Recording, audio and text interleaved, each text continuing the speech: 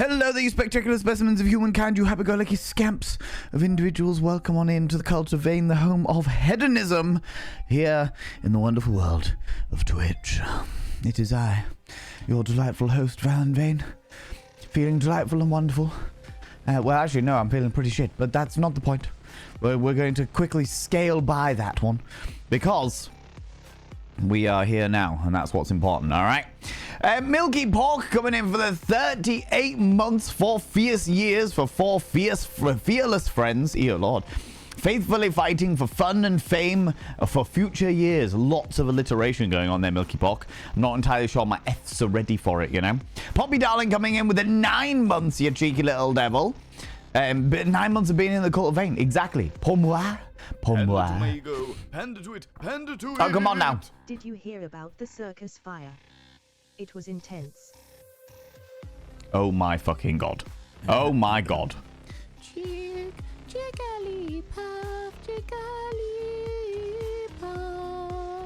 Oh, come on now. Come on now, Stupedia. Thank you very much for the 139. Good lord. And then Phoenix of the Fens coming in with the 6 months, you cheeky little devil. Thank you to Erish Ptolemy for that gift sub there as well, you beautiful being. Right, I will inscribe all of your names upon the Mirror of Vane. Calm yourself.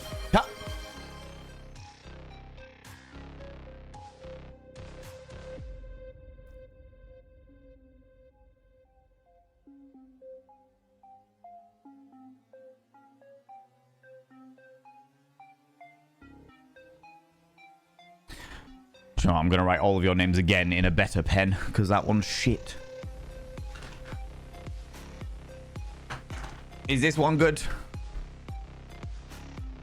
No, that one's also shit.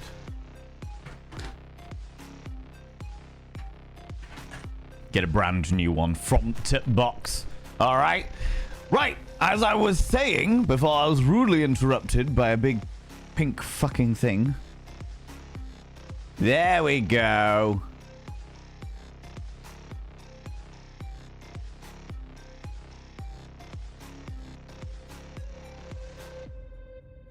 And Phoenix of the Fens.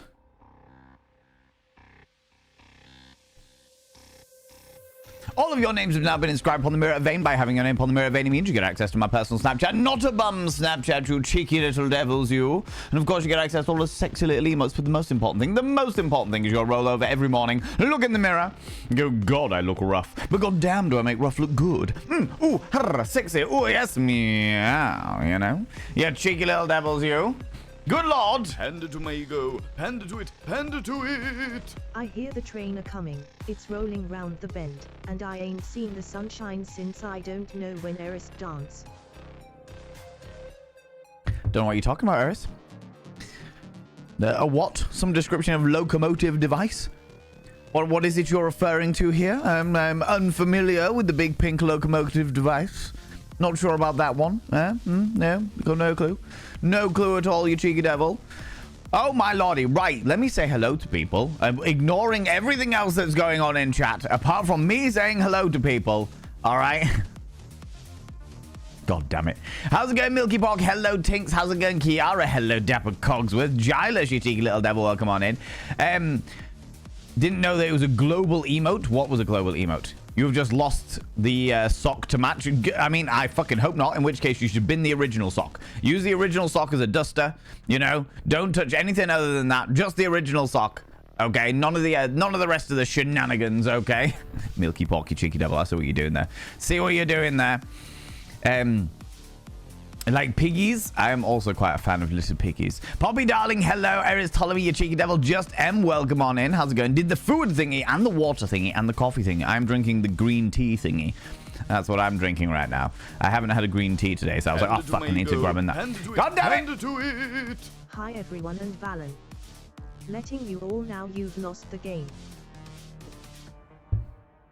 Oh, I see what you did there. I see what you did there. Dapper Cogsworth was actually sneaky with it. And you were just like, I'm going to hammer this home. Because Valen, like, just glammed over it. He just was like, oh, do you know what? Cool, I can quickly slide over this one. But no! Stupedia comes in and hammers it down. You little fuck. God damn it. Second carriage connected. Or did it not do the TTS because you had the phrase coming in there? Coming, incoming, hype train. The train hype calls chaos. It's a Monday. It's a bloody Monday. It's a ruddy Monday. God damn it. I thought I was going to get away with that one as well. God damn it, Jam Jam. I genuinely thought I was going to get away with that one. Fucking hell. I was like, it's right at the beginning of stream. People are still waking up. They're not quite here yet. But no. Fucking Jam Jar Brain comes in.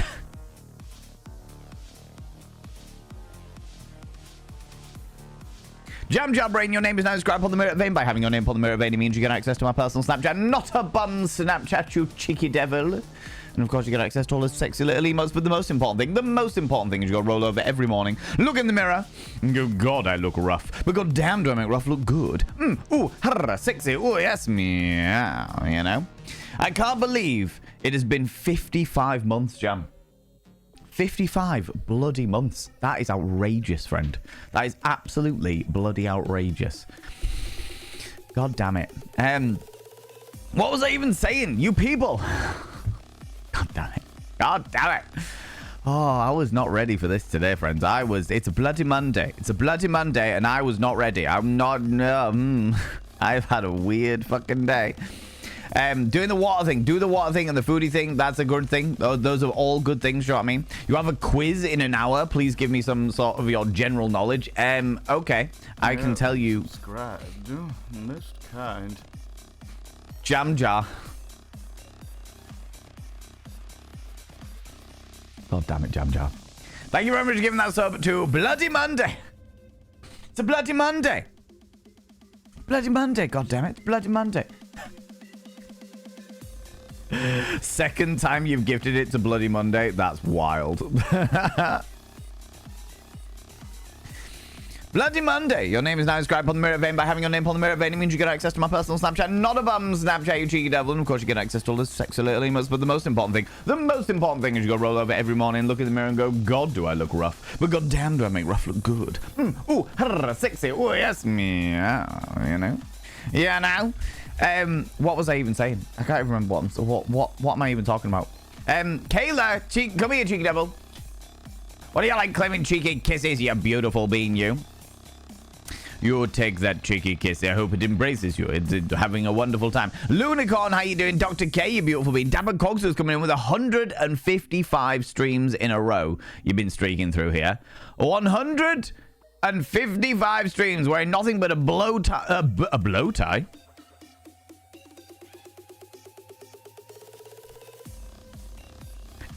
A bow tie and a monocle. Look, I say what I see, okay?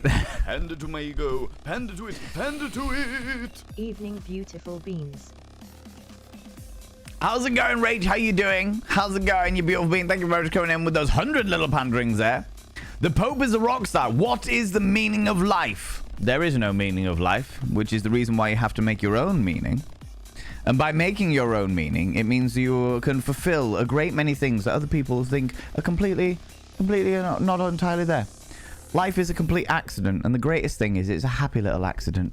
And sometimes you really enjoy those happy little accidents, especially when it goes all over my face. That's my meaning of life. Yeah. Right, can't help it. Can't help it. It's just the way that I roll, you know. My meaning of life is different to other people's meanings of life. My meaning of life is to indulge in my entire purpose of existing is so that when I get to the final point, when I am literally laid on my deathbed and the last seconds are ticking away and that my life flashes before my eyes, I want to have I wanted to have led such an interesting and peculiar life that I have no choice but to smile. Just as it all flashes directly in front of my eyeballs. And I'm like, oh my lord, there's so many things, all the grace. And I just smile, and then I die, you know? Little stalker.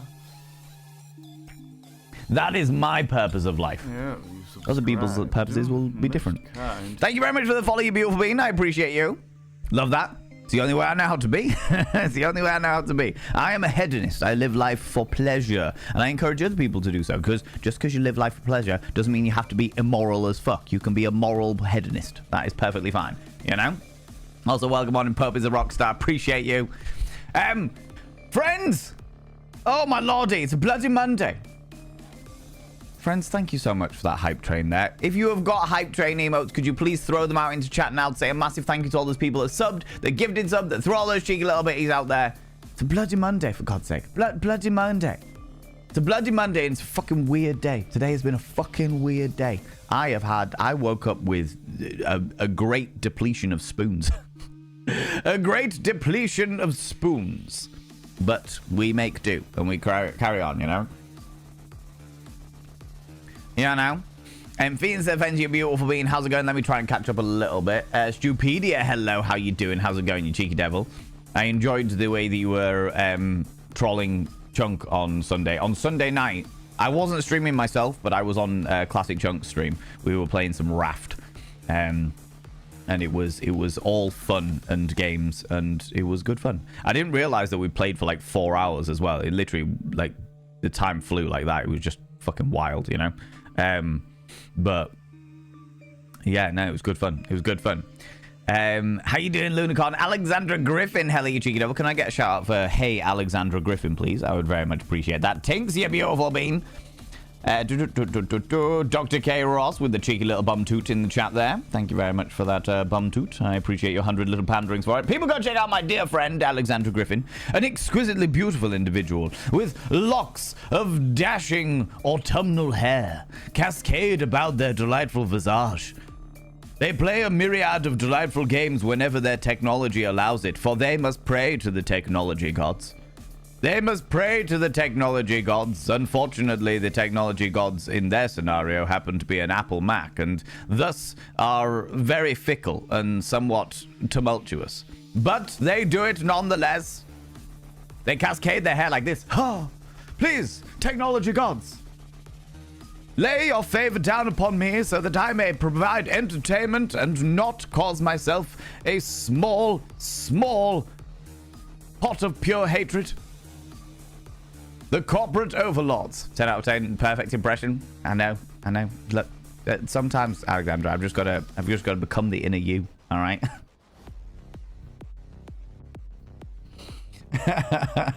Thank you very much, Mods. Thank you very much, Jam, for that shout out for Alexandra. Alexandra is good people. Alexandra is good people. You should go check them out. Go click that cheeky little follow button. How's it going, Razotta? Most kind. Fuck, how did they get away with that one? Oh, how did they get away with that one? Wow. That's impressive. That is actually impressive. This is indeed an 18+ stream, and thankfully it's an 18+ stream because JamJarBrain has just gifted a sub to Sloppy Cocks up the butt. Not one, multiple sloppy penises.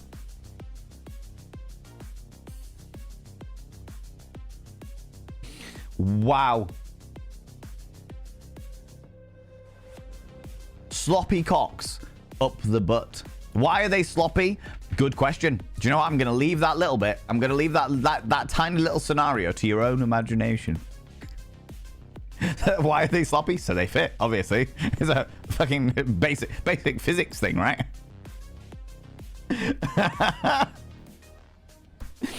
I've inscribed sloppy cocks up the butt on the Mirror of Vane. Jesus Christ. By having the name on the Mirror of Vane, it means they get access to my personal Snapchat. Definitely not a bum Snapchat for them. They'll get far too excited. All right? Good Lord.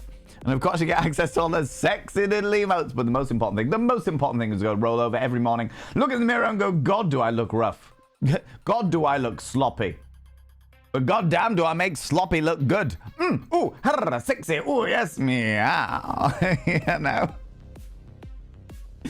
Ah, Jesus Christ.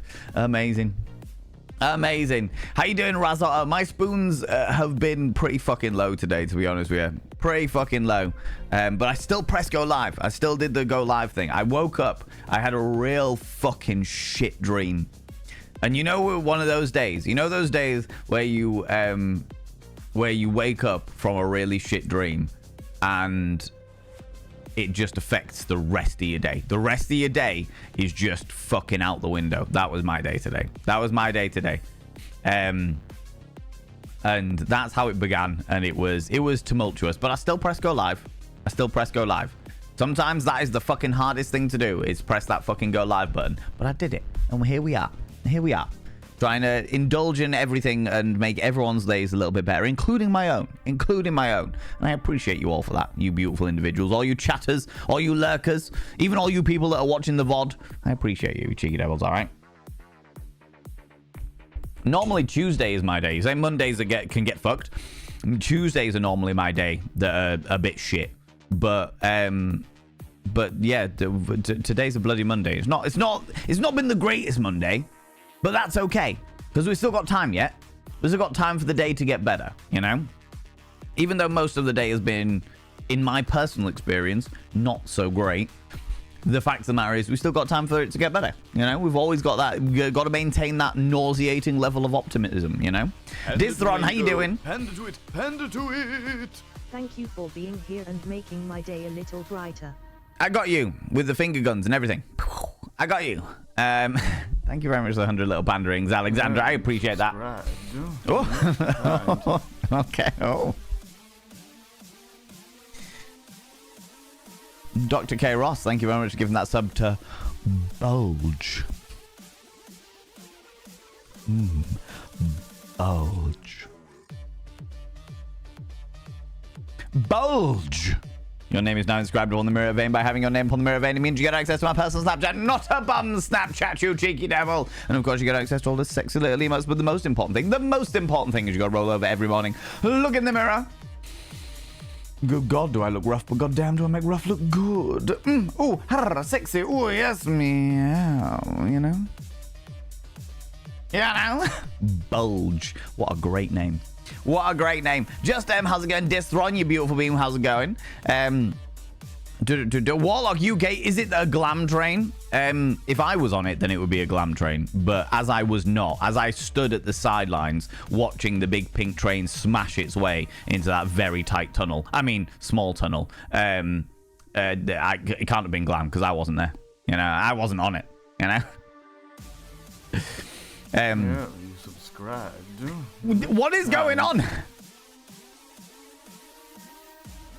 What is going on? The train has choo-chooed the fuck out of here. It's already gone. I'm trying to catch up with chat. Dr. K, thank you very much for giving that sub to ow, what's this? Ow, what's this? MZ Amazing, you lurk away, you beautiful bean.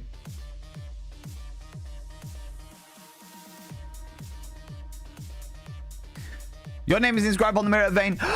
By having your name on the mirror vein, it means you get access to my personal Snapchat, no bum Snapchat. Of course, you get access to all the sexy little emotes. But the most important thing is you got to roll over every morning, look in the mirror and go, God, do I look rough? But goddamn, do I make rough look good? Ooh, sexy. Ooh, yes, meow. You know?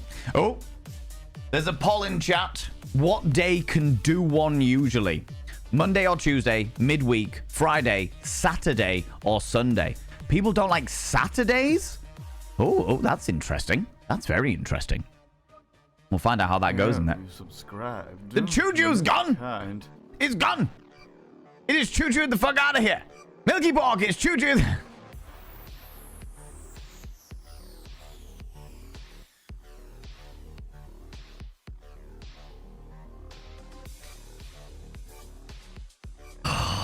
Milky Pork, thank you very much for giving that sub to Uwu Bulge Nuzzler.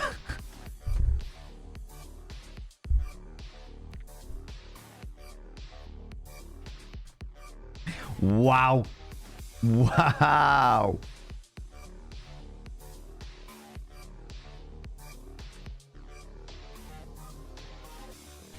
Uwu Bulge Nuzzler. Your name is now inscribed upon the mirror vein. By having your name upon the mirror vein, it means you get access to my personal Snapchat, not a bum Snapchat. And of course, you get access to all the sexy little emotes. But the most important thing is you go roll over every morning, look in the mirror and go, God, do I look rough? But goddamn, do I make rough look good? Ooh, sexy. Ooh, yes, meow. You know, I'm trying to catch up with chat. I'm trying to catch up with chat. God damn it. Wow. That, yeah. That's the thing, right? That is the thing. So the poll is in.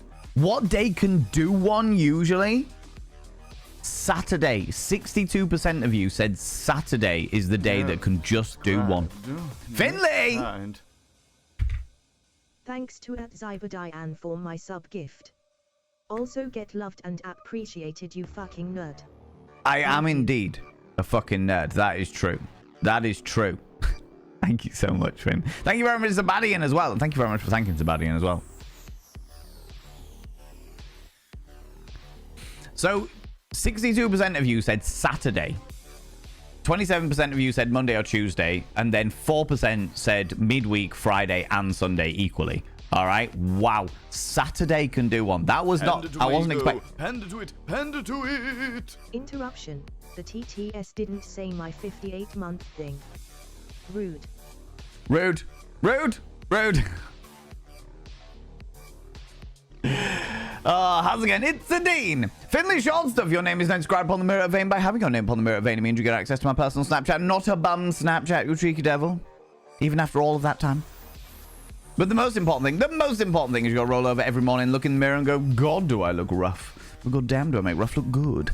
Ooh, sexy. Ooh, yes, me. Yeah, you know. Yeah, now. Excuse me. Oh, my lordy. Coming in with a 55-month sub. What a bastard, I know, right? Look at all that support, Warlock. What are they like? What are they like? Shade and Sunshine, how you doing? How's it going? Spotted the train, didn't want Jam to miss it, so you let him know. So you're the one to blame. You're the one to blame. I see how it is. God damn it. Tuesday for you. It's a bloody Tuesday for Dithron. It's a bloody Monday for me. Hope you're keeping our Valen blushing. They are certainly doing their best. They are certainly doing their best today, for fuck's sake. Keep forgetting what day it is. Well, don't worry. I'm here to remind you. Wild Annie. Hello. Can I get a shout out for Wild Annie, please? I would appreciate that. Say sorry, but it's banned. Good. So thank you for not being insulted by the dildo comment this morning. If you caught it, I did catch it, and of course I wasn't. Wild Annie. Somebody has gifted a sub. Jam Jar Brain gifted a sub to Sloppy Cocks Up the Butt. All right. People talking about intergalactic dildos is, if anything, complimentary. People go check out Wild Annie. Wild Annie is a wonderful bean. I was in their stream earlier today. Having a good time. Having a good time. I unfortunately came in just as they were finishing. I was lurking for a little bit while I was doing some bits and pieces. And then it was like, okay, time for finish. And I was like, I just finished what I was doing. Never mind. Do all the races and the various different competitions for free games that they give out on their channel. A bluey and a greenie. And that's not references to something inappropriate. All right. Yeah. The only way to find out is to go click that cheeky little follow button and check out Wild Annie. They stream like 6 days out of the week, for fuck's sake. All right. All right. All right. Well, you look gorgeous, Val. Hope we can make it a little bit better. So far, you're doing an amazing job, Poppy darling. Do you know what? I had a phenomenal weekend. I will say I had a phenomenal weekend. A friend of mine who I haven't seen I haven't seen since before the pandemic. So I haven't seen since 2019. Came up to, it was their birthday. So they came up for the weekend and we had a few drinks here. We went to a bar where they played 15 seconds of each song, which was infuriating. Fucking infuriating. Probably not going to go to that bar for a long time again. Yeah, it was the first time I knew it existed. It was a dive bar in the UK, well, in Hull. And I was like, oh, I know this bar, and I've been a couple of times before, and they've always played like proper rocky music, and I was like, that'll be perfect for like pre-drinks. That'll be grand. And then I got there, and they were playing every song of every genre, but they were only playing like a verse and a chorus maximum. Playing a verse and a chorus, and then mixing it really badly into the next song with different tempos, and it was honestly like the DJ was on ketamine. It was on, they were on fucking something, and they just kept getting fucking, it was ridiculous. What? What? What, Jamja? Wow. How do you find these fucking things? How do you find it? Jamja Brain, thank you very much for giving the sub to Fisting Gorillas.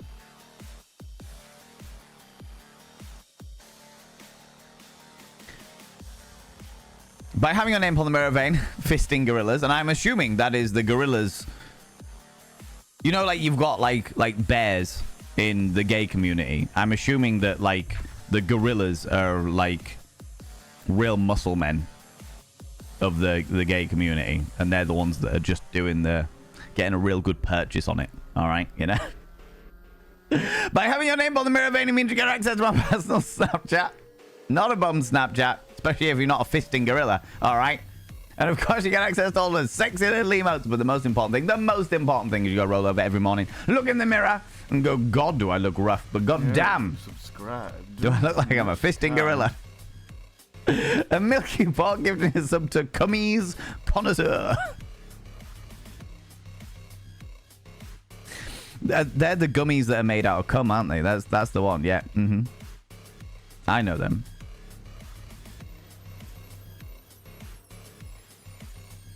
Spell connoisseur right.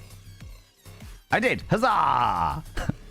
You just heard it, so I'll skip right to the end where I say you've got to roll over every morning and go, God, do I look rough? But God damn, do I make rough look good? Ooh, harra, sexy. Ooh, yes, meow. A cummies connoisseur. What do you do for a living? Well, darling, I'm a cummies connoisseur. Yes, I sample a lot of semen. Yes, that's what I'm about. Yes, that's what it's about, darling. Just sampling semen all over the place. It's a wonderful time. Wonderful time, you know. You got cheese stuffed barbecue pizza, so it's getting better. Solid call. Solid call. Oh, my lordy. Hand to it. Some people glow for the gods. But Valen Vane glows greater than the gods. Happy Muff Monday. Happy Muff Monday. God, that's what I really like on a Monday. It's a good muff. Thank you very much for the 100 little panderings, Crimson Gerard. Do you know what? I've been called a god a lot recently. It's a little bit unnerving. I'm not going to lie to you. I got called a god on Saturday night where I was literally, I was stood in this club and there was a guy holding this woman's wrist. Not in like in an aggressive way, just like in a guiding her out kind of way. He was just holding a wrist and she was stood hugging somebody else. And I was like looking, being like, what's going on here? And he said, oh, this is my best mate's wife. My best mate doesn't drink. So I take her out on a night out so that she can have a good time, but I can also make sure she gets home safe. And I was like, that's really kind of you. That's really, really good. And I was having a chat with him. And then she turns around and she goes, we are in the presence of a god. And I was like, oh, okay. Hi, how you doing? And she was like, I've been to Ken. Oh, it was amazing. And I was like, oh, thank you very much. I appreciate that. I'm glad that you enjoyed. I was like, this is not what I was expecting. But sure, that's all right. We're all having a good time, right? And this guy was just like, oh, all right, I've got no idea what's happening here. I got no idea what's occurring, but okay, sure. Fun times. Fun times. And then last night when I was on Chunk Stream, somebody, I can't remember who it was, somebody was in the chat and they were like, how's Valen doing? Is he still being a god? And then tonight, Crimson Gerard comes in and calls me a god. Do you know, I'm spoiled rotten by you people and compliments. Spoiled rotten, I tell you. Yeah, now. Yeah, it was a bizarre and interesting but fun evening. There was a lot of dancing. There was a lot of dancing on Saturday night. There was me, Chunk, and then my friend Miss Abyss and her partner. They were all out having a good time, all out on the Raz.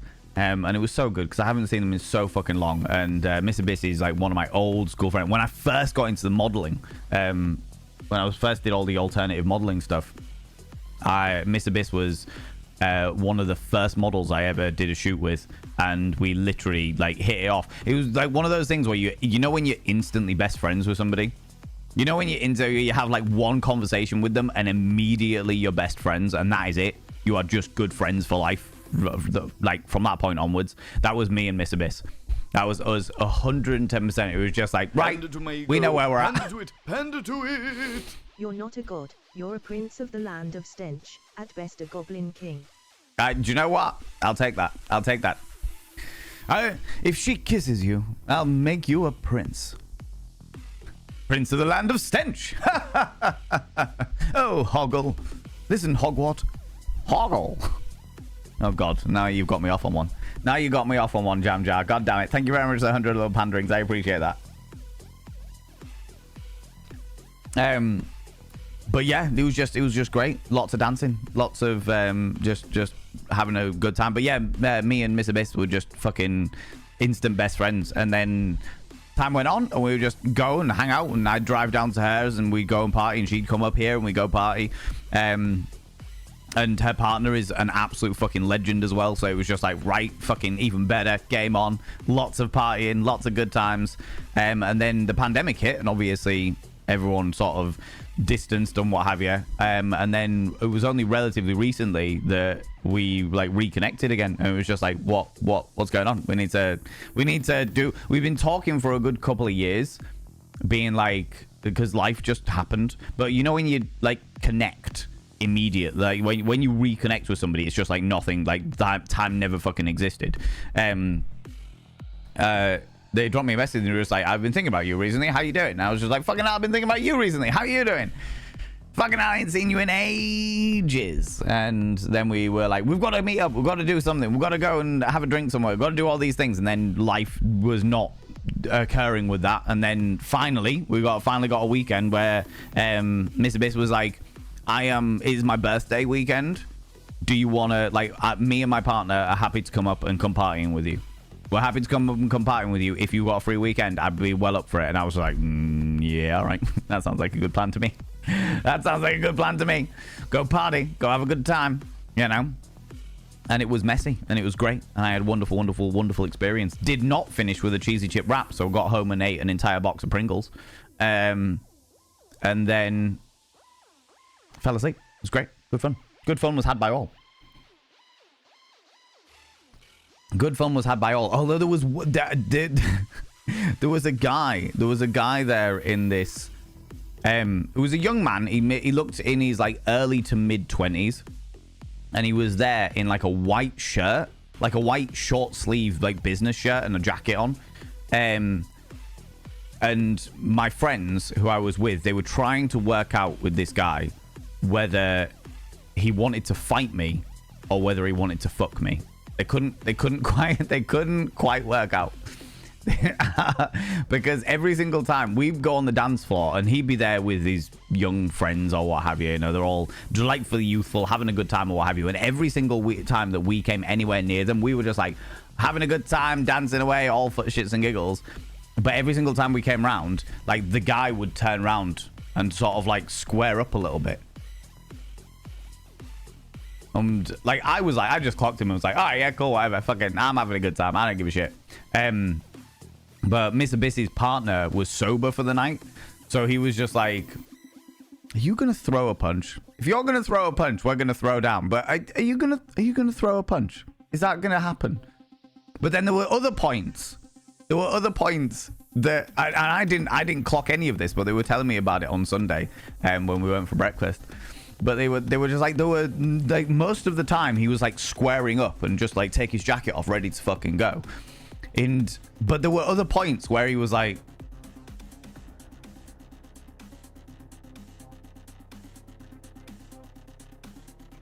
I was like, oh, okay, what's going on here? I'm good, thanks, buddy. I'm all right. I'm happy not going there. We're all right. All right. Oh, Jesus Christ. Fucking liability. Anyway, what was I? I was fucking talking about shit before I talked about this shit. Live life for our own pleasure, but all we want is others to do the same. Agreed, very much so. Moralistic hedonism. It's all about that, right? It's a Bloody Monday. My spoon count is below my lewdness. I also have, well, I had very little spoons, but you people are refueling them nicely, It's been a wild day, and it's only 2:20 p.m. here. It's been a wild day there as well. Yeah. And lo, I looked upon my field of spoons, Kayla, and I saw that it was barren. I'm assuming that's where you were going with it. I'm assuming that's where we were heading with that statement, all right? If you're a heathen, what is with the crosses? Are you Catholic? I have no crosses here. Pope is a rock star. I don't know whether you're still here, friend.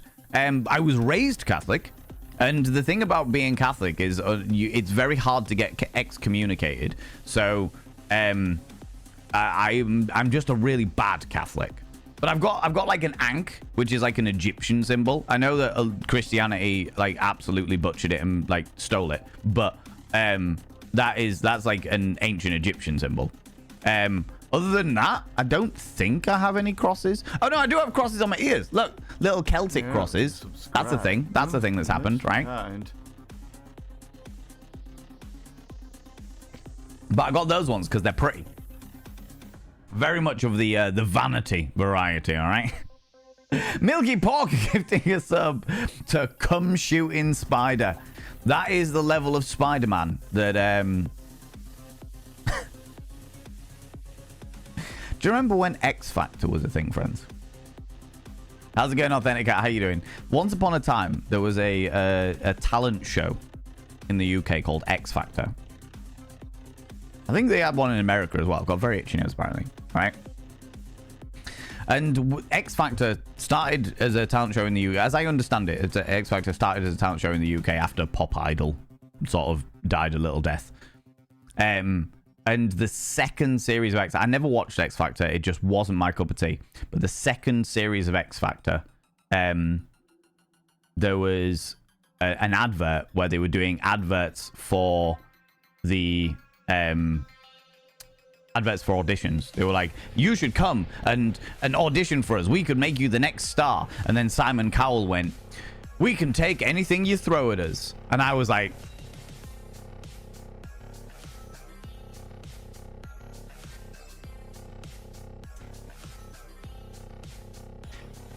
So theoretically, if I dressed as Spider-Man...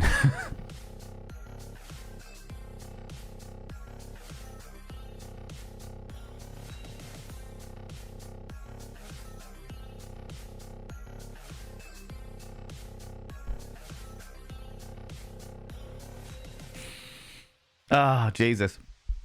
Didn't MJ pass in one of the comics from Radioactive Spider Comics? Yes, yeah. Or certainly that I have heard of. There was a whole... was it like a Reddit thread or something like that? Where there was like they were talking about a comic series where the Radioactive Spider also made Peter Parker slightly radioactive. And therefore...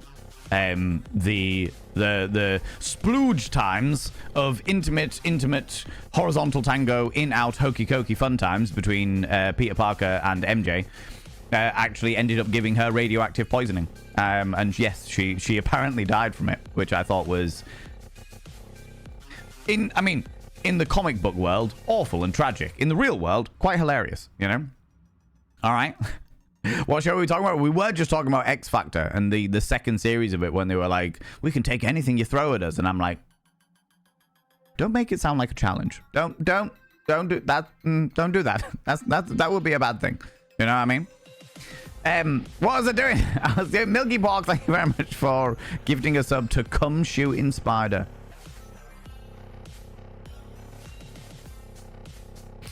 Come Shooting Spider. Your name is now inscribed upon the mirror vein. By having your name upon the mirror vein, it means you get access to my personal Snapchat. Not a bum Snapchat, you cheeky devil. And of course, you get access to all those sexy little emotes. But the most important thing is you gotta roll over every morning, look in the mirror and go, God, do I look rough. But god damn, do I make rough look good. Ooh, sexy. Ooh, yes, meow, you know? Yeah, I know. It was Bruce the Shark when you need him. I know, right? I know. Space, I suppose I may not know what day it is, but at least I can now play Call of Cthulhu. I saw that, Lunacon. I saw that you managed to get Call of Cthulhu working, which is fucking excellent. I'm very glad for you. I hope that you thoroughly enjoy it, you cheeky devil, alright? They say in the words of Glinda, toss leg. As in Glinda the good fairy from Wicked. Is that a thing? Mayor Whitefire, how you doing, you beautiful individual? How's it going? Thank you very much for being so unbelievably understanding earlier, by the way, Mayor. I appreciate that. I was throwing lots of things at you, and you were taking them in good graces, and I very much appreciate that. So thank you very much for that. I don't know whether you're still here, but I'm way behind in chat. I'm going to try and whip down a wee bit and catch up. The Vatican is awfully quiet after that username popped up. The Pope is a rock star. I'm not going to lie to you, friend. I got kicked out of the Vatican. How you doing, friends? How's it going? That's me, Valentine. Kicked out the Vatican, escorted out by the men in the fancy, the weird uniforms. The very, very flouncy uniforms. You know? I'm hearing 68 brats also here. Heckle you till you feel just right. I appreciate that. I appreciate that. Masasia, hello, you beautiful being. A pretty mirror. We've got 3 of them. So I've got 3 of these mirrors, and they sort of like... I put them in a nice little assortment together. So they look all pretty in their little grouping, you know. Yeah, I know. When I have those days, I listen to Break Stuff by Limp Bizkit. Solid call. Solid call. Today I played some not safe for work games. You know, the whole pounding it out kind of thing. And having a wild time.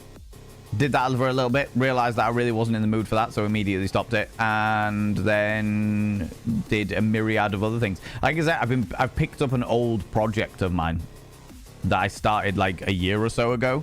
I started that project because it was a complete distraction from the shit that was going on in my life, and then I was like, "Ooh, I'll just pick up this project again and distract myself for 20 minutes. That'd be wonderful." There we go. Sounds good. Sounds good, you know.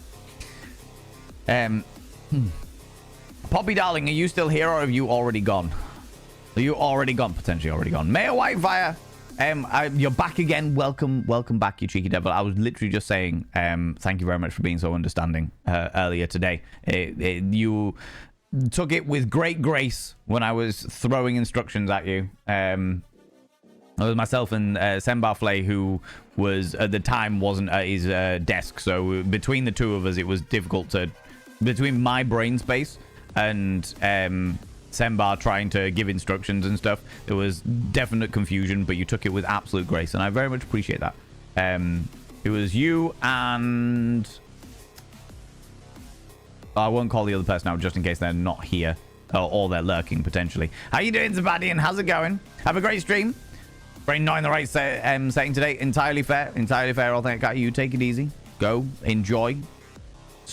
Do whatever it is that you need to do in order to regain more spoons, you cheeky devils. Do you know what I mean? I'm very, very, very, very, very, very, very happy. This is amazing news. I'm very glad that you're happy. Is it something that you want to tell us about? Do you want to share this information with us as to why you are so happy, Zabadian? It's always good to hear that other people are doing really well. I like it. I like hearing that when I'm in a bad day and I'm in a place like this where we're all having a conversation and stuff like that, and hearing other people are having great days makes me a little bit happier. It does. It genuinely does. One of my plants, which DG never managed to keep alive, has flowers for the 2nd time. Noticed this afternoon just before dinner. Oh, I love that. And the Venus flytrap is flowering for the 2nd. Oh, your Venus flytrap is... Oh, that is the plant. Okay, of course it is. That is very exciting. I know how difficult Venus flytraps are to keep alive because I have had 8 in my life, and they have all died horrible, horrible deaths. To the point where I had a Venus flytrap when one of my ex-partners had lizards. And the reason why that is important is because it meant that we could feed the lizards the live food, the crickets, and we could take the smaller ones and give them to the Venus flytrap. And that was like 2 birds with 1 stone. And it still died. It still died. So, yeah. Lots of sun and keep them wet with demi water. What do you mean by demi water? That's what you do? I find orchids quite easy to keep alive. And people seem to think that they are demineralized water. Oh, yeah. To be fair, where I live in the UK has the hardest water around, which means it's got shitloads of minerals in it. So that might be the reason why. Yeah, that might be the reason why. That might be the reason why. Currently trying to install Batocera on my little entertainment PC. Ooh, I don't know what that is, Dithron, but please enlighten me more. One True Gripple, how you doing? How is everyone doing on this bloody Monday? Until I started streaming nearly an hour ago, I was in a vile place. Not in like a how do I explain it?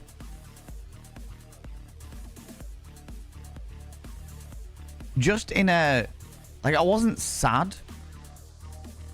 I had been angry earlier in the day, but I'd got through that. I was just off. I was just off. My entire mood was just off. And I pressed go live. I pressed start streaming, go live, purely because I was like, I need to do this. I need to do this. I need to do this. I was not in the fucking mood to do it at all. And I was like, no, you got to do it. You got to do it, Val. Press the fucking button. Just press the fucking button. Get yourself ready and then see how you feel. Okay, now you're ready. Just press the button and see how you feel. All right. And it was like the worst case scenario. I can always press stop streaming. Do you know what I mean? Worst case, if it doesn't go well and you're not feeling it, just press stop streaming. You can always do that. You have the freedom to do that. And I did. And that is my little victory today. My little victory today is that I pressed fucking go live when I was feeling really off. Just not fully right. Do you know what I mean? Not fully right. This is making me giggle and making me smile, a little chaotic, but I love this community. The community is chaotic. Very much so. Very much so. For sure. Right, I'm going to whip down a wee bit, friends, because I need to catch up with chat a little bit. Maybe I'm easily amused, but that made my Monday. I am glad. I am glad, Dr. K. To be fair, anybody that any little smile that we can create in the community today is a good thing. Is a good thing, you know? It's always a good thing, but it's especially a good thing today because it seems like I'm not the only person that's had a bit of an off day, you know? You like Saturdays, it's a day when you don't have an alarm go off. Yeah, I quite like Saturdays. I'm a big fan of it. Although saying that, like, being self-employed, like, my Saturdays are different. But the Saturdays are usually the days that I get to see McSteffels and the boy. So that's always a good thing. That's always a good thing, you know? Your most productive day is on Saturday as well. Yeah. Throw hands with TTS specifically for Dean's sub. Wait.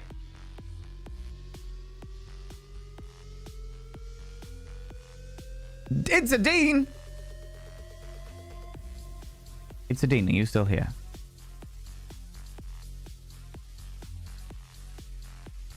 Hi. Friend, I didn't put your name on the mirror of vein. I didn't put your name on the mirror of vein. In the confusion, I completely missed the fact that you've been here for 58 months. 5 fucking years. And or nearly 5 years. Hand to it. Why did the button apply for a job? It wanted to get pushed around. I know a few people that had applied for that job. I'm not going to lie to you. Zabadian, thank you very much for the 100 little panderings. It's a Dean. I should now inscribe your name on the mirror vein. So apparently I missed it before in all of the chaos with my fucking fluffy brain that I've got going on today. By having your name on the mirror vein, it means you get access to my personal Snapchat. Not a button Snapchat, you cheeky devil. And of course you get access to all this.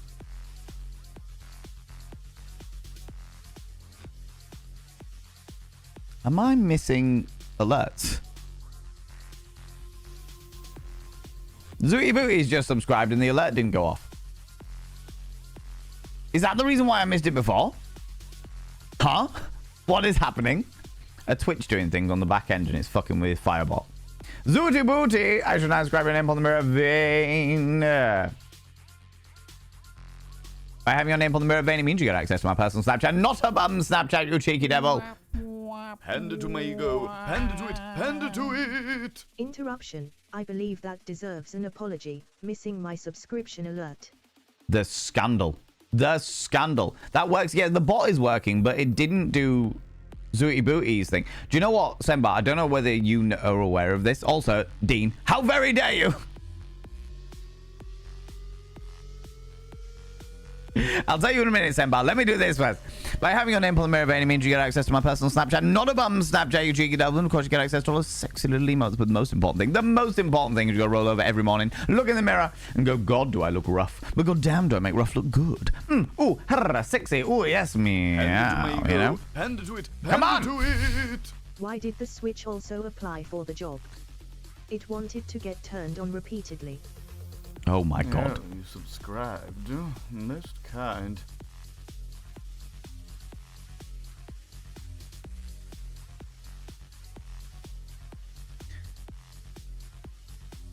Sebastian, what are you doing? Yeah, that alert works. What a way to fucking test it. God damn it, Sebastian.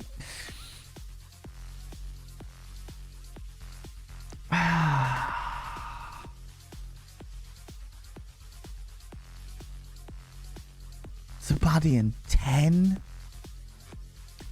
tier 1s. 10 tier 1s.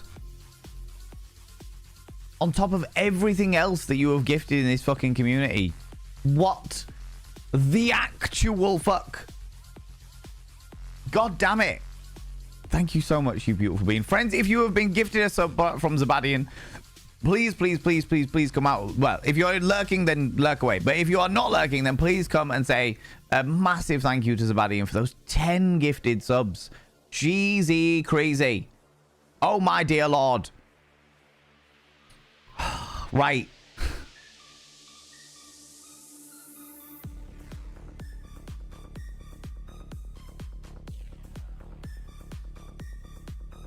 That's the second one.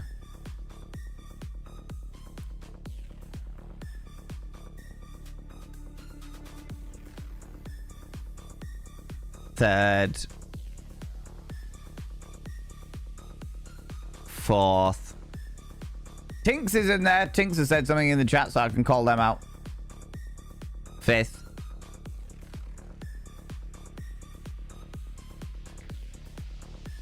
Sixth. Seventh.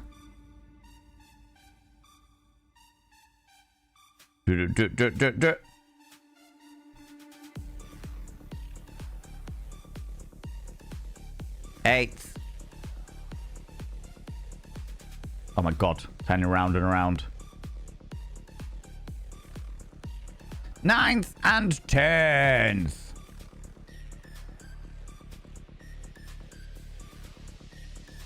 All of your names have been inscribed on the Mirror of Fame. By having your names on the Mirror of Fame, it means you get access to my personal Snapchat. Not a bum Snapchat, you cheeky devil. And of course, you get access to all the sexy little emotes. But the most important thing is you go roll over every morning, look in the mirror, go, God, I look rough. But god damn, do I make rough look good? Ooh, harra, sexy. Ooh, yes, meow. You know?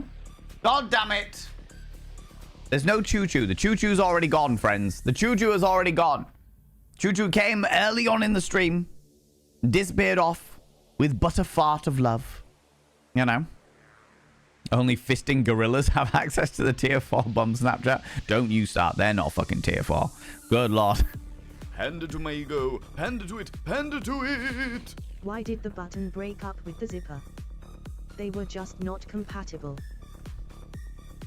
Oh good lord. Oh good lord.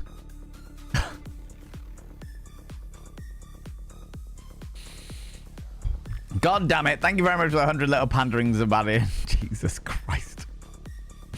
Maybe Saturday people are feeling rough after Friday night. Yeah, maybe that is it. Maybe that is it. Maybe that was the whole thing with the thingy for sure. You must go through mirrors at a shocking rate. Local charity shops. Oh, it's Val and Vane, known mirror warrior. To be honest, Kayla, if I'm completely honest with you, we now reuse mirrors because I spent fucking hell. I don't even want to know. I can't even remember. It was nearly £1,000 on mirrors. We did work it out at one stage a few years ago, but I spent nearly £1,000 on mirrors.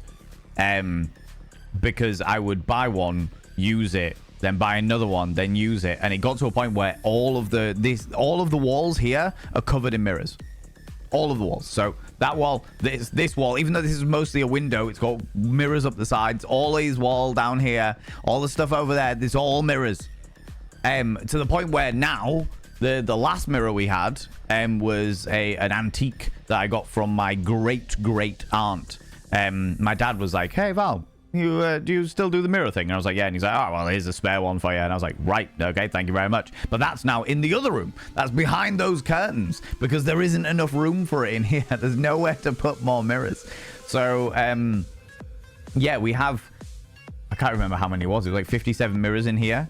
And we now, after we've filled a mirror, I take another mirror, write all the names from that mirror into a book called The Grimoire of Vane, and then clean the mirror down and start writing again. So we start again. So we're recycling mirrors now, because I just simply, completely and utterly, because of the fact that I don't have the space for more mirrors. I think maybe if I had like a bigger studio space, then maybe we'd look at like filling the walls a bit more again. But because I don't have the space for it, it's like, okay, well, I'm gonna have to start recycling, you know? Yeah, I know. Yeah, he comes down the names and cleans them off. Exactly. Work all week, no days off, but Saturday and Sunday are always busier. Oh wow. Why? What do you mean you have no days off, Tinks? You have no days off? Jesus Christ. Is that because you have multiple jobs or just because you are in the one job? Because the idea of no days off, if it isn't illegal in your country, it fucking should be. It fucking should be. Ah,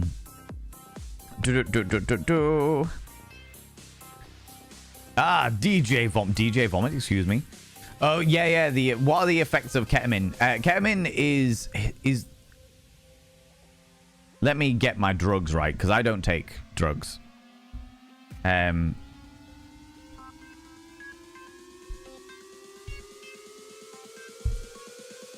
ketamine the horse tranquilizer? Ketamine is a dissociative anesthetic used medically for induction and maintenance of anesthesia.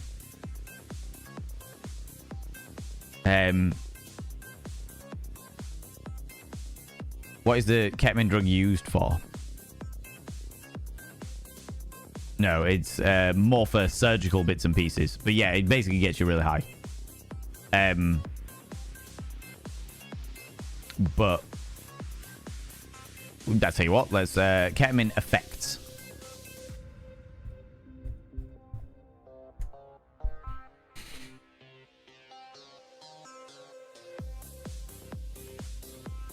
Yeah, very much like anesthesia. Hand it to my ego. Hand it to it. Hand it to it. Don't drink water while studying, because chemistry says that concentration decreases while adding water. Oh my god, Sebastian. Oh my god.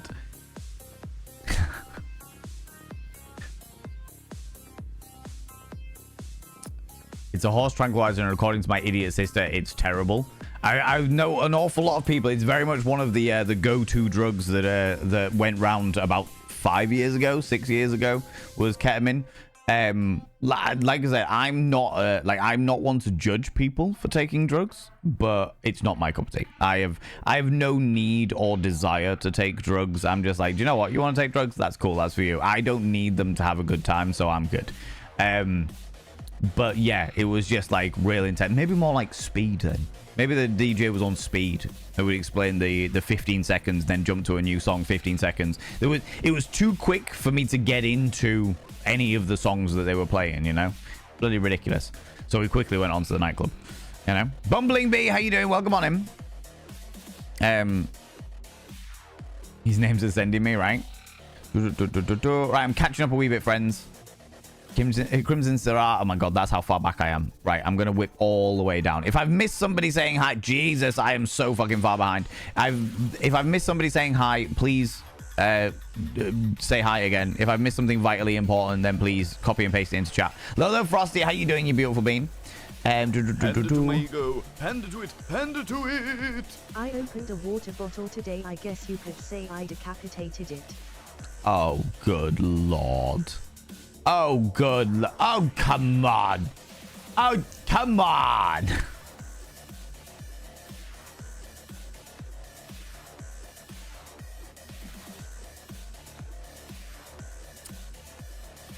God damn it. God damn it.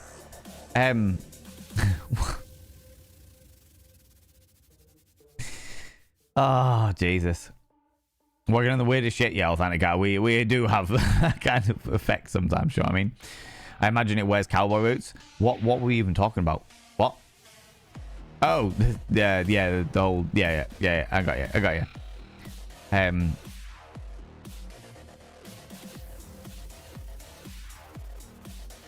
I'm gonna get a talking to about what comes out of my phone speaker when I'm listening to you. Look, I can't be held responsible. You got earphones, or get some earphones if you can't. Why didn't the man stop the flowing water? Because he didn't give a damn.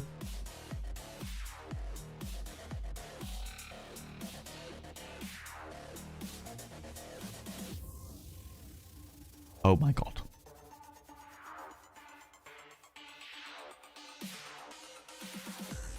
Oh my god. Thank you very much for 100 little panderings, but oh my god. Jesus Christ. What was I even saying? You're throwing me now. I don't even know what I'm talking about. That would be Spider-Man Reign. Set decades in the future. Alt universe setting where, yes, MJ did indeed die from cancer due to radioactive sexy times. That is wild. Jesus Christ. The fucking guilt you would feel for that as well. The guilt that Peter Parker must be feeling because of shit like that. Jesus Christ. X Factor, ominous roof voice of Valen. I come. Drops out of the down on silks and flings cummies at the judges. I would do that. I'd be on board it, Kayla, to be honest with you. I'd be on board it. Oh, mate, don't worry about it. Yeah, there was an upending of the Discord, but it's okay. We got it sorted. We got there in the end, which is what really matters, you know? A moment of silence for the Lost Venus flytraps. No, because they were little fuckers, Alexandra. I did everything that I was told to do as per the little fucking pamphlet that they give you. And it wasn't having any of it, all right? Ladies and gentlemen and all genders outside and in between, delve deep into your pits of popcorn and throw them at the raiders, throw them at these cheeky devils. Look at these people coming in here. I mean, really, could you even imagine? Who do they think they are? The absolute audacity, I tell you. The absolute audacity. How very dare they? The scandal. It is Vithika and the Flamingos. The Flamingos, I tell you. The bloody Flamingos on a bloody Monday. And good Lord, who do they think they are? How's it going, Vithika? Thank you very much for bringing all your beautiful people in here. V and the Flamingos have arrived, feeling the flamingo fever, and bow for your horror queen. How's it going, Vithika? How you doing, you beautiful individual? Thank you very much for bringing all your beautiful people in here. I really appreciate it. I appreciate it, you cheeky little devils. You were playing some Repo. How are you finding it? How are you finding it? That game is ludicrous. I have seen many people play it. I haven't played it myself, but I have seen many people play it, and it looks fucking ludicrous. Well and truly outrageous. Rowan Rose, you cheeky devil. How you doing? How's it going? Good to have you back. Throwing bits at you and then go sleepy human again. Go sleepy. Go sleepy. I saw you. I saw you despite your maximum sneak. I appreciate those 59 bits. Thank you very much for that. Friends, go and check out Vithika. Vithika is indeed a horror queen, an exquisite human being of a delightfully alternative nature and dimension.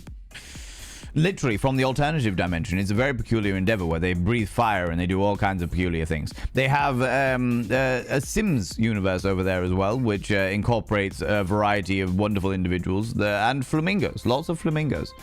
For some unknown reason, in the alternative dimension, flamingos are the dominant species. Not entirely sure why, but they are. It's true. It's true. It's funny, but not for long. 2 hours is the max for you. Have you got the crowd control on it? Because I saw that a couple of people were doing crowd control on it, and that seems like either fucking hilarious or an absolute fucking nightmare. and there's no in between. From what I've seen of it, it's either so unbelievably hysterical or the most aggravating thing I have ever fucking witnessed. And there's no in between, you know? Don't know really. It was the first time you played it. Oh, cool. That is fair. But I get the idea of like you can play it for a certain amount of time and then you need to just fucking draw that line. Yeah, completely get that. Completely understand that. But thank you very much for bringing all your beautiful people here. Friends, if you're new here, 2 things you need to know about this channel. 1, you're not allowed to apologize. Faux pas, individuals, faux pas. Instead of saying sorry, try saying thank you. Instead of saying sorry, I'm late, say thanks for waiting. Instead of saying sorry, I'm such a burden, say thanks for being there for me. It'll make you a much more positive individual. 2, if you're under the age of 18, I have to ask you to leave. I've got to ask you to leave, for I am a colossal filth wizard and only corrupting the ears of the young. Is that you, Chunk? No, it's somebody else. No, it's somebody else. Come at me. I will get naked as soon as I turn this camera off so I don't get banned. How's it going? Very well, thank you. Yeah? Good? Yeah. Good. Go on then. It's Chunk. It's classic Chunk, friends. I was playing Raft with him on Saturday night. That was good fun, that. It was, yeah. Me, Chunk, and Sway were all playing Raft. Sway was guiding us because me and Chunk were bumblefucking the way around the universe and failing miserably a hell of a lot. Failing miserably a hell of a lot. How's it going, Astral Glitches? How you doing? I thought I looked familiar. Yeah. I put it in the Discord just announcing that I was going to be on that Strims. But yeah, it was good fun.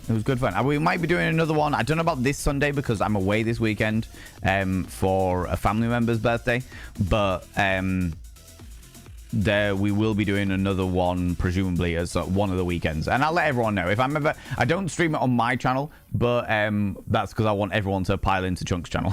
But basically, there you go. So I'll still announce it in the announcement section if I'm ever on Chunk's stream, and you'll get to see the absolute preposterous bumblefuck that is our Raft stream, which is. I will give a bit of a warning though, friends. Okay, I'll give you a little bit of a warning. Okay. If you like organization, if you like well put together crafting, you like well constructed like ships and a good architecture in a game like Raft, avoid our stream. Avoid it for all it is worth. We have the most ramshackle fucking jury-rigged Raft that the game has ever fucking seen. It is ridiculous. The only reason there's any description of organization there is because Sway was there pulling things apart and putting it around all over the place. And I was just like, I want a bridge here. I'm going to do this. I'm going to put the set of stairs here as a little crow's nest. Yeah, fucking let's go. It was stupid. It was a lot of stupidity and I loved it, you know.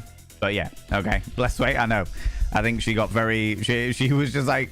I wouldn't say pissed off. I'd just say resigned to it, you know? Right. You know? Most kind. See, it is doing gifted subscriptions, but it's not doing people that actually subscribe themselves. People that actually subscribe themselves, I'm getting no notification for. But people that are getting gifted subs, I'm getting notifications for. Good Lord! Max, you beautiful bean, thank you very much for coming in with the tier 2 for yourself for 63 months. I should now describe your name upon the mirror vein in the black ink.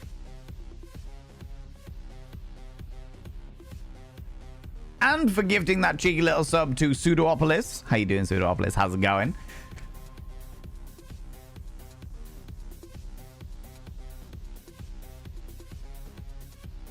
Spelling your name correctly. There it is. Yeah, I got it.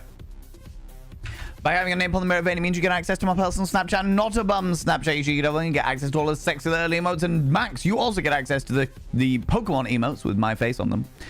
Pseudoopolis, you got to roll over every morning, look in the mirror and go, God, do I look rough, but goddamn, do I make rough look good. And Max, you got to roll over every morning and go, God, I wish I was someone else, just so I can look at me. Both of you have to go, ooh, sexy, ooh, yes, me, you know. Thank you so much, Max, you beautiful being. That's very, very kind of you. Thank you for that. I appreciate that. Non-binary, how you doing? Also, Max, thank you very much for gifting me Raft. You gifted me Raft and allowed the chaos and the shenanigans of Sunday nights preposterousness to be a thing. So I very much appreciate that. Very, very much appreciate that. That's very kind of you. Right, let me quickly go in with chat. Welcome back from Lurk Rach. How you doing? How's it going? Don't they naturally come from acidic bogs? Venus flytraps? Potentially. I think if I was ever going to get another carnivorous plant, I would get one that, like one of the pitcher plants, because they kind of look like genitalia. So I'm all about plants that look like genitalia. Don't know why. Don't know what that's all about, but I am. I really like them, you know. Press start screaming. To be fair, there was definitely a point earlier in today where I was at that level for sure. Naturally come from bogs with literal nutrient in the ground. Yeah, I know that most carnivorous plants come from areas that have got literal nutrients, which is the reason why they've become carnivorous, because they need to gather those nutrients. Okay, cool. Chaotic as never, right? Batocera, apparently pronounced Botosara. Botosara, okay. Is a Linux-based emulation system, pretty easy to use.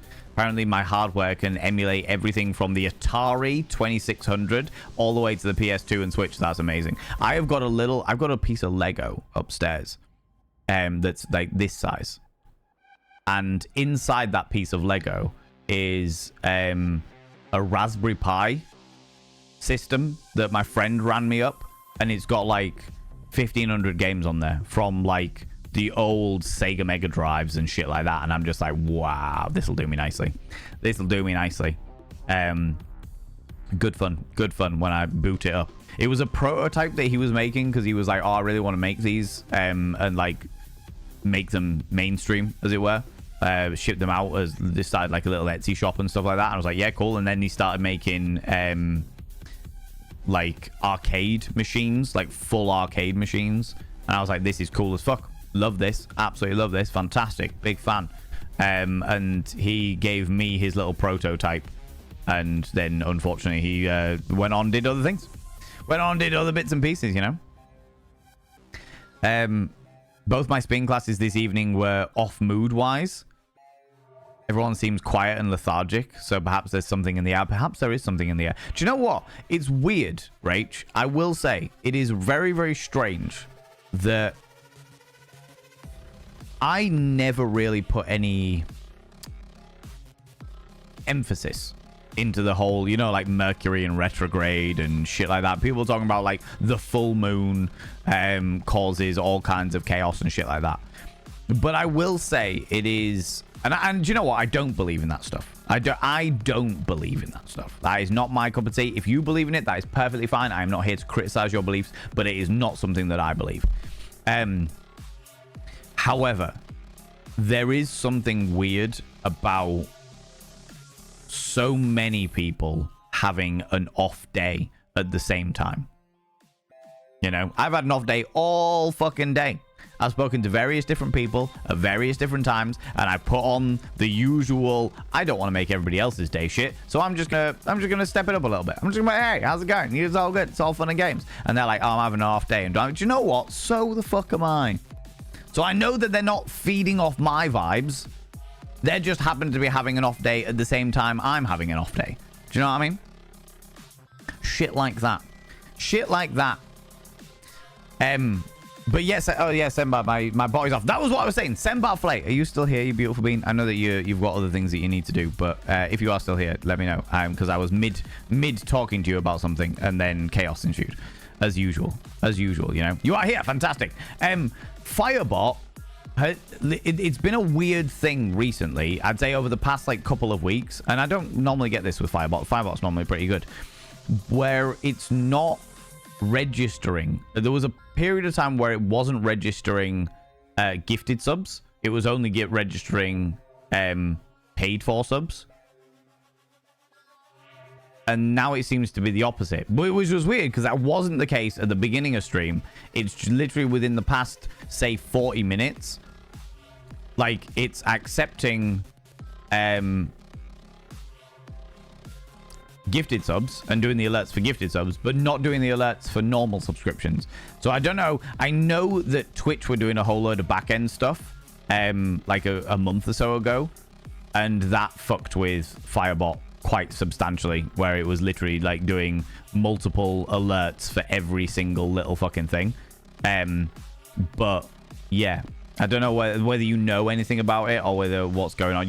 You're my go-to tech person, so I figured if anyone's gonna know about it, it's probably you. But yeah, it's a weird, obscure one. I don't fully understand it. Don't know what's going on. But if we can fix it, that would be wonderful. You've not noticed it, in which case maybe it is something just to do with my system. I'll have to have a look. I will have to have a gander. We'll dig into it. Thank you so much, Sen. I appreciate that. I appreciate that. Also, Astra, you've come in here and you've been chatting away, and I haven't even said hello to you. And Pixie Bomb as well. You beautiful beans. Thank you so much. You're going to lurk, Pixie Bomb? No worries. You do your thing. Lurk away. Lurk away. You will be okay? Good to hear it. Good to hear it.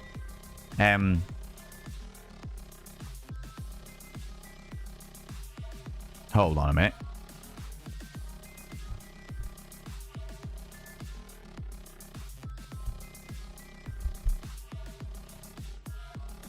Okay, no, we're good. We're all right. One True Cripple, you panicked me for a second there. You threw out some egos into the chat, and I was just like, "There's egos in the chat." What? Did something happen that I wasn't expecting?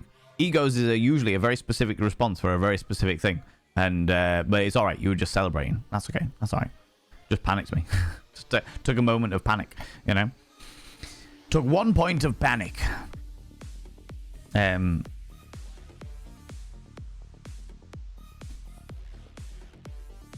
Zabadian makes the drummy things. Zabadian's like drummy things? What are you talking about?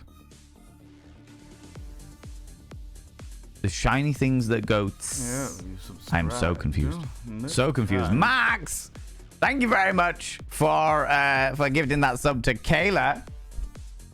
Kayla, I should now inscribe your name upon the mirror vein, you cheeky devil. Oh wait, where's the end? There it is. Okay, we're good. The downside to it is as I'm spinning round, I sometimes miss where the edge is, all right? Back to like innocent me. God, Semba!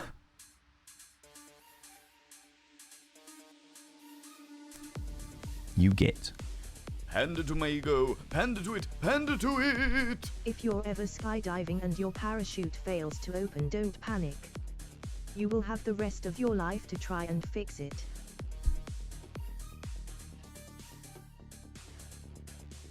God damn it, Zabadian. God damn it. Did you call me a git? No. Me? No. Definitely not. No. No. Kayla, I have inscribed your name upon the mirror of vein. By having your name upon the mirror of vein, it means you get access to my personal Snapchat. Not a bum Snapchat, you cheeky devil. And of course, you get access to all the sexy little emotes. But the most important thing is you go roll over every morning, look in the mirror, and go, God, do I look rough? But God damn, do I make rough look good? Ooh, harra, sexy. Oh, yes, me. You know. Mini Micro, how you doing, you beautiful bean? As Sembar so rudely threw that shit out there. I'm going to let everyone know that I'm going to do an extra stream at some point in the near future. I don't know whether I'm going to do it. I probably won't do it this week because I've got a million things I need to do. I think next Thursday. Let me check the diary. Today. Oh, yeah. No, I definitely can't do it this week. Next Thursday? Next Thursday. Let's do it next Thursday.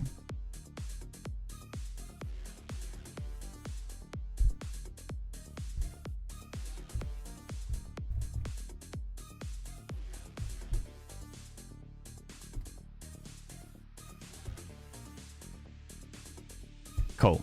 Next Thursday, the 3rd of April,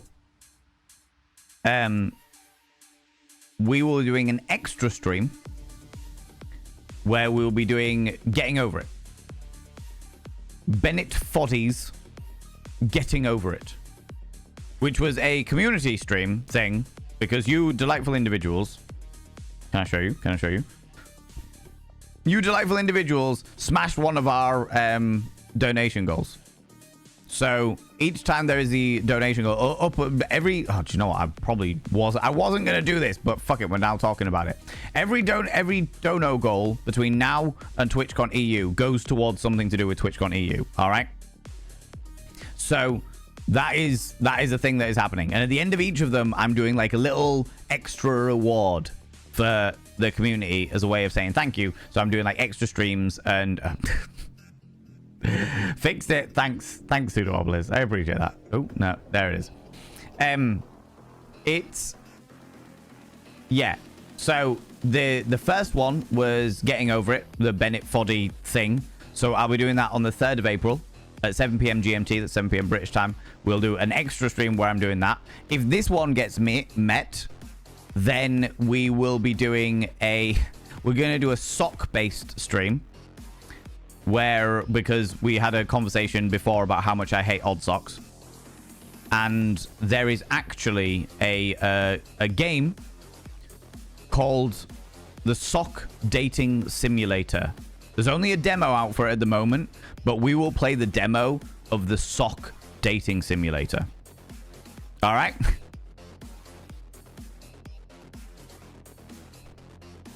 Why I would do this, I have no idea. But that is the donation goal for the next one. All right. That is the donation goal for the next one. And the one after that, if we manage to do all of this one and we get through and we do another one, we've already arranged that we're going to do another Orginizer stream. So it's an orgy organizer puzzle thing that the community can get involved in. So all of you can join the orgies if you would like to. And it's fucking hilarious and very entertaining. We've done one of the streams before and the dev popped in and I was like, do you know what? That was a fucking hilarious stream and it got all the entire Twitch community involved. I would love to do another stream like that. So we're going to do that. We're going to do that. All right. But yeah, all of the donations between now and TwitchCon are all going towards raising money for me to get over to TwitchCon. I've bought the ticket already. I have been sorting out flights and bits and pieces because I'm trying to fit some other bits and pieces around the event so that it's not just it just makes flights a little bit more interesting to try and organize, but we will be doing that, and then all of these will just be going straight to the hotels. Okay.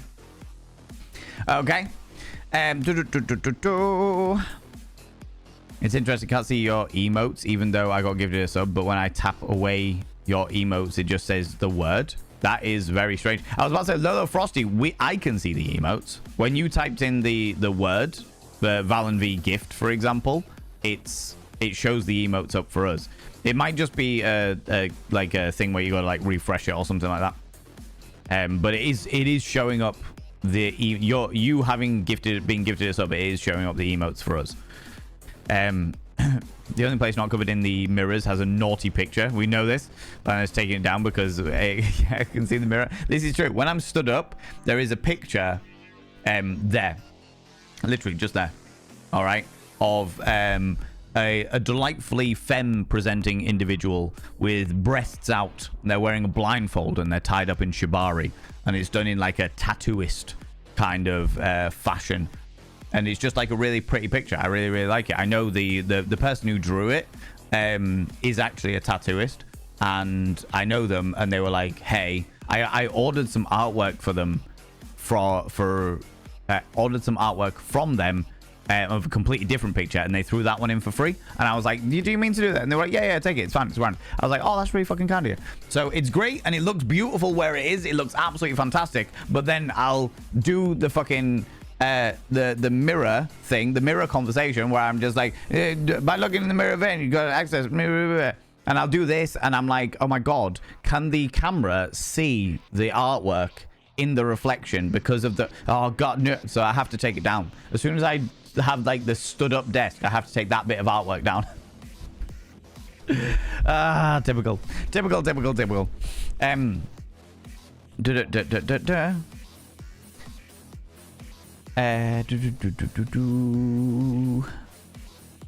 Right, where was I? You're a health and social care worker. Work half days most days, and weekends are always busier with children's packages and block calls for adults, like 6 hours. Jesus Christ, Tinks, that sounds bloody exhausting. I didn't think that and you live in the UK, I didn't think legally you were allowed to work every single day. I mean, if it works for you, if you're happy with it and it works for you, then fair enough. You know, I mean, I'm not gonna criticize and turn around and say that you shouldn't be doing something that actually works in your favor. But I was under the impression that legally you had to have at least 1 day off a week.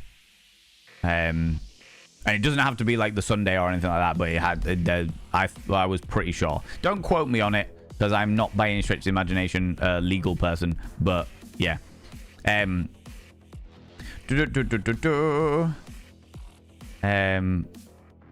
Judging my sister because she did it. She said it was terrible, and did it again. That doesn't surprise me. They're drugs, do you know what I mean? Broom handle Schnauzer, how you doing? Reading people nowadays are incontinent from ketamine. Yes, yeah, that is definitely one of the long-term side effects.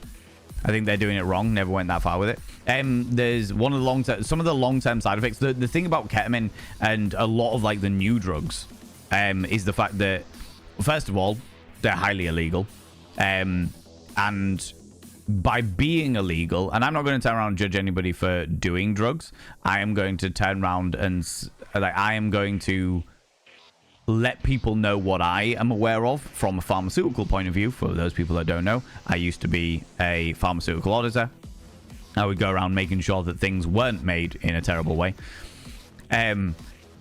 So the thing about illegal drugs is you don't know how they're made. You can't do quality assurance on illegal drugs. You don't know what they're cut with. You don't know what they're like what's in them, whether it's safe for human consumption. You know, there's a lot that's problematic when it comes to illegal drugs, and I'm not just talking about the illegal side of it. I'm talking about literally the health and safety side of it.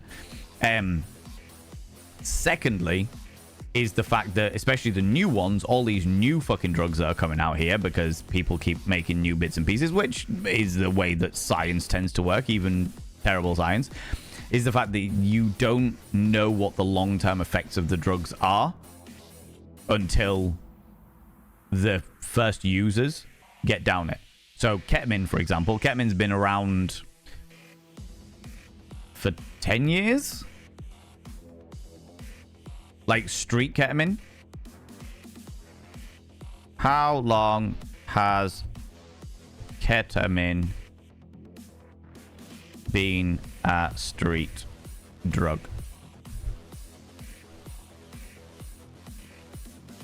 So it was originally invented in the 1970s, which is still quite a new drug, realistically speaking. And it was made an illegal Class B drug in January 2005. So it's been around 20 years now. And it's only now that people are seeing the long-term effects of prolonged ketamine usage. Do you know what I mean? It's exactly the same with like spice and shit like that. Spice is a drug that's taken the UK quite rampantly at the moment. And it's like, yeah, this is a really shit fucking drug. Yeah, it's an awful situation to be in, and for these people to be in for whatever reason they're in there. I'm not there to like judge anybody or their situation or their dynamics, but I will be like, okay, they're in a shit situation if they're struggling because of their spice addiction, you know. But again, it's like a new drug, which is one of those things where you see all the short-term effects and you're like, okay, these are the short-term side effects of taking spice. What are the long-term side effects? No one knows because it's a new drug. Way longer than that, at least 20, as I did first aid at festivals in the early 2000s. Yeah, so it was officially, ketamine was, according to Google, ketamine was officially made an illegal Class B drug in 2005. So 20 years. 20 years-ish. Obviously, it will have been around earlier than that, in order, because it will have been around without having had classification prior to that, you know. How's it going, Persephone? How you doing, Cheeky Devil? Snorting chili peppers? No spices in your nose? Oh, I have snorted chili peppers before.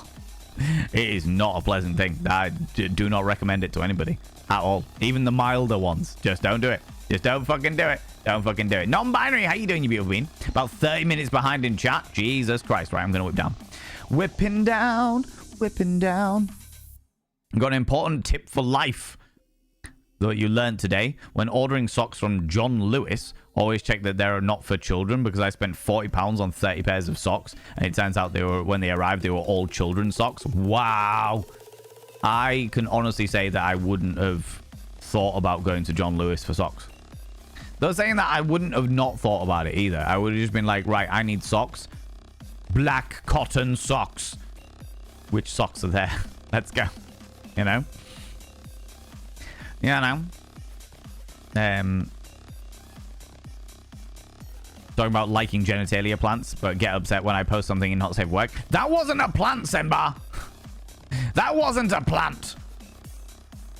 That was something even worse, infinitely worse than a plant. Disgusting. Leg away, Rage, beautiful bean. Feed me, Seymour. Plant. Feed me, Seymour. Also plant. Not like that, you fuck. Yeah, 100%. Mazasia, hello, you cheeky devil. I saw you earlier in chat, but I've been whipping down, doing all bits and pieces. Do you know that it's been reported that some squirrels have started eating meat, turning carnivorous? That doesn't surprise me. That doesn't... Do you know what, Mazasia? That doesn't surprise me in the slightest. It's not something I would have thought about, but it doesn't surprise me in the slightest, on account of the fact that they're rodents. And rodents, generally speaking, across the entire fucking subsection of mammalian life, rodents generally are all opportunistic feeders. They will eat whatever is fucking available. Meat, vegetable, mineral, fucking whatever. Do you know what I mean? So that actually isn't as surprising as I thought it might be, you know? Lads, how'd you nuts? How'd you nuts?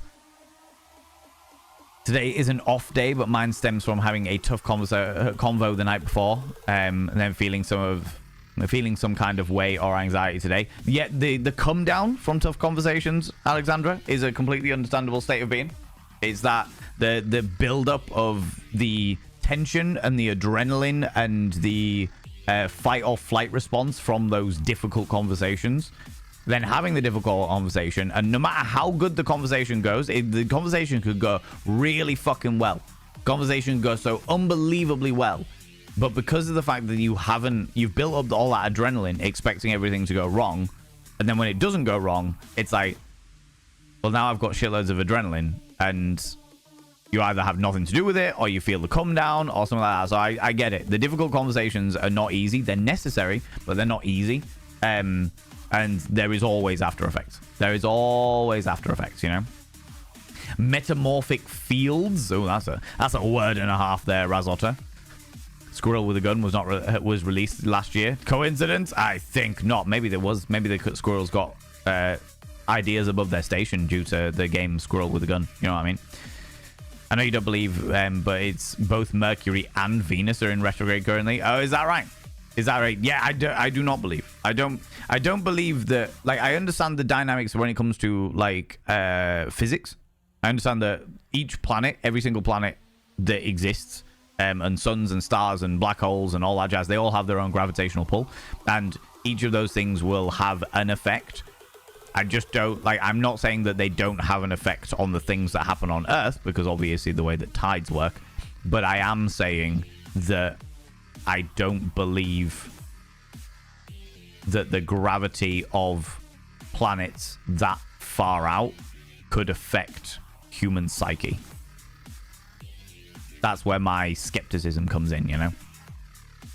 That's where my skepticism comes in. The everyone's having an off day is probably just osmosis. There's a lot of bad news, especially right now. A lot of people don't want to put on a happy face. That is completely understandable. But, yeah, I don't know. Because the thing is, like, I've had a great weekend. I've had a great weekend. Everything was great until gravity was invented. Things went downhill after that. God damn it, Sabadian. God damn it.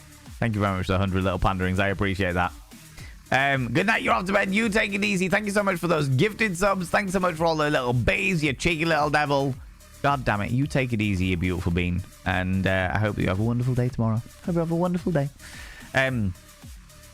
Yeah, you saying that though, Zabadian, just reminded me of that wonderful, my favorite line from Ancient Aliens, the documentary series Ancient Aliens, when one of them was like, back then they didn't even have physics. They couldn't have built these giant structures the way that we think they'd built them, because back then they didn't even have physics. Is that right? Excuse me? What? Brilliant. Makes me very, very happy in my little soul.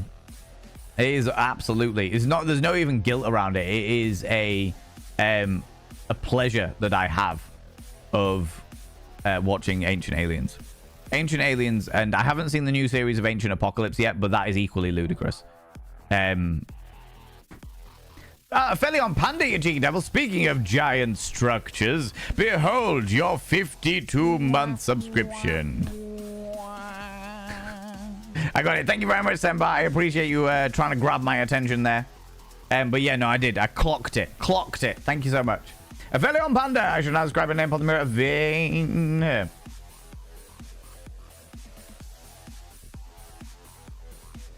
By having a name on the mirror vein, it means you get access to my personal Snapchat, not a bum Snapchat, you cheeky devil. And of course, you get access to all the sexy little emotes. But the most important thing is you got to roll over every morning, look in the mirror, and go, God, do I look rough? But god damn, do I make rough look good? Ooh, sexy. Oh, yes, meow, you know? Good Lord, 52 months. That is outrageous. Felion Panda, welcome on in. Can I get a shout out for a Felion Panda, please? I would really appreciate that. Because they are a wonderful bean, and they deserve all of the joy and the love and the wholesomeness, you know. Do some tech testing. I've been very fatigued today. Normally endorphins kick in and I become Rage the Spin Instructor. People go check out Felion Panda. They're wonderful. They are wonderful. They deserve all of your love and joy and happiness and smiles and giggles and wholesomeness. Rage the Spin Instructor, but with both classes seeming very quiet, not even moaning at me during the tough sprints. I just allowed both classes to get more immersed into the music and get quieter than normal myself. Seems everyone was having an off day. Oh, fucking hell. I'm gutted to hear that. I want everyone to have a great day. Do you know what I mean? That's what it is. I want everyone to have a great day. This is the scenario. God damn it, you know. Sin is many things. Innocent is not one of them. That is true. I completely agree. Completely concur. You know. This is good behavior. See you next Thursday. For those people who would like to do it, and you know what, if we end up hitting the donation goal by the end of this week or by the end of next week, we'll do the sock stream. We'll do the sock stream the following Thursday, and it'll just be a roll-on thing where I'll do streams on Thursdays if we hit the donation goals. Okay, we'll do that. We'll do it that way. Good, thanks for asking. How are you? I have had a pretty shit day, but I am in a much better place now. Thank you very much, Mini Micro. This wonderful community is causing chaos and made me have much smiles on my face. Do you know what I mean? That is certainly a sentence, isn't it? Just Block. Yeah, how you doing? How's it going? How's it going, you beautiful bean? Get odd socks to Valen. I wear odd socks all the time. What is there to hate about them? I can't. No, Pseudoopolis. You're bringing up the socks again. We did an entire like one of the streams before we started a game was like a good hour and a half of it was talking about odd socks and how I just can't do it. One of my biggest stresses in life, one of my biggest stresses, and it happened on Saturday. Chunk did a whole load of washing over the weekend and left it all out, but it started raining, but Chunk wasn't in, so I ran outside, grabbed all his washing and brought it back inside. And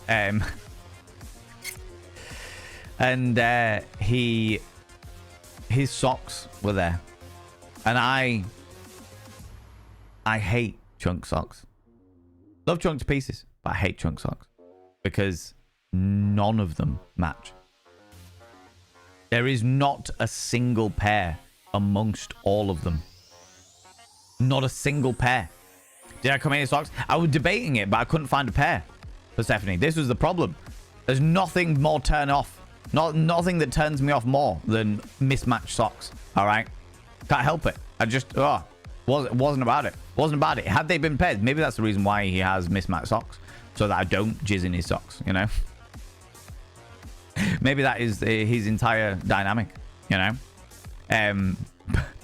But yeah, like literally putting them out on like radiators or like the clothes horse or the drying rack, as some people call it. And it's just like all odd socks. Because my socks, I try and pair them as they're drying so that I can just take them off and fold them. Do you know what I mean? Or take them off in a big pile, put them on my bed and sit there and just fold them, you know? But his, there are none. There are no matching sockses. No matching sockses. Not a single sockses that is matching. And it vexes me in my little soul. My little soul, friends. All right. If Alan blabs for 20 minutes, I might actually go. I mean, I am very good at blabbing today. It is true. 0 hours contract, so you get what you can. Tinks, that sucks. The greatest. Stubbly flap. That sucks so fucking bad. I really feel for you, friend. I really fucking feel for you. I remember there being a big thing in the UK Parliament about getting rid of 0 hour contracts, but 0 hour contracts actually work really fucking well for some people. I remember when I was doing lots of theatre work and tours and shit like that, and I needed 0 hour contracts because I needed to be able to be like, right, I'm not going to be here for the next 2 weeks because I'm off on tour. So 0 hour contracts works really fucking well for some people. But yeah, I feel for you. I feel for you. I believe the employment legislation is max hours per week, not necessarily max days per week. Right. Okay. I see. Highly illegal. The pun. Oh my god. No, it wasn't non-binary. How dare you? How dare you? You can sign a waiver to work 40 plus hours, but it still comes under domestic driving laws. If driving is involved, there's a strange one that is 0 hour contracts. Right. Okay. I got you. I got you. That makes sense. In 2025, the Home Office requested a review of the classification with a view to changing it to a Class A based on the increase in recreational use and the negative health consequences. Do you know what I find really, really interesting, non-binary? Is the fact that the countries in the world that have the least drug problem, and I mean that as in the least issue with drug-based criminal activity, are the people that legalize all the drugs.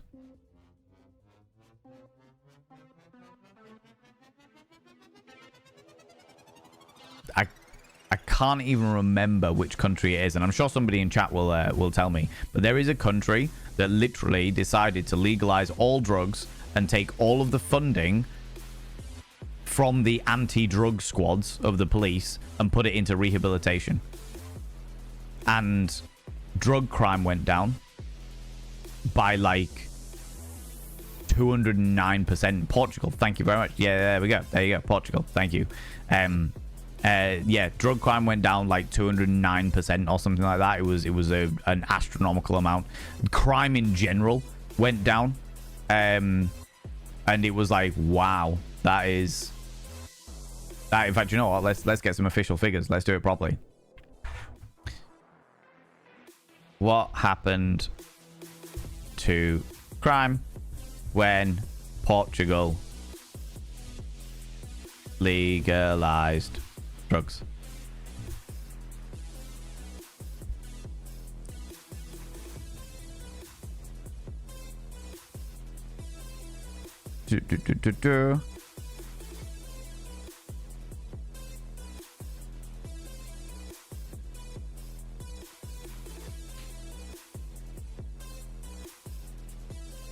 So when they legalized the drugs, aside from marijuana and new psychoactive uses, drug substances, drug use for all of the drugs fell, but below the levels they had in 2001.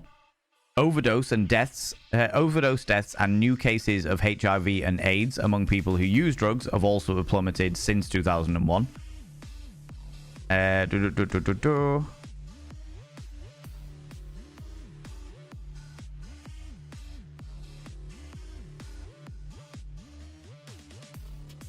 In 2017, they did a report where they found that illicit substances amongst the adult general population seems to have been on the decline since over the past decade. Cannabis remains the most frequent use of illicit drugs, followed by MDMA and ecstasy and cocaine. Use of illicit substances are common amongst young adults.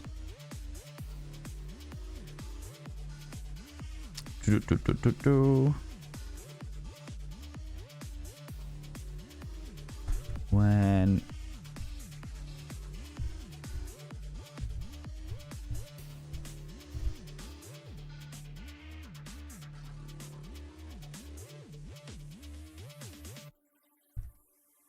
let's do it that.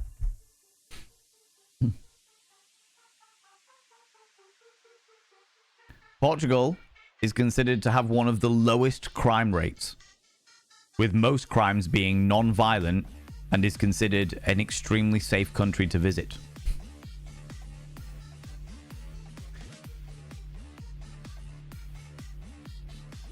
Can we get a scale?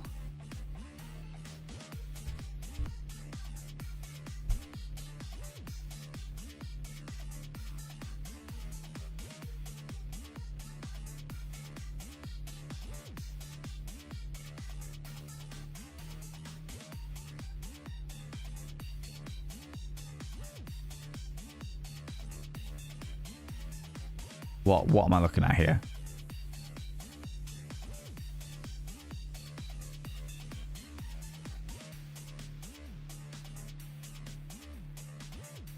Annual percentage change per 100 population.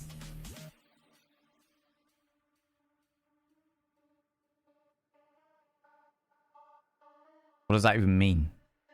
Give me words. Use your words, statistics, fucking graphs and shit.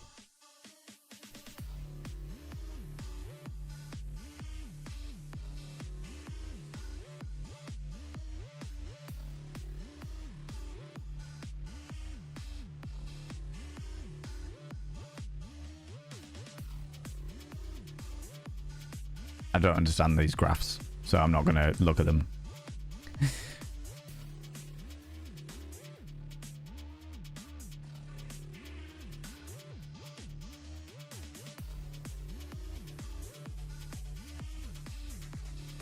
All right, okay, no, I think I understand now. Okay, I got it. So in 1990, per 100,000 people population, there was an annual percentage of 1.55% crime rate. That was like the basis. Okay? And since 1990, it has fallen down to a 0.8%. The lowest year they had was actually 2016, where it was 0.64. But there is a massive drop through the 90s. I think it got legalized in 2001, if I remember correctly. But yeah, it's wild. It's wild the effect that people, you've got like the Americans where it's like, we're having the war on drugs, we're doing this war on drugs, and it's like, actually, if you took all of the money out of the war on drugs, legalized everything so that everything had to adhere to like MHRA standards or FDA standards in America, and put all of the anti-narcotic funding into rehabilitation centers, your drug crime would go down, your drug usage would go down, and your health issues caused by drugs would go down as well, as is proven by Portugal. Do you know what I mean? It's fucking wild. Absolutely fucking wild. There was at one point where there was conversation about it happening in the UK, and they would never do it. They would never do it because if they do it in the UK, if they legalize all drugs in the UK, America would get pissed off, because America is staunchly against drugs, which means that Like, this, I think it's one of the main reasons why marijuana has never become fully legal in UK. You know.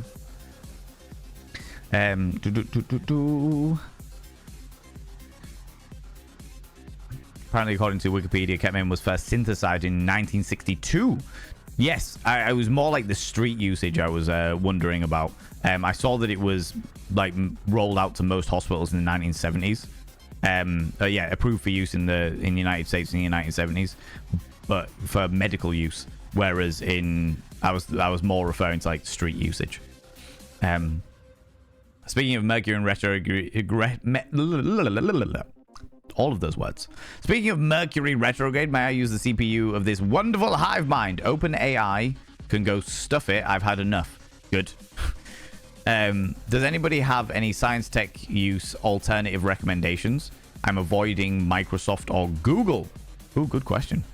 Did Valen see the pinned post? No, there was a pinned post. What was the pinned post? What did I miss? What? What did you pin?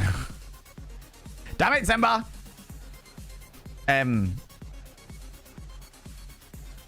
Nothing. Well, immediately I'm skeptical. Misasia, instead of using Google or Microsoft or Google, do you use Apple technology?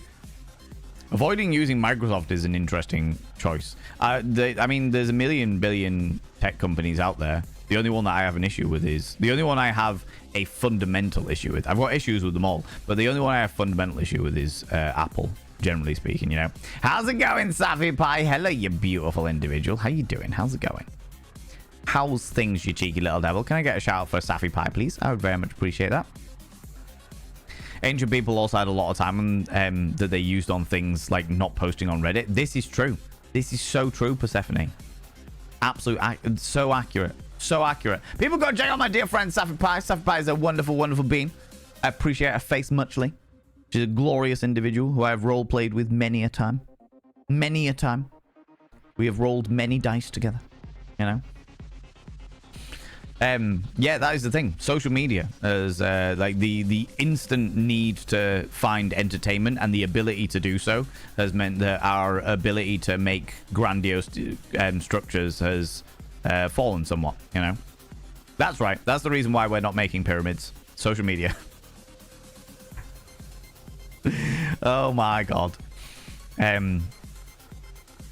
Fun fact, when a planet is in retrograde, it just means that it appears to be going backwards in the sky. We used to think that planets would move back and forth because we didn't realize they're rotating. Yeah. No, I did actually know that, this one. I did actually know that from a... Fuck, what was the documentary? I can't remember now. But I was watching a documentary on ancient... No, it wasn't ancient aliens, but it was like ancient ruins. Talking about how the ancient Britons, I seem to remember, tracked the stars across the sky and stuff, and how when certain structures were built, the stars were in a different position because obviously Earth has moved through the universe, and those stars have relatively changed in relation to where the Earth is in the universe now. And they talked about all that stuff, but then they talked about the retrograde stuff and the fact that actually no planet is ever in retrograde. It just appears to be going backwards based on how the Earth is moving. But yeah, fascinating.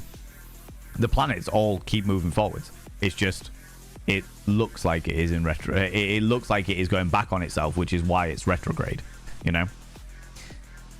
Michael, your drug use has become indiscriminate. I won't do crack without heroin. God, oh my god. Oh my god, Kayla. But odd socks are the best. No, they're not.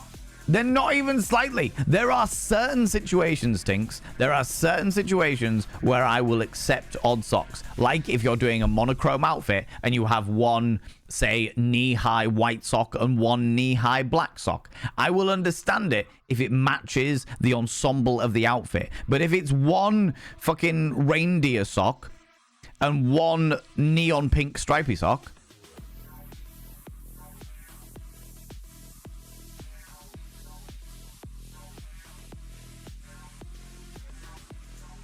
eviscerate. Flee, flee. Oh my lordy lordy, ladies and gentlemen and all genders outside and between, delve deep into your pits of popcorn and throw them at the raiders, throw them at these cheeky devils. Look at these people going in here. I mean, really, could you even imagine who do they think they are? The audacity, I tell you. The absolute audacity. The scandal, the preposterousness. How's it going, J2? How you doing, you beautiful bean? Interesting to see you back streaming again, you beautiful bean. Interesting to see you streaming again. What were you playing today? What were you up to today? Take my unknown number of people. One of the best pieces of advice I can ever give to stream. Oh my god. One of the best pieces of advice I can ever give to streamers anywhere is do not. Oh, let's just quickly snooze those ads. Do not ever look at your streamer numbers. Your viewer numbers. Don't do it. Do not look at your viewer numbers. Not worth it. Doing some Valhalla. How are you finding being an assassin in ancient Viking times? Oh, you did some Rock Band first and then Assassin's Creed Valhalla. Fantastic. I didn't realize you were back streaming again, J2. People go check out J2J7. J2J7 has been a long time member of this community. A constant, chaotic thorn in my side. And yet a wonderful, wonderful being. A glorious individual who is always a good hoot of a human being. Always a good laugh. Always a happy-go-lucky scamp of an individual. And it's good to see you back streaming. Now with a camera as well. Cool. I remember you doing a whole lot of stuff fucking months and months and months, maybe even a year ago, maybe even quite a long time ago. I didn't realize you were back streaming. Of that, or you've just streamed at exactly the same times that I normally stream, and therefore I have missed you streaming every single time. But thank you very much for bringing your people over. I really appreciate it. People, if you're new here, two things you need to know about this channel. One, you're not allowed to apologize. Faux pas, individuals, faux pas. Instead of saying sorry, try saying thank you. Instead of saying sorry, I'm late, say thanks for waiting. Instead of saying sorry, I'm such a burden, say thanks for being there for me. It'll make you a much more positive individual. Two, if you're under the age of 18, I have to ask you to leave. I've got to ask you to leave, for I am a colossal filth wizard, and I don't want to be corrupting the ears of the young. It's not what I'm about. No, you cheeky devil. There we go. Nah, it's really cool. Thank you very much, J2. J2, if you need to disappear off, go grab a snaffly treat or a delightful beverage. Please go do so. Please look after yourself, you cheeky devil, all right? All right. If you're dating socks, is it always a polycule or do both socks count as one entity? Oh, good question. I don't know. We'll find out when we play the sock dating simulator, Disron. The secret is to buy multiples of the same brand color, and then they are both mismatched and matched. Schrodinger's socks. Oh, Aphelion Panda, don't do this to me. My brain's not ready for that level of philosophy when it comes to sockwear, all right? You're going to eat mushrooms and wear mismatched socks?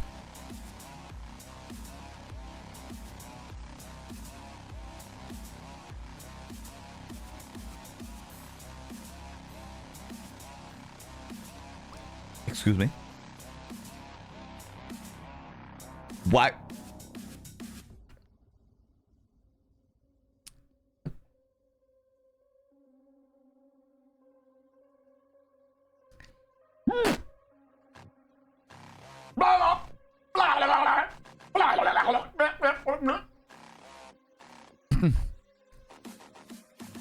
God damn it.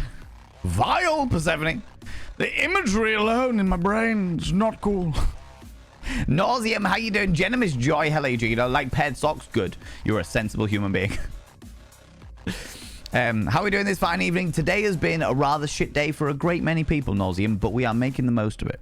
We are making the most of it. I managed to press go live, which is a little victory for me. And as a result, we have been doing everything we can to have a little bit of a smile on our face. You know what I mean? Just make everyone's day just that little bit brighter, you know?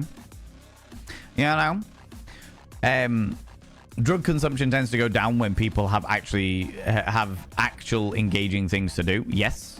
But also, drug consumption goes down when it's not a taboo. I could go on a fucking field trip of the entire dynamic of the drive of the taboo. Because as a sex educator, forget the drugs for a second, as a sex educator, there is an attraction to doing something that is taboo. You know? BDSM, for example. It was frowned upon throughout all of society, and as a result, people really fucking wanted to do it.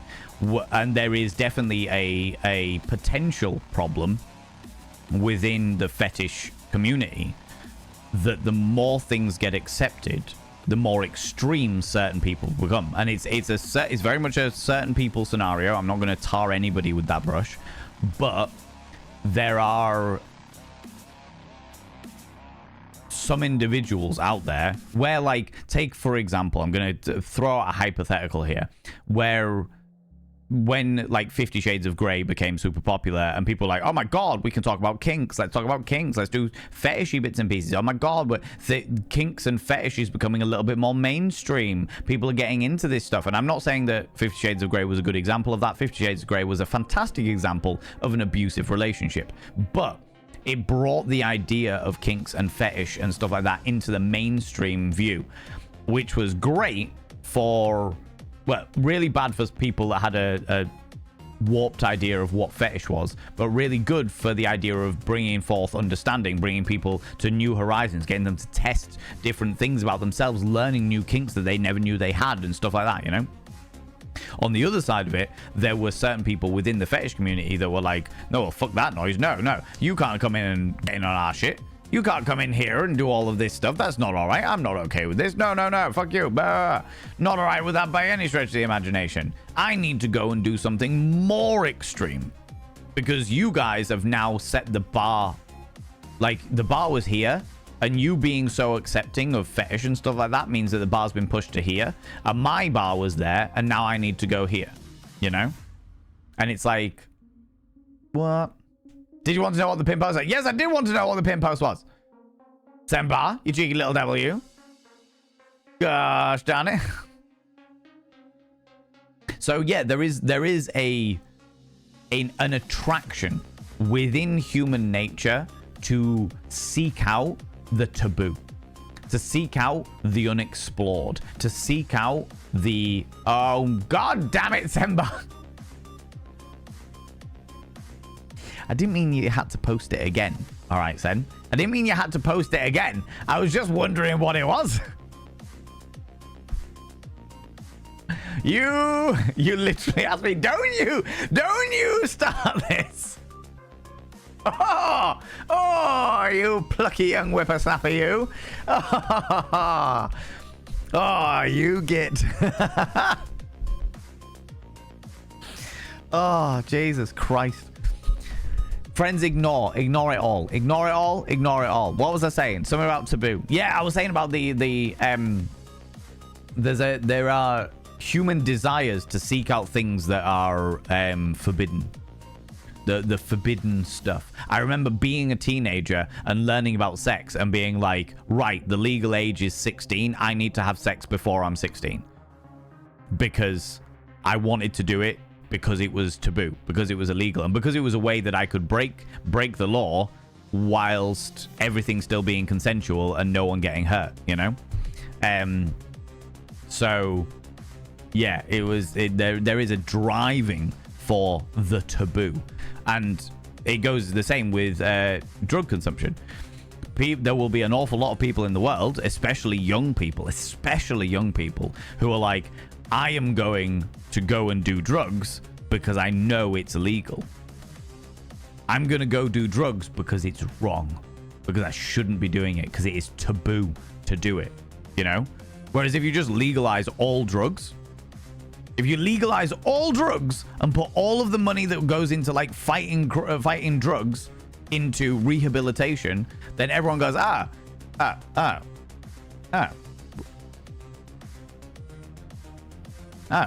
okay. Well, that's taking a bit of the excitement out of it, you know? That's taking a bit of excitement out of it. There will be some people that are like, oh, well, now everything's fine. I suppose I'll go do more drugs. Yeah, but they'll be in the minority. The vast majority of people will be like, oh, well, yeah, that's taken the excitement out of the taboo of doing drugs, the sneaky feeling of needing to try and find stuff like in a nightclub somewhere and not get caught and all that jazz. It's just like, oh, right, okay, fair enough. Crack on, you know? You know?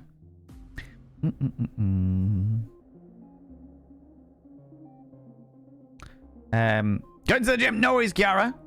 You're kind of hyped. Indulge in it. Indulge in it. Stuck inside with the rain, but it's a great mood today. I'm glad you're having a great mood today, Nauseum. It genuinely brings me joy to hear that other people are in a good place. Do you know what I mean?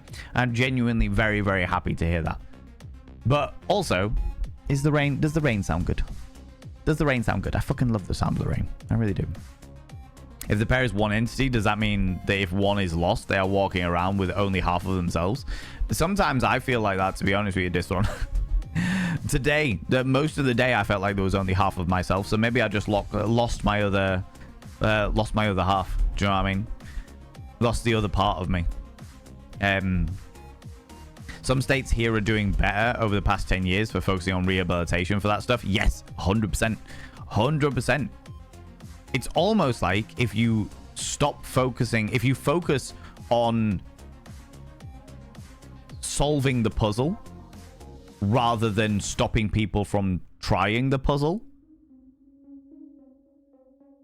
you'll have a better time with things.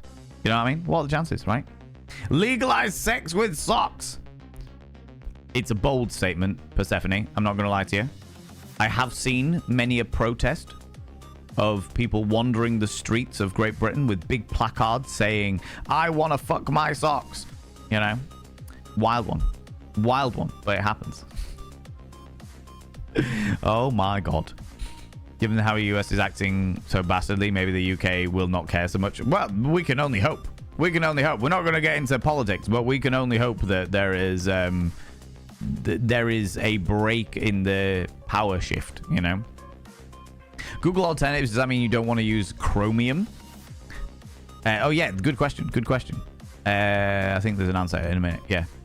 The biggest issue with Windows is how it constantly becoming more and more like Apple.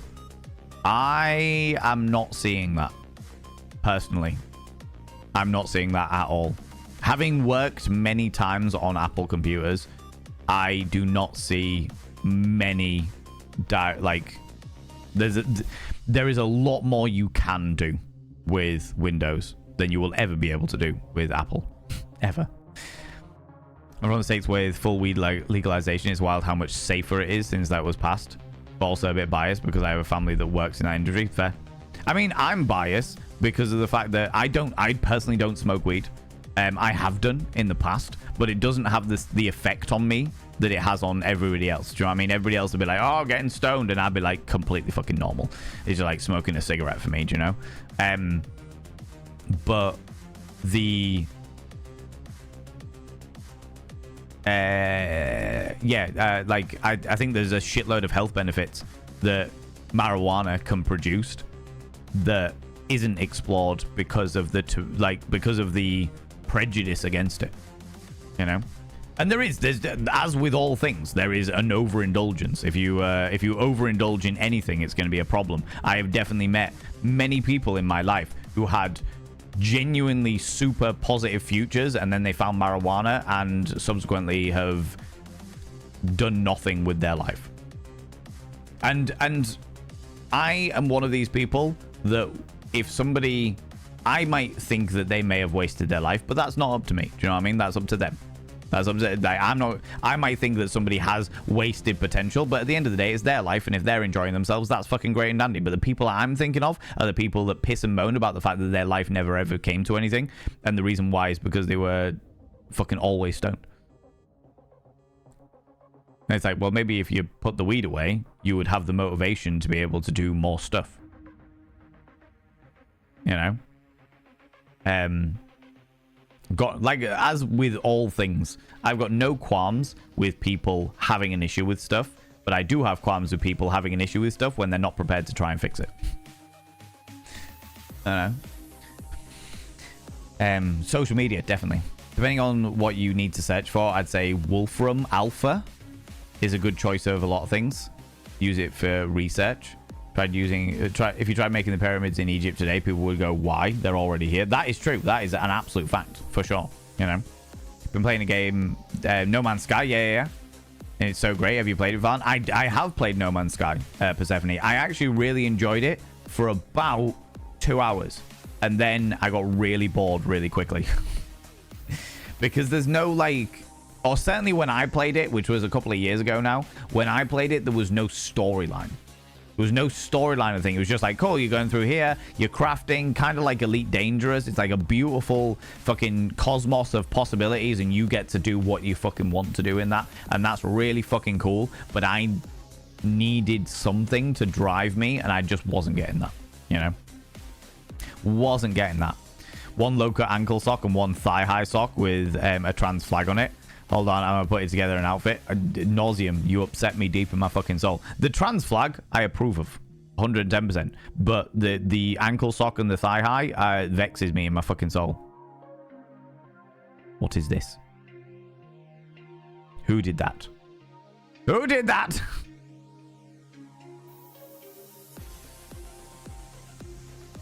You beautiful individual. Do you mind if I call you out? Is that all right? Plokia, there you are. Thank you so much, you beautiful being. Friends, can we get some egos in chat? Say a massive thank you to Plokia for that cheeky little donation. That's very, very kind of you, beautiful being. That's really, really nice. Thank you so much. I really appreciate that. I genuinely really appreciate that. Taking us one step closer to Sock Dating Simulator. And also one step closer to me getting up for TwitchCon and stuff, you know? Doing the next step of funding the whole hotel and stuff. I really appreciate that. It's very, very kind of you. My little heart. My little heart. Beardy Wizard got a camera to work so it can be seen while doing the drums.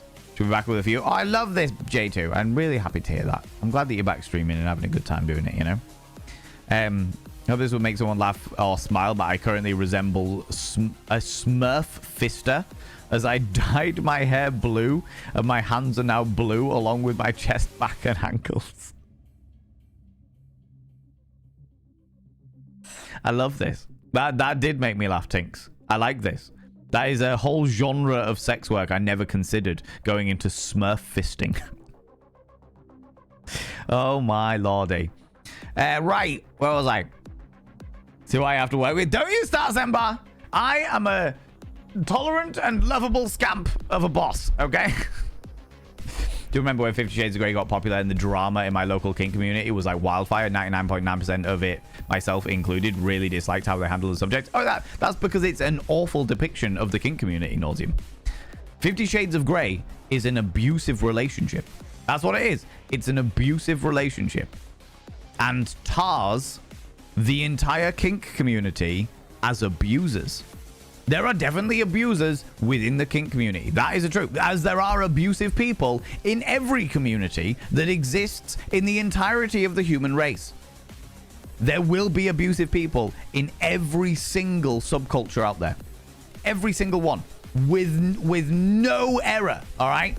Every single one will have abusers in there. 100%.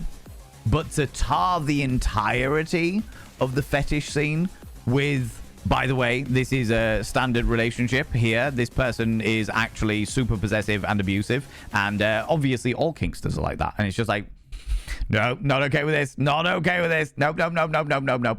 Definitely not. All right. Don't use justice for Sembar me. Don't you start this. All right. Don't you come in here giving my moderators hopes and dreams. It'll take me ages to calm Sembar down now. Oh, God. Jeb stepped away, but justice for Sembar. Don't you start! All right? This is not okay. I treat my moderators with the exact amount of scorn that is required for their position.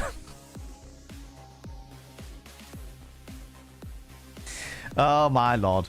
That's why I love pressing the dono button, because it's the channel taboo. And bloody is the channel taboo, Safi. I saw you doing it. Outrageous. Out-bloody-rageous, you. All right? Medical systems give out drugs that do develop side effects. And there's iatrogenous. Yes, they have more clearly synthesized product due to being legal. And they are transparent about everything. Not all. Are they transparent? No. But the other side of things, Masasia, and having worked in the drugs industry, I completely understand that. There is legal obligations, most of the time, to include everything that can be accounted for. And there is also legal obligations to cover yourself for things that might not be able to be. So, like, for example, the reason why people who are pregnant can never take any kind of fucking medication is because nobody wants to try testing on a pregnant person in case there are side effects. Take the whole thalidomide scenario, you know? So I completely agree that pharmaceutical companies are not transparent in the slightest, and they will do everything they can, as with every corporation in the entire world, to cover their own arse before everything else. I have seen it happen, and I legally can't tell you about it, but I have seen it happen where it's like, this is a problematic scenario. Fortunately, I say fortunately, it was a horrible situation. That was not like the company that I worked for, but the company I worked for bought another company that sold a faulty product, and we were like, shit, what the fuck? Do you know what I mean? But watching them try and cover themselves first and not take accountability for the damage that they had caused their customers, patients, etc., was harrowing. Absolutely harrowing. Because in this day and age, the day of corporation, day of capitalism, it's about covering your own ass, not about doing what's good for everybody, you know? So, which is the reason why regulations exist. The reason why regulatory bodies exist. The reason why I had a job as an auditor going around being like, hey, not a fucking chance are we using product from this factory for our product. Fuck that noise.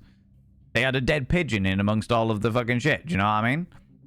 And that is something that has literally happened. That is something that has literally fucking happened, where I've gone out to a factory to fucking see how they made X drug for one of the products that that my company made, and been like, there's a fucking dead pigeon on the line.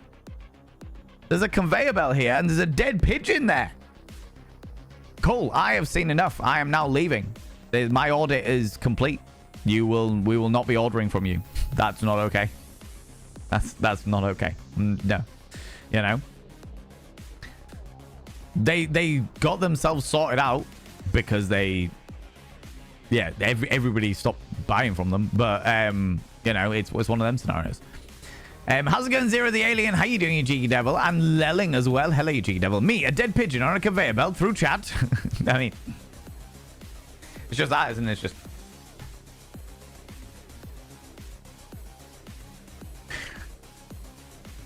That's my dead pigeon impression, in case people don't know. I don't have a beak or feathers, so it's a very different impression for anything else, okay?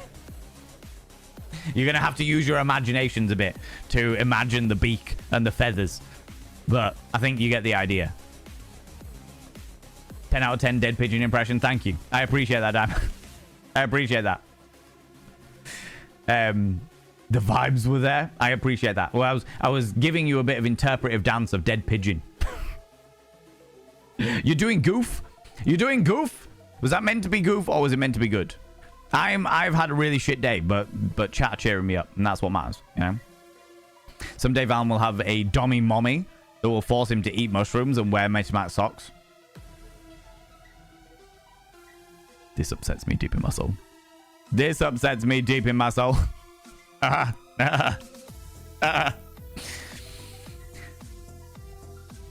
the difference between legalization and decriminalization. It's important. Do you know what, Kayla? I was having this conversation on Moxie Rose's stream. Moxie Rose was doing a TikTok live stream, and they were talking about the difference between legalization and decriminalization. And it was a fascinating conversation. Because, so the TLDR of legalization and decriminalization, a lot of people use the words overlappingly. They are not the same thing. They are not the same thing. And if anyone ever turns around and says, oh, they're trying to legalize this, it is not the same thing as decriminalize it. Okay? When you legalize something, you are saying that a person can do this thing in very specific circumstances. Decriminalizing it is making the activity no longer a criminal offense. So, taking sex work, for example, decriminalizing it means that sex work is completely legal and precautions can be taken in order to safeguard the sex workers, etc. You know, Legalizing sex work means that sex work is legal in very specific circumstances. Like, legalize it, like, sex work is legal in legal brothels so long as you have never had a criminal record. But if you have done sex work prior to that, there is a chance you've had a criminal record, which means you wouldn't be able to work in the legal brothel. Very, very important distinction. And Moxie Rose said it fucking perfectly on her live stream. But that is the important thing. So if anyone turns around and goes, oh, it's great, they're legalizing this, look at the fine print. Look at the fine print. Decriminalizing it, very, very, very different, you know? Pod, I'm afraid I only speak English, and I would ask that you speak English as well, because I can't, I believe that may be Russian, but I can't speak Russian, and my moderators, I do not believe, are fluent in Russian. Subsequently, we need to be able to speak English in order to be able to moderate the chat appropriately, okay? Hope you're having a great day, I can't even speak. Clapping cheeks for Jesus. You're having a great day and great stream so far. So far, it's been... the day has been shit, but the stream has been excellent. Thank you very much. No, you're good, Pod. You're good. It's all right. I appreciate that. At the end of the day, I fully understand the privilege that I have, but that I only speak one language. And fortunately, that language is understood by most of the world. You know? But I understand that is I am nowhere near as fantastic as you wonderful people who speak multiple languages. Do you know what I mean? I speak English and expect everybody else to speak English with me. And that is extremely entitled of me, but also the only way that I can keep people safe. Do you know what I mean? Do you know what I mean? But you're very welcome here. Welcome on in. Clapping cheeks for Jesus. You are also very welcome here. Welcome on in. Ooh.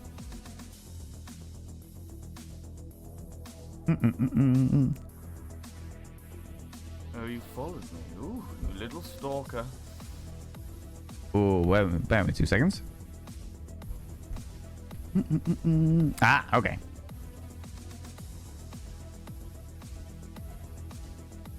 Right,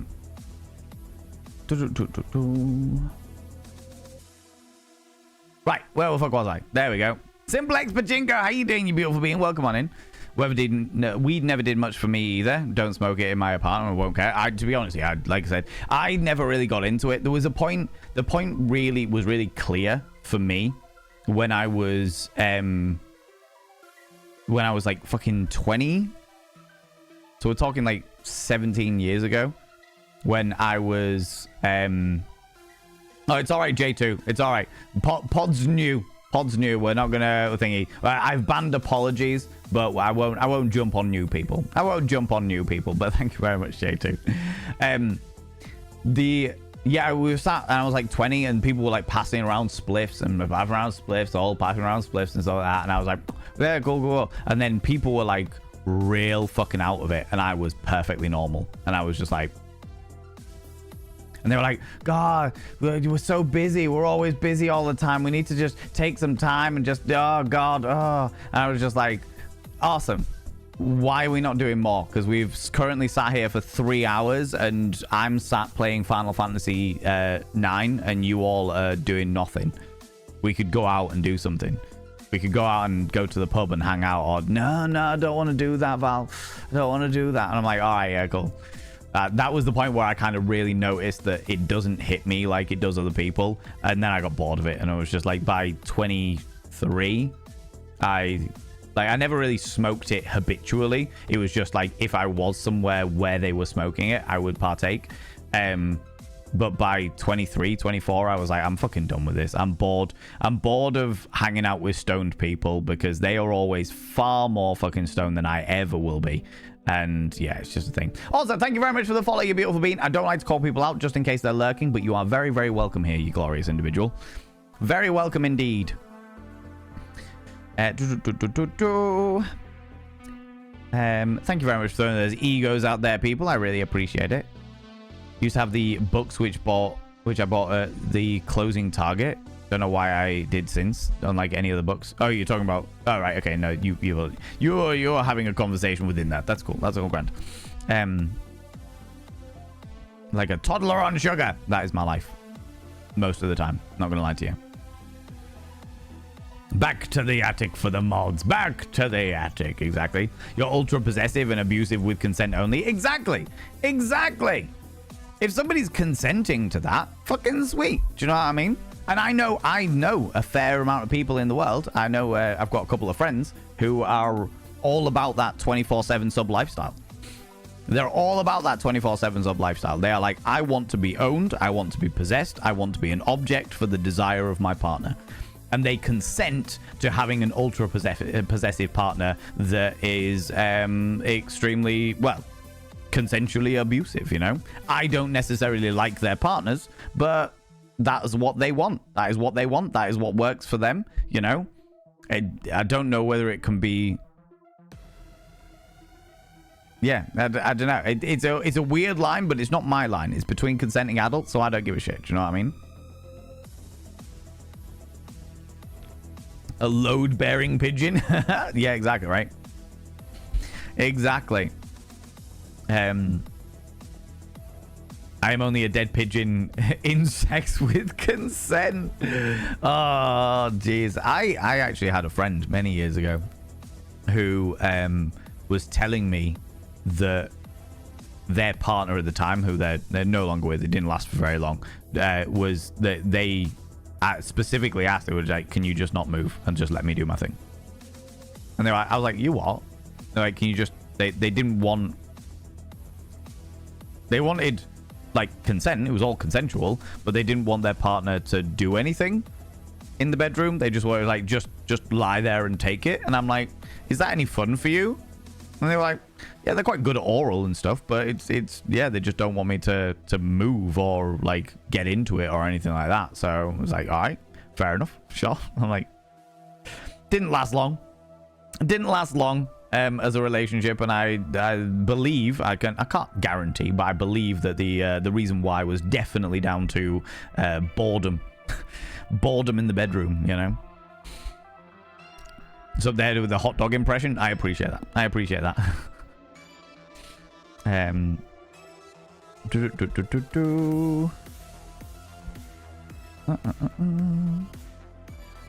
Ooh.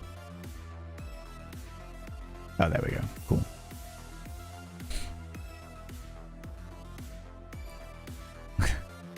What did I miss?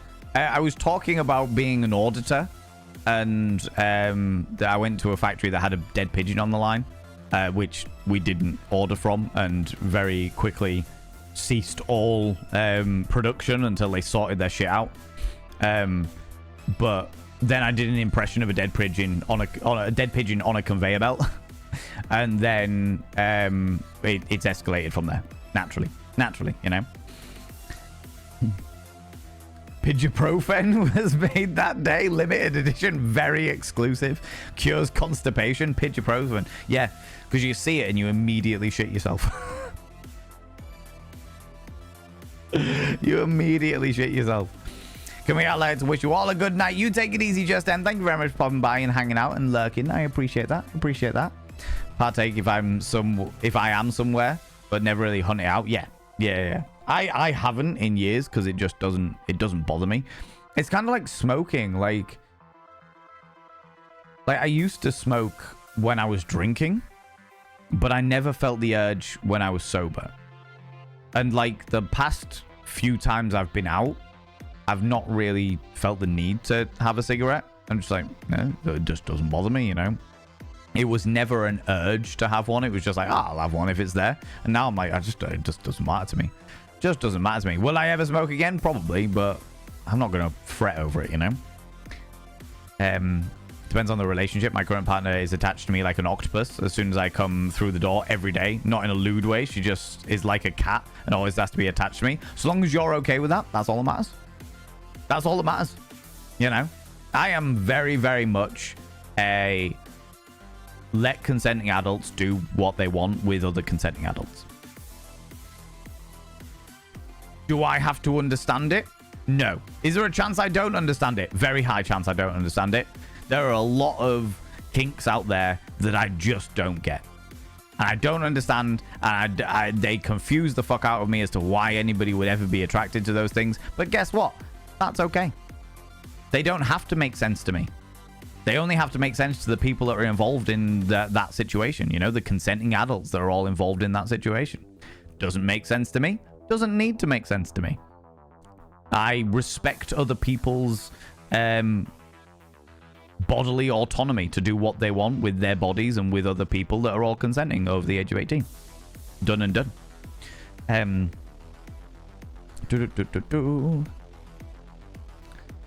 Oh my god, redeem a party dare? Valen has to pick a random name from the tier 3 mirror and sing to the user in a very sultry happy birthday song. Oh my god, amazing. Just figured they're more likely to be okay with it. That's fair. That is fair, Milky Pork. For sure. For sure. Love that.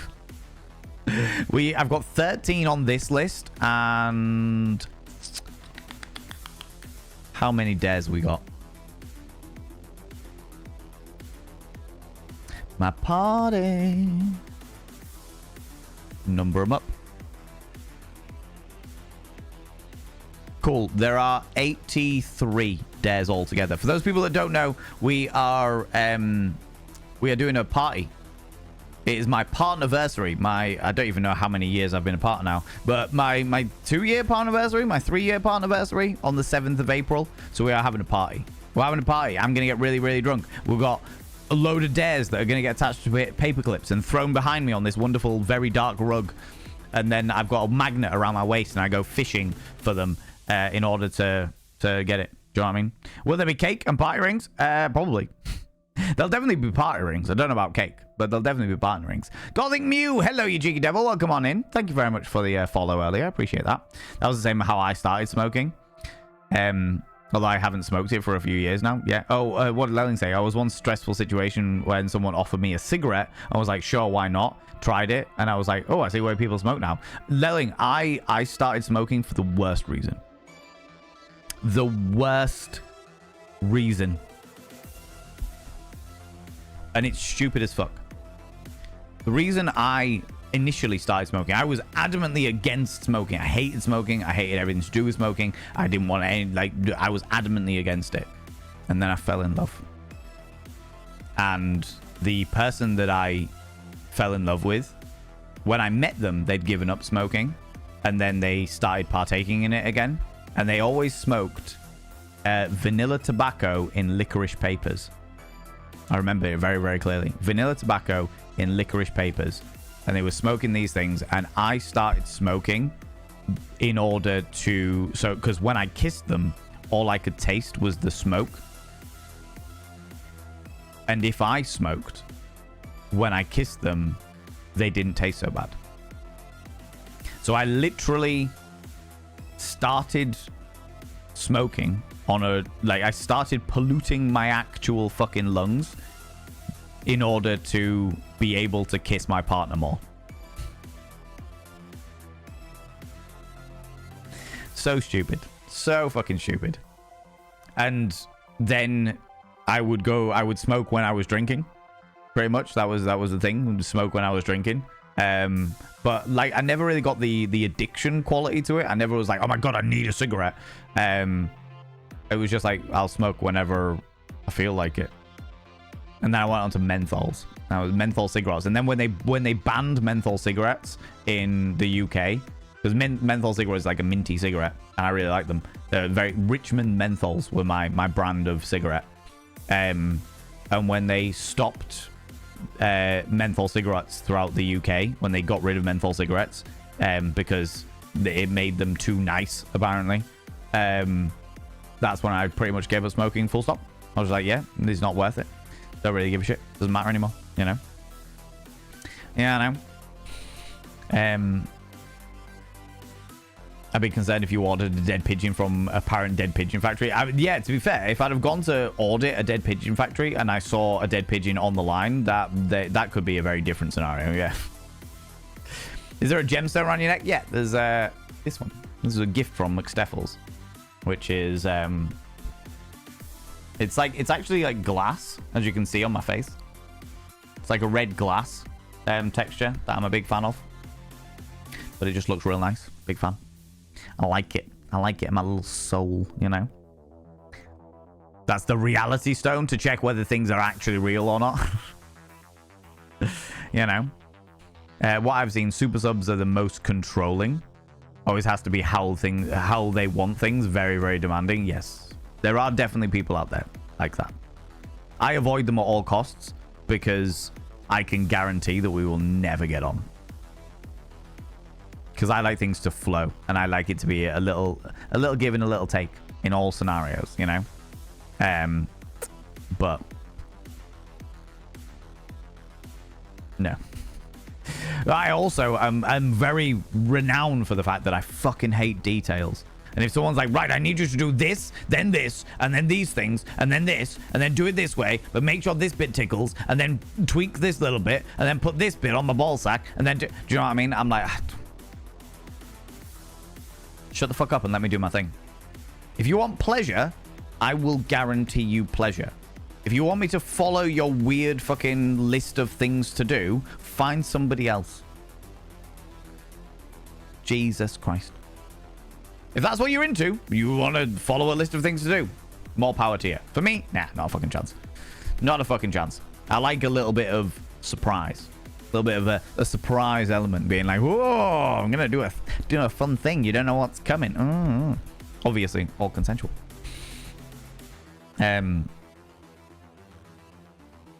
Full of lurgy right now. Oh no, Max. Got some antibiotics now, so they hopefully will sort out the chest infection. I really hope so, buddy. I really, really fucking hope so. God damn it.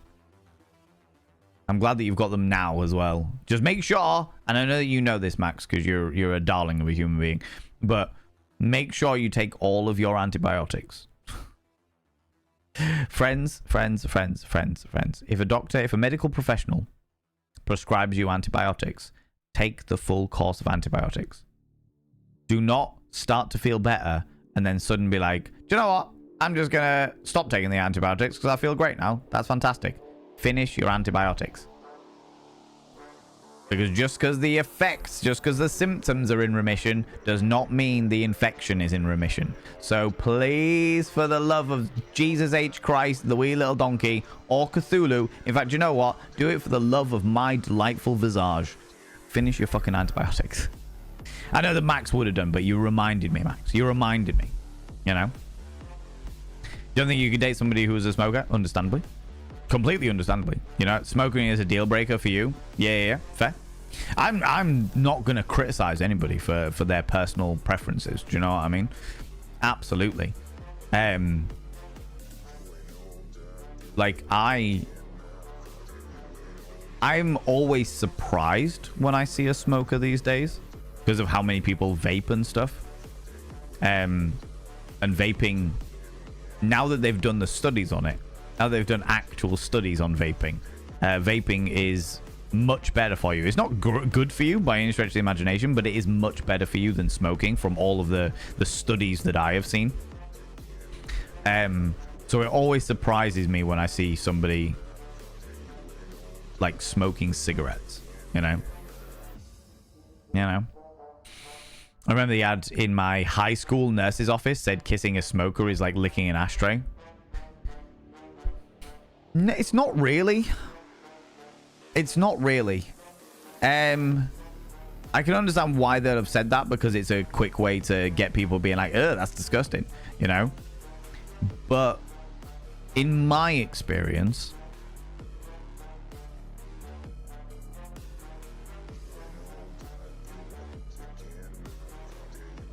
you know when you've been near an open fire?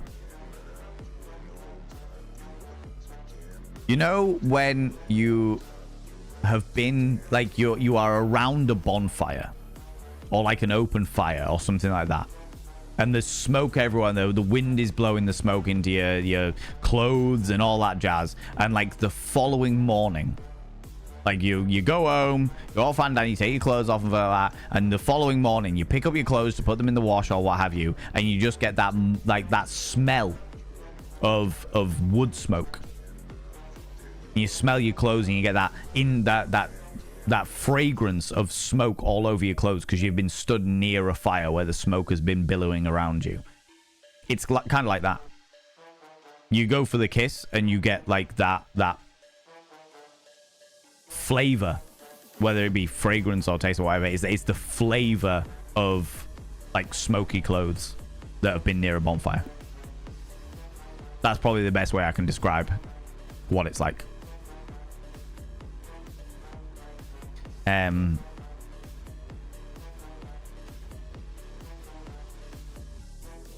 People associate menthol with health products. That's interesting because I associate menthol with cigarettes. Somebody says menthol to me, my mind immediately goes cigarettes. I know smoking is a deal breaker for many, but I actually find smokers' kisses kind of sexy. Yeah. Smoking is a massive kink, Lelling. Smoking is a massive, massive kink. It's one of the most popular kinks that exists. I'm sure that will die out in the next 20 years as more and more people vape and stuff like that. But yeah, smoking is one of the biggest kinks that exists. The heart wants what it wants, 100%. 100%. Looks really nice. I love the color of it. Also very nice red too. Ooh, very fancy, very fancy. Dealing with bottom toppers is a bit of like engineering 1800s era steam engine at times. I can imagine that. I can imagine that. But also, don't want to do it. So I'm like, if this is what you want, that's great. You're not going to get it from me. You know what I mean? I'm not going to criticize what you want and what you like and what your personal desires are and shit. But I am going to say it's not for me. You know? You know? Much less bad. Much less bad. You know? Guarantee that is a bold claim. I can't remember what I said now. Are we talking about abusers in every subculture in the entire world? Yeah. Bold claim, but yeah. Apart from potentially a subculture that is only just starting between three friends that have decided to start a club because they're into something really, really specific. You know? Blaze Winterborn, hello you beautiful being. How's it going? Only time I didn't take antibiotics that the doctor prescribed me was when they prescribed me penicillin. With my notes open on their desk, I'm allergic to penicillin. When I pointed that out, they tried to give me amoxicillin, which is also penicillin. Yep. Eventually they gave me antibiotics that didn't have a good chance of ending me, and I found a new doctor. Blaze Winterborn, I feel that in my fucking soul. I feel that in my fucking soul. Because I am also allergic to penicillin. And I had a doctor who refused to believe that I was allergic to penicillin. And that was the only time that I didn't take the antibiotics, because I took the antibiotics. They had horrific side effects. I went, hey, these side effects are happening. They were like, oh no, that's definitely not the side effects because of the antibiotics. I was like, then I'm going to stop the antibiotics and see what happens. Stop the antibiotics. All of the side effects went away. And was like, hey. And they were like, no, definitely not, definitely not, definitely not. I also went and got a second opinion because fuck that noise. Fuck that noise, you know. You count vaping as the same? That's fair. That is fair. Although I will say, as somebody who was in has been in relationship with vapors and been in that scenario, that vaping is massively different. Massively, massively different. In regards to like kissing somebody who was vaping and also the health side of things. You know? When your chestnuts are roasting? No, I wouldn't say it smells like it's like roasted chestnuts. But I understand the fragrance you're referring to. Yeah. I don't smoke because I'd burn through my lungs within a month. Fair. Well, just because of like stress levels, Masasha? Just like, no, Coggin, let's go. Right?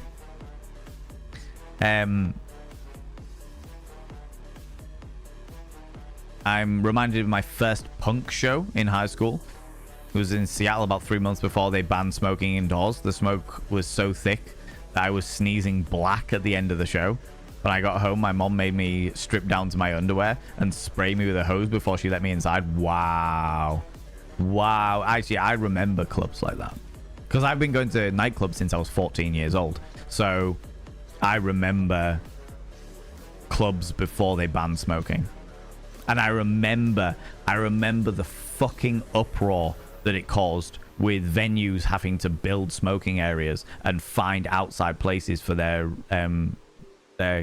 customers to smoke, and the amount of times that people were kicked out by bouncers because they sparked up, out of pure habit, they just sparked up a cigarette in the bar or sparked up a cigarette in the nightclub, and bouncers would be like, hey, put that out, and they're like, what the fuck are you talking about? And they're like, no, you gotta get kicked out. And it's just like, fucking hell. Took a while for people to get used to it. I remember all that. Jesus Christ. Yeah. Upselling packs of 10 is similar to the menthol ban. Yes, I think they did, Gothic Mew. I think you're entirely correct. They sold packs of... yeah, I think the only ones you can get at the moment in the UK are packs of 20. And they also, which I found really, really interesting, the progression was that they all had to be in plain packaging. So all cigarettes of all brands were in exactly the same packaging, just with different names on them. Then they banned menthols. Then they banned 10 packs of cigarettes. You had to buy a 20 pack of cigarettes if you wanted to buy them. Then they hiked the price, and then, which is constantly being hiked since then as well. And then it became a legal requirement where they had to put the side effects of smoking in picture form on the side of the cartons. So if you see a carton of cigarettes from the UK now, it'll have an image of lung disease. It'll have an image of throat cancer. And it's fucking horrible graphic images as a way of dissuading people from smoking. Wild. Fucking wild that those are the next... the ways that they will go to try and dissuade people, you know? After bearing in mind that when smoking really became habitual practice for the vast majority of people in the UK, it was a medicinal health. People said that the way to clear your lungs out was to smoke. Back in the 1800s, you know? What's that? You've got a chest infection. The best thing you can do is have a cigarette. Fucking wild shit. Absolutely fucking wild shit. You know? In fact, do you know what? I think that went right the way through to like the First World War and shit like that. Also, yeah, that's what I just read. Smoking looks sexy, but was all in the movies back in the day. I would never do it. Just like the look. Also would buy things. Do you know what, Persephone? They are A, definitely a waste of money, and B, the only time that I have ever felt an urge to smoke cigarettes is watching 1980s action movies, when they're always there with a bottle of beer and a cigarette. These fucking heroes are always there with a bottle of beer and a cigarette, sparking up a cigarette. Every single time I'm just like, oh, do you know what? I fancy a beer and a cigarette. I don't do it, but I did. There is definitely the urge for it, you know. Guarantee pleasure. I can guarantee a pleasurable experience. There's no guarantee of orgasms, but I can guarantee a pleasurable experience. For sure. For sure. You know? I smoked for about 2 weeks at college because all the other kids would disappear at break time and would return having made all of the decisions in the class projects. And I wanted to be part of it, but smoking didn't stick. So I got used to being an outsider. Had a couple of cigarettes since, but just to fit in. And it wasn't worth it, just to be part of the group. Yeah, that's fair. Do you know what, Blaze? One of the weird things that I genuinely do like about smoking, or used to be about smoking, was the way that my fingers smelled afterwards. And I know what you're thinking, you dirty fucks. But you'd have a cigarette, and then like these parts of your finger, which would hold the filter, would gain the smell of like the nicotine, as it were.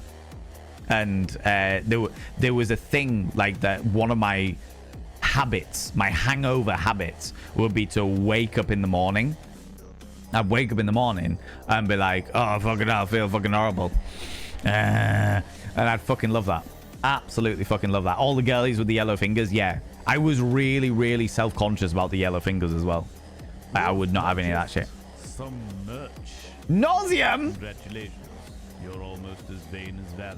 I love this. I love this. I'm glad that you got the homos where the heart is tea from the merch store. Thank you very much for that, you beautiful being. That means the world to me. That means the world to me. I hope that you enjoy the joyous thing, and let me feedback to me as well. Let me know how it is. Let me know whether it's a good t-shirt, a good print, and stuff like that. I always am keen to. I have to say the fourth wall so far have been fucking excellent when it comes to bits and pieces, but I'm always wanting to know. Do you know what I mean? Always wanting to know in case they change suppliers or something like that. You know. Do you want to try a cigar though? Just a weird bucket list thing. Cigars are weird. I didn't get into cigars because cigars, you don't inhale the smoke. You suck it into your mouth and roll the smoke around your mouth and then exhale so that it never actually goes into your lungs. And I didn't see the point of that because the smoke doesn't really taste of anything. So you're just like, no, all right, go, fucking whatever. You know, the only times I've ever had a cigar, I had a cigar. Fucking hell. I had a cigar at my brother's 1920s party, so I could be like, "How's it going, Sam? Listen here, she." With a big fuck off cigar. I see what you've been doing with Moxie. Don't you be coming around here stirring the pot, she. And I had a cigar when I spent like 3 hours searching for Twiglets, and then when I finally found Twiglets, I went to about 10 different supermarkets to find Twiglets, found the Twiglets, and was like, I can't have spent 3 hours just searching for these Twiglets. I need to buy something else. What goes with Twiglets? Well, Twiglets is a nibble food. What goes with nibbles? Red wine and cigars. So I bought a bottle of red wine, a couple of cigars, and sat and watched Trapdoor, if I remember correctly. I sat and watched the old plasticine stop motion Trapdoor with red wine, a cigar, and Twiglets. Ah, Jesus Christ. My life. I love how fucking weird you are sometimes, Valen. Yeah. This is where the little connections that happen in my brain, and I'm just like, right, well, this is the way this is going to be. This is the way this is going to be. All right. That's where I'm at. But yeah, I can understand the wanting to try a cigar, but I will say that they are they're not very good. Of all of the nicotine products that I have partaken in, from the various types of cigarettes to vapes to shishas to shishas are fucking awful for you. They are so unbelievable. From a health point of view, they are the fucking worst. They are worse than all of the above. They are so fucking bad for you. So yeah, if you get the opportunity to do a shisha, don't fucking do it. It's not worth it. As much as it is quite an enjoyable experience, having done it myself, it is so fucking bad for you. And I could go into why it's so bad for you, but I'm not gonna fucking do that because I'm sure that many of you will have done shishas in the past. But yeah, they're really fucking bad for you. And then cigars. Cigars are, yeah, I'd say of all of them, the cigars are the least enjoyable experience. You know, in regards to all of them, the worst of them for your health is shishas. For sure. The shisha is the water bong type thing. Yes. Yeah. So you put the tobacco in the top of it, and you put a hot coal on top of the tobacco. The air gets sucked down the tube into the water, which cools the smoke itself, and then you inhale through the tube, so it sort of like distills. And the idea is that the water sort of pulls out all the toxins and stuff from the smoke, and that's not true at all. It does get nasty. The water does become real nasty, but yeah, they're not good. They're very, very, very, very, very, very bad for you. Worse than all of the others combined, you know. Subculture is where the bottom starts making a sourdough starter, right? Yeah, that's the one. Yeah. I'm allergic to morphine. That was a fun one. The time the doctor thought I was wrong.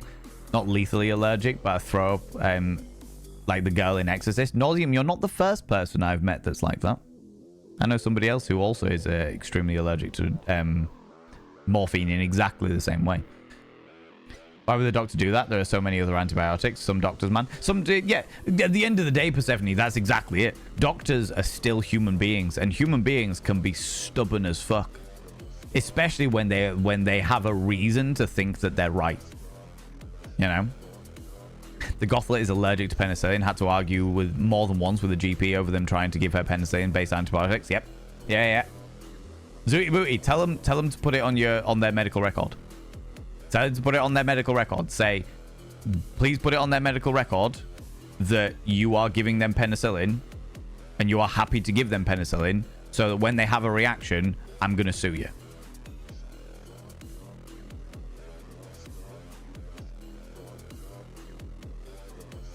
You will be surprised at how quickly they backtrack. I've done that before. I've been like, cool, that's great. You want to give me penicillin? Then please make sure that you document that on the medical record that you are going to give me penicillin. Document on the medical record that I have actively said to you that I am allergic to penicillin. Do not give me penicillin. And then when I have a reaction, because you know better, I will happily take you to court over it. Over medical negligence, because you didn't want to give me something else. Sure, I'll do that. I'm happy with this. You know, there's a difference between sensitivities and full-blown allergies, anaphylaxis. Still advocate for yourselves. Like, yes, yeah, 100%, Safi. Yes, 100%.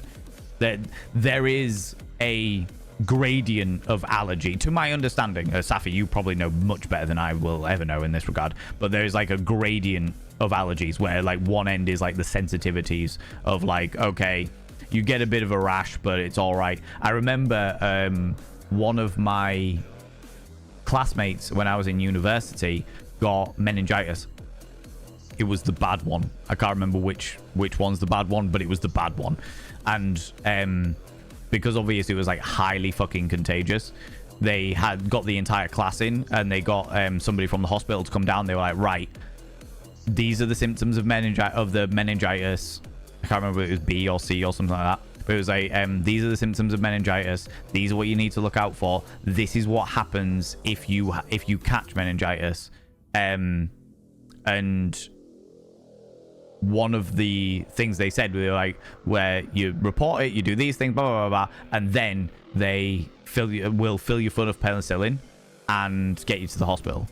And I was like, excuse me, what happens if you're highly allergic to penicillin? And they were like, we'll still fill you full of penicillin and deal with the after effects afterwards, because it is better that you're full of antibiotics that are dealing with the meningitis than it is to try and find something else first. And I was like, all right. And they were like, we know, or we can nearly guarantee that the penicillin won't kill you. So it is better for us to deal with the situation there. And that was, I mean, fucking hell, that was 20 years ago. So I don't know whether things will have changed now, but that was what they told us at the time. They were like, the allergies to penicillin are rarely fatal, so we'd still fill you full of penicillin and then deal with the consequences afterwards, because that is the lesser of two evils. I was like, all right, fair enough. Let's just hope I don't get it, because I don't want to have to go through that shit, you know. Let's subscribe to them. This pill will make you sick. Yeah, A+ doctors, right? I've grabbed some cigs out of people's hands and mouths because they did not listen, kept forgetting about it. Yeah. Refused to believe you. My doctor was just an idiot. They accepted that I was allergic, but somehow didn't see it on my open file inches from their face, and then tried to give me it basically the same thing under a different name. Yeah, amoxicillin is penicillin based. That's like I'm gonna take a wild stab here, but the way I imagine it is like the difference between opium and morphine. Or morphine and heroin is probably a much better comparison. Do you know what I mean? Amoxicillin and penicillin have the same basis of drug. The same basis of the penicillin thingy. API, active pharmaceutical ingredient. Whereas, yeah, I imagine it's the same for like morphine and heroin, you know? I'm lucky I knew that amoxicillin was a no-no with penicillin allergy. Wonder how many others would have just taken them. Oh, many people. Many people. For sure. And then wondered why they were having all these weird side effects, you know? We still have you have the gory photos over in Canada as well, Potato Women Justice. Oh, how you doing, friends? How's it going? In our high school, had a shed at the edge of the school grounds where all the smoker kids and the cleaning ladies would smoke between breaks. Amazing. We had on the edge of, like, there was a giant fuck off field in our secondary school, and at the very, very far end of the field was like a bunch of trees, and all the smokers would go down there, including some teachers, you know. As a smoker, I get that, yeah. The smoke when one has a hangover is helpful. You see, I can't do that, One True Cripple. Despite having been a smoker and doing stuff like that, I can't have a cigarette when I'm hungover. It makes me feel so bad. It's just, it makes everything 10 times worse, you know. The only thing I smoke is weed, but I stopped because Ramadan. Fair. One of the fastest way to influence the state of an orgasm. It's pleasant without the calories. It would, I would just give in to the hedonistic urge for more. Who's going to stop me? They are prepped and sold, no hassle at all. If you keep yourself sensitized, going nuclear on a hookah once a couple of years can get you to a place.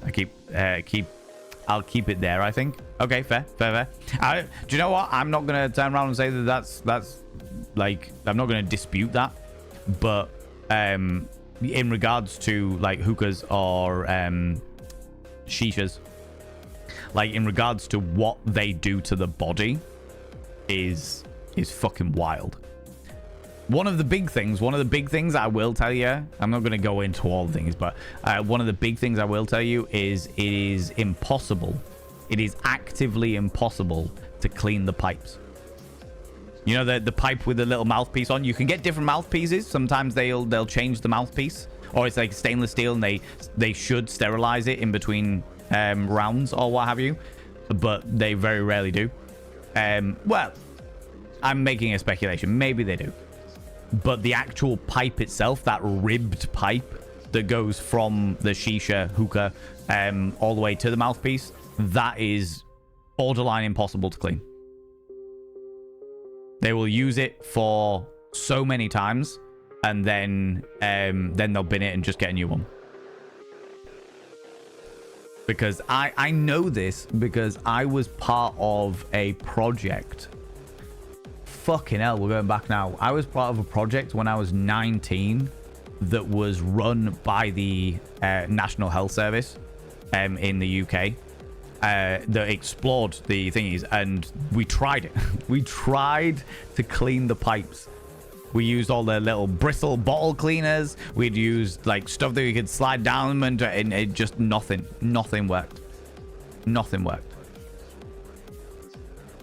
And that's one of the major problems with shishas, which I was really pissed off to find out about, by the way, friends. I was genuinely fucking livid to find out about this because I fucking loved a shisha. I really, really, really enjoyed them. And yeah, it was really upsetting. It was really upsetting to know that was the case, you know. Nicotine stains on my fingers. Got a silver spoon on a chain. Oh. I missed, because of the fact that I've got everything on dark mode there, night loaded, I missed the weird little music notes there, and I was like, oh, excuse me, what? What? Didn't realize you were quoting a song. How you doing, night loaded? How's it going? Don't get why not watch a hangover movie, a movie that you watch but don't have to think about. Oh, I definitely do that. But also, if people have different hangover habits, you know what I mean? That's all good. Just put a dick in your mouth and roll it around. Fuck cigars. To be fair, I would genuinely get more satisfaction out of rolling a dick around my mouth than I would huffing on a cigar. You know? I wish you knew that you weren't supposed to inhale them. That was bad times. The Nibirin, I'm not going to lie to you. I inhaled my cigars. You're not supposed to.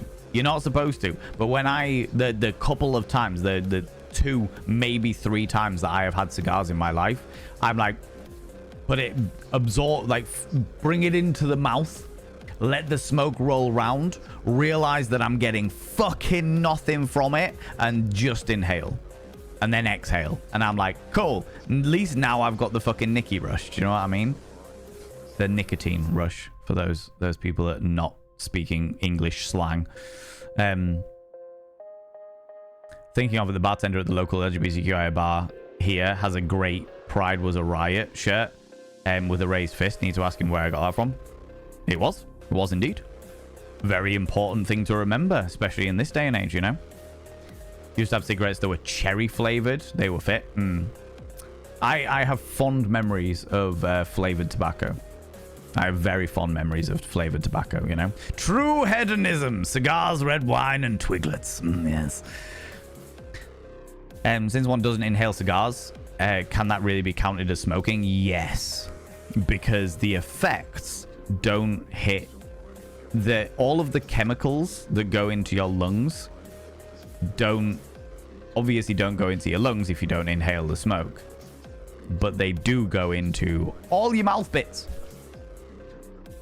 All your mouth bits.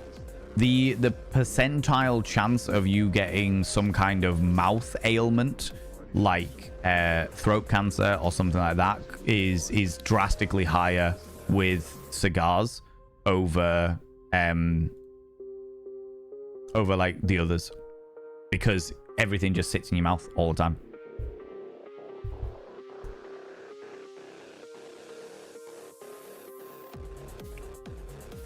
Cool.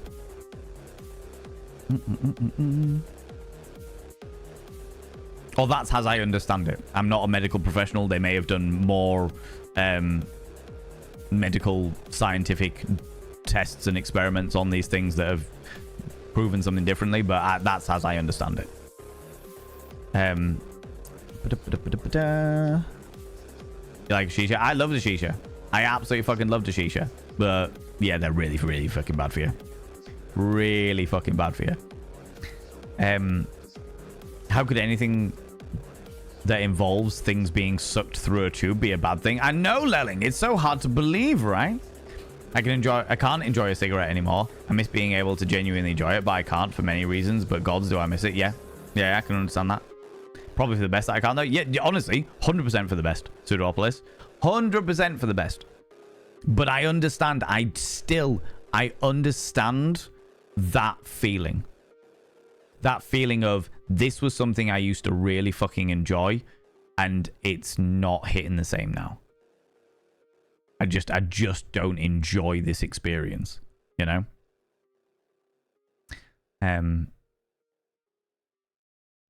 After that, no, that I hadn't thought of that yet. It's surprisingly remarkable, Zooty Booty. Do you know, I think it was Lady Cleo that originally brought this concept to my mind. Of getting medical professionals. If you have, like Safi was saying, advocate for yourself. If you know something about your own body, like an allergy that may be unregistered or unrecognized or something like that, or a particularly sensitivity, a severe sensitivity to something,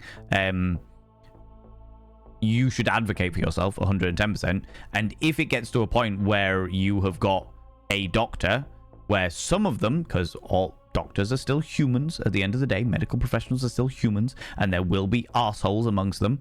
Many of them are absolutely fucking legendary people.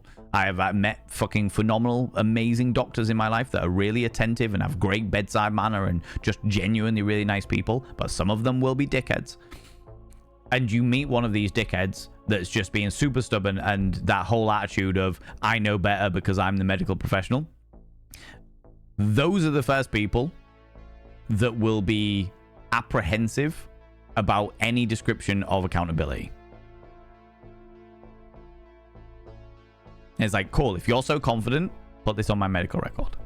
If you're so confident when I have explained to you that I am not okay with this, that this will have a bad reaction with me based on my own previous experiences with this medication or with medication like it, and you are still telling me that there are no alternatives, put it on my medical record.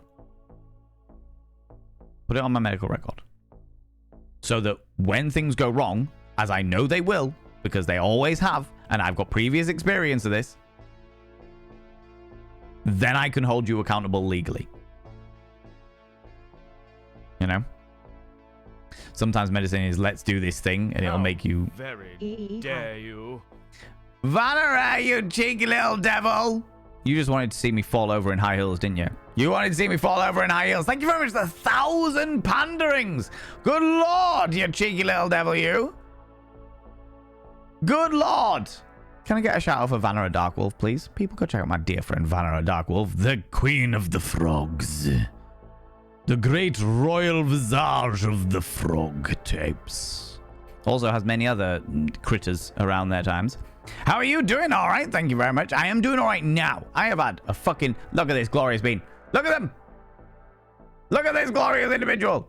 They're wonderful. They're glorious. They deserve your love and attention. They deserve... If you enjoy chaos, which I know you people do, if you enjoy chaos, you will enjoy Vanera Darkwolf streams because they are chaotic as fuck. There's a lot of chaos that goes on over there. I'm doing all right. I have had a miserable day, but chat has put a smile back on my face. It put a smile back on my old chops. Yeah, I'm doing all right. Doing all right. How are you doing? Bahamut's Vengeance, excuse me. Hi from Scotland. How's it going? I'm from Yorkshire. Welcome on in. How you doing? How's things? You've been here before, Bahamut's Vengeance. I recognize your name.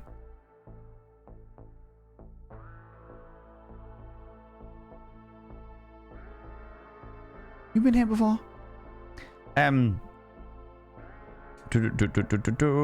Meningitis does not fuck around. Any risk is worth taking. Yeah. Allergies are also not constant. Yes, you can gain allergies, and you can gain allergies out of fucking nowhere, and you can lose allergies. Like you can get used to them, or your body can get used to it. Do you know what I mean? Been busy with work. That's all good. That's all good. I hope the work has been treating you well then. Doctors get excited when you say you're not allergic to penicillin. Oh, I can imagine, yeah. Benzyl penicillin is carried on all UK ambulances for treatment of acute bacterial meningitis. We can still give Ben-Pen to meningitis patients providing their allergy penicillin is no more than a rash per current guidelines. Cool. Thank you very much. But Ben-Pen is so good at breaking down bacteria. Amazing. Thank you very much for the medical know-how there. Do you know what I mean? Appreciate that. Thanks for the insight. Yonk, you're very, very welcome. You're very welcome, friend. Welcome on in. How's it going?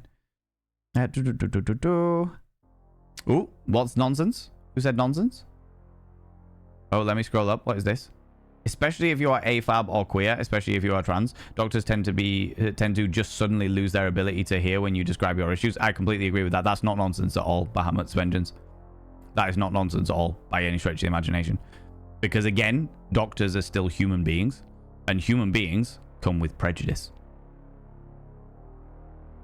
And there are some phenomenal, amazing, open-minded, welcoming people within the medical professionals. 110%. Phenomenal people doing amazing and like encouraging and supportive work. But not all of them. There are an awful lot of people. There's fucking even taking away like the topic of like trans people's existences, which should never be overlooked, but taking it back to like the fact that there are medical professionals out there that refuse to do something with somebody, or refuse to do a procedure because somebody is gay. Refuse to do a procedure because there was a situation. Where did I read it? Oh, it was fucking decades ago. It was literally about 10 years ago, where a friend of mine linked me to an article where there was a doctor in America who was refusing to do a procedure because they were staunchly Christian, and their patient was living with their partner out of wedlock. And it was just like, you fucking what? Well, I disagree with it. I'm a staunch Christian. If you're living together, you're doing things together, which you're obviously doing some kind of sexy times and whatever, you should be married. I won't treat you if you're not married. What the fuck? The fuck is wrong with you? Do you know what I mean? So yeah, 100%. I couldn't agree more. If you are a queer person, or very specifically, if you are a trans person, I mean, Jesus Christ, cisgender women get all kinds of shit. But the medical negligence that has happened throughout the past several hundred years when it comes to women in general, like, for example, the fact that nearly every single side effect, not all of them, but nearly every single side effect prior to the year 2000 that was listed on any single medication was all tested on men.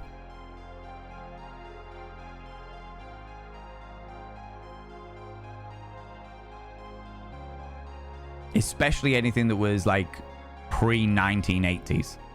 Everything was tested on men. So all of the side effects were all like based on cisgender men. Welcome on in. Oh my lordy, how's it going, Frost? Ladies and gentlemen and all genders outside and in between, delve deep into your pits of popcorn and throw them at the raiders, throw them at these cheeky devils. Look at these people coming in here. I mean, really, could you even imagine? I mean, the scandal, the preposterousness. Look at them coming in here, getting all up in our business. I mean, dear Lord, I can't believe it. Monty, calm it down. Monty, just woe it down. Trying to say hello to the raiders. Hello, raiders. How's it going, Frost? Hello, you beautiful individual. What were you up to today, you cheeky little devil? Welcome on in. Thank you very much for bringing all your people over and dropping them off with us. I appreciate this. I appreciate that's very, very kind of you, glorious individual. What were you up to? Tell me how things are. Friends, if you are new here, two things. Oh, you're doing some retro. Ah, yes. Yes, the old days, I see. Back when we were plucky young whippersnappers. Where we had a good time in the old Atari. Yes, I remember that. Oh, yes, that was good times. American McGee's Alice. Is it your first time playing this game? Is it your first time playing American McGee's Alice? Perchance? Yes. How are you finding it? How are you finding the game? Pray tell. Friends, if you're new here, two things you need to know about this channel. One, you're not allowed to apologize. Instead of saying sorry, try saying thank you. Instead of saying sorry, I'm late, say thanks for waiting. Instead of saying sorry, I'm such a burden, say thanks for being there for me. It'll make you a much more positive individual. Two, if you're under the age of 18, I have to ask you to leave. All right? I have to ask you to leave because I am a colossal filth wizard. We talk about sex like all the time. And yeah, I don't want to get in trouble for doing all the things and the stuff and the bits and pieces. You come in a very serious topic, but we're happy to take a slight adjourn. We were talking about cigarettes, which naturally escalated. You know, my PC back in the day couldn't handle it, so you've come back with renewed vigor. And so far, so good. The design is so good. So I haven't played the original American McGee's Alice because I couldn't get my head around the controls when it happened. However, I have played The Madness Returns. And have you played Madness Returns? Before I go into it, have you played Madness Returns? Is that a thing? Have you played this yet? Also, welcome on in, you beautiful people. How you doing? How's it going? Fast does full franchise playthroughs. This is another first playthrough. Okay. So you haven't played fresh for the whole series. Cool. I won't say a thing. What will I say? I will say that American McGee's Alice, The Madness Returns is a beautiful game and it is excellent. I will also say, without...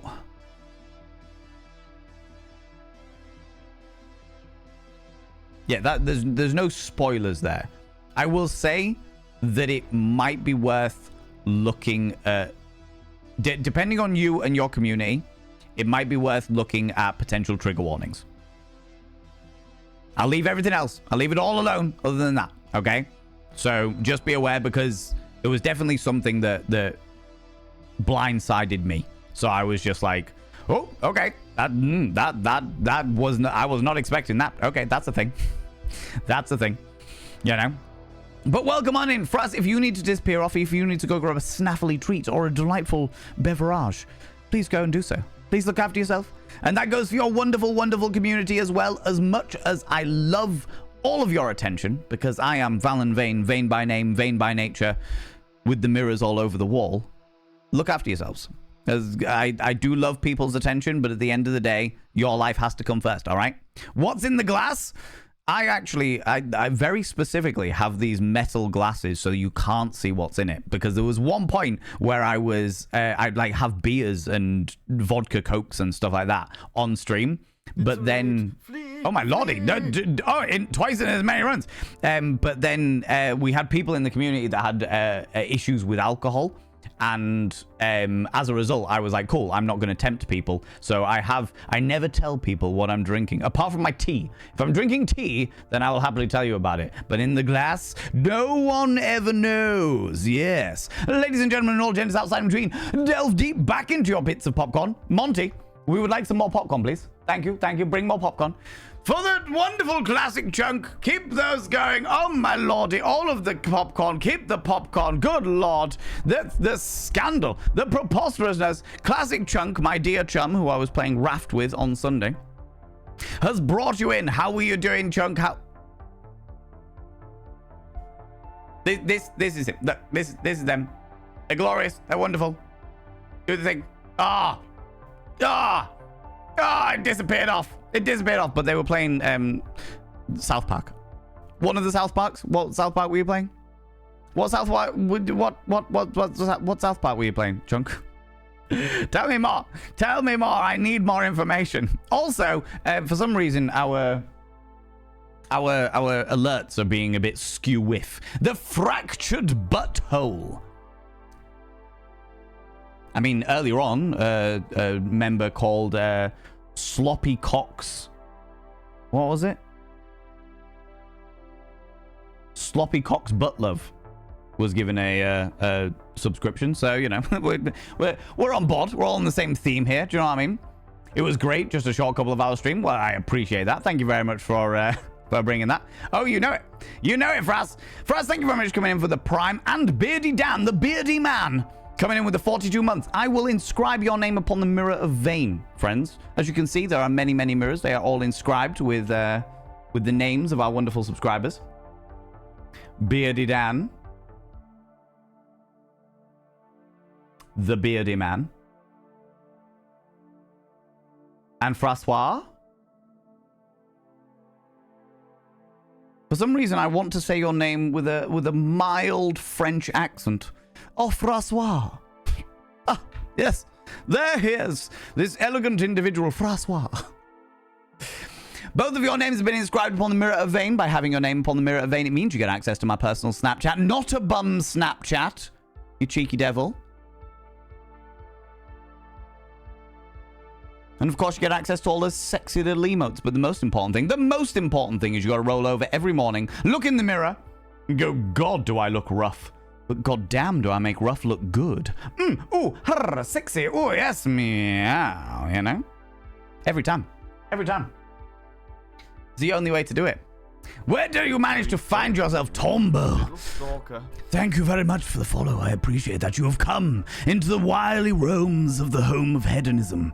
I bought this house because it was number 69 and decorated it like Prince fucked the Moulin Rouge. The entire purpose is that people come into my home and immediately question their life choices. This is my life. Yes. Welcome on in, friends. How you doing? I am a sex educator, a cabaret host, and a very questionable individual. Yeah, it's the only way I know how to be. It's the only way I know how to be. But welcome on in, you glorious individuals. Thank you very much for all these, all this wonderful attention. As I have previously said, that if you do need to disappear off, this goes for Classic Chunks people as well. If you need to disappear off, if you need to go grab some kind of snaffly treat, some delightful beverage, please go do so. Please look after yourself. I am, as much as I love your attention, and I do love the attention, you gotta look after yourself. You gotta look after yourself. You gotta look after yourself, you know? It's the only way to be. I love that intro. Thank you very much. Thank you very much. I appreciate it, you know? Valen, you are now my spirit animal. I will happily do that. Indulge in it. Indulge in it. Just remember, don't do anything I wouldn't do, because if I wouldn't do it, it'll fucking kill you, all right? I just, don't do that, all right? When did the Industrial Revolution begin? Oh, God damn it, Pseudopolis. Oh, God. When I said ask an industry question, I didn't mean ask an industry question about industry in general. I was like referring to you know, content creation. Just comes in. When did the Industrial Revolution begin? But I can answer that question for you.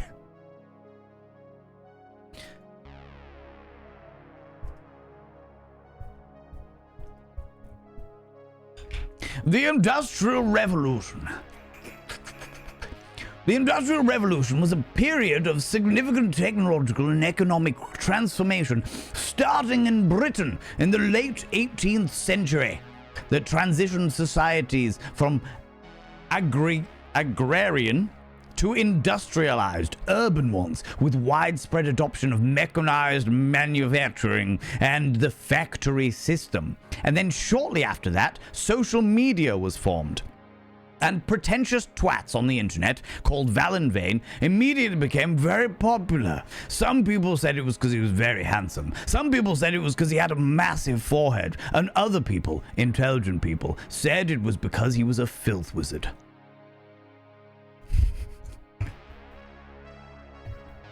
Brilliant. I love that, Pseudopolis. I will refund your points because that was more of a... reject and refund. Yes, I'll refund your points because I just had fun with that. I had fun with that. Hi, Junk. Would you like a mushroom? Why would you do this to me? Why would you bring that sin, that evil near me? He's trying to be nice. No. Oh. Oh. Oh, good Lord. Oh, there's something wrong with you. Oh, he's corrupt of the soul. I will have him flayed at dawn. Oh. Oh. Oh. Oh. Oh.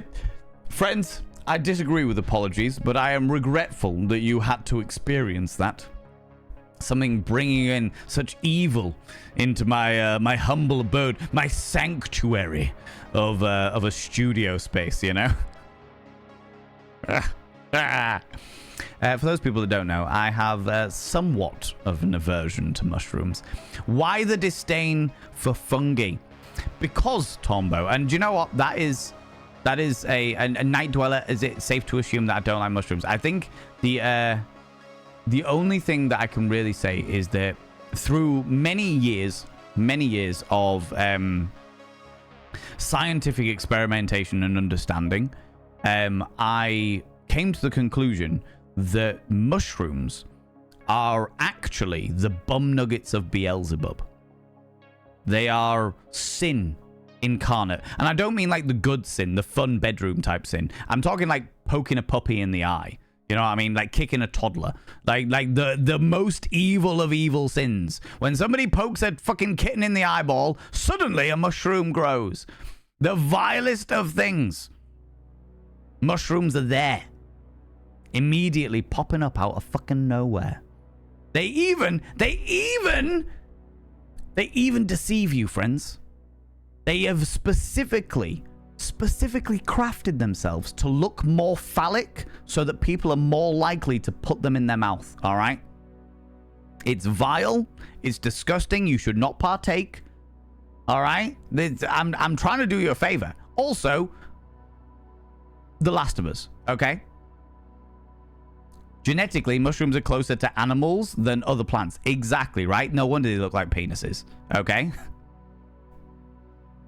They have the devil's butt nuggets, exactly.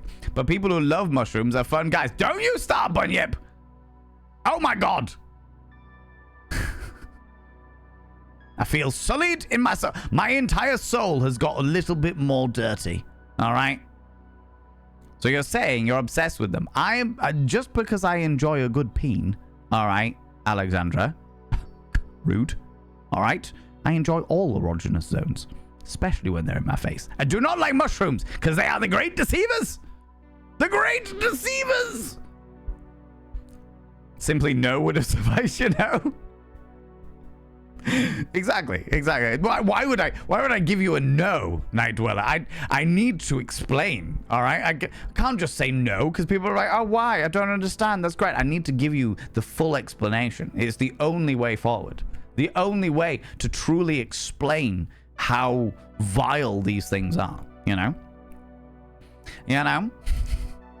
Look at the like, tiny tips. They do look like tiny tips. That's what they're doing. They're trying to deceive you, trying to lull you into a false sense of security. It's very bad. It's very bad. Bad times. Bad times all around. All right. Oh, I completely keep forgetting. Friends, if you are new here and if you're new here and you would like to follow, this is your reminder to follow. I don't normally do that. I'm not very good at self-promoting myself, but I realized that there's about 4 creators that I have raided into in the past like 2 months where I've been like, this is a really cool creator. I will check them out next time, and then forgotten to fucking follow and cannot fucking find them for the life of me. So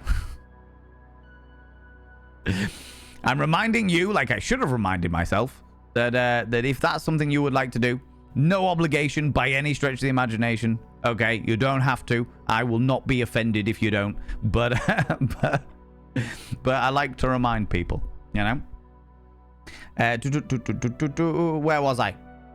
Mismatched socks. Mismatched socks. Mismatched socks are not like evil. It's just inappropriate. Do you know what I mean? So it's just inappropriate. I wouldn't say that like you're definitely going to hell for having mismatched socks, but I would judge you harshly. You know, I will look at you with mild disdain. Sorry, Junk, already ate. There's not mushroom. Oh my god, Milky Pork. Badger. Mushroom. Mr. Weeble is on Twitch, if you didn't know that. We have raided into them before, and they have raided into us before, which was fucking weird because I grew up on Mr. Weeble when I was a wee whippersnapper. And I can't remember if it's Mr. Weeble as one word. Oh, you followed me. Ooh, you little stalker. It's not. Thank you very much for the follow, you beautiful bean. I don't like to call people out just in case they are lurking, but I appreciate it all the same. Let me give them a shout out because I've got their name right there. Yeah, if you do like Mr. Weeble, if you like badger, mushroom, snake, it's a snake. If you like all that shit, then Mr. Weeble is actually on Twitch. You can check them out. You can actually go follow them. That's a thing that exists. You are welcome. Here's a question. I went to raid the other day and I was denied. Is there a time that you don't let raids in? Yes, I do actually, Frass. So I normally stop. Like when I'm expecting, like when the conversation is winding down a little bit and I'm expecting to be on for like another half an hour or so, I tend to turn off my raids. So I want people, if somebody is being gracious enough with their community to bring them over to me, I want them to get a good sample of what kind of shit that I get up to, you know? I like to make sure that there is like a good period of time where we can have like a good conversation, or they can see like what kind of gaming I'd get into and shit like that. So I like to like try and gauge it like that, really. You know what I mean? Good stuff. Yeah. It's never a scenario where I'm like, do you know what, fucking done. But do you have that on Stream Deck or something? No, just go into the settings.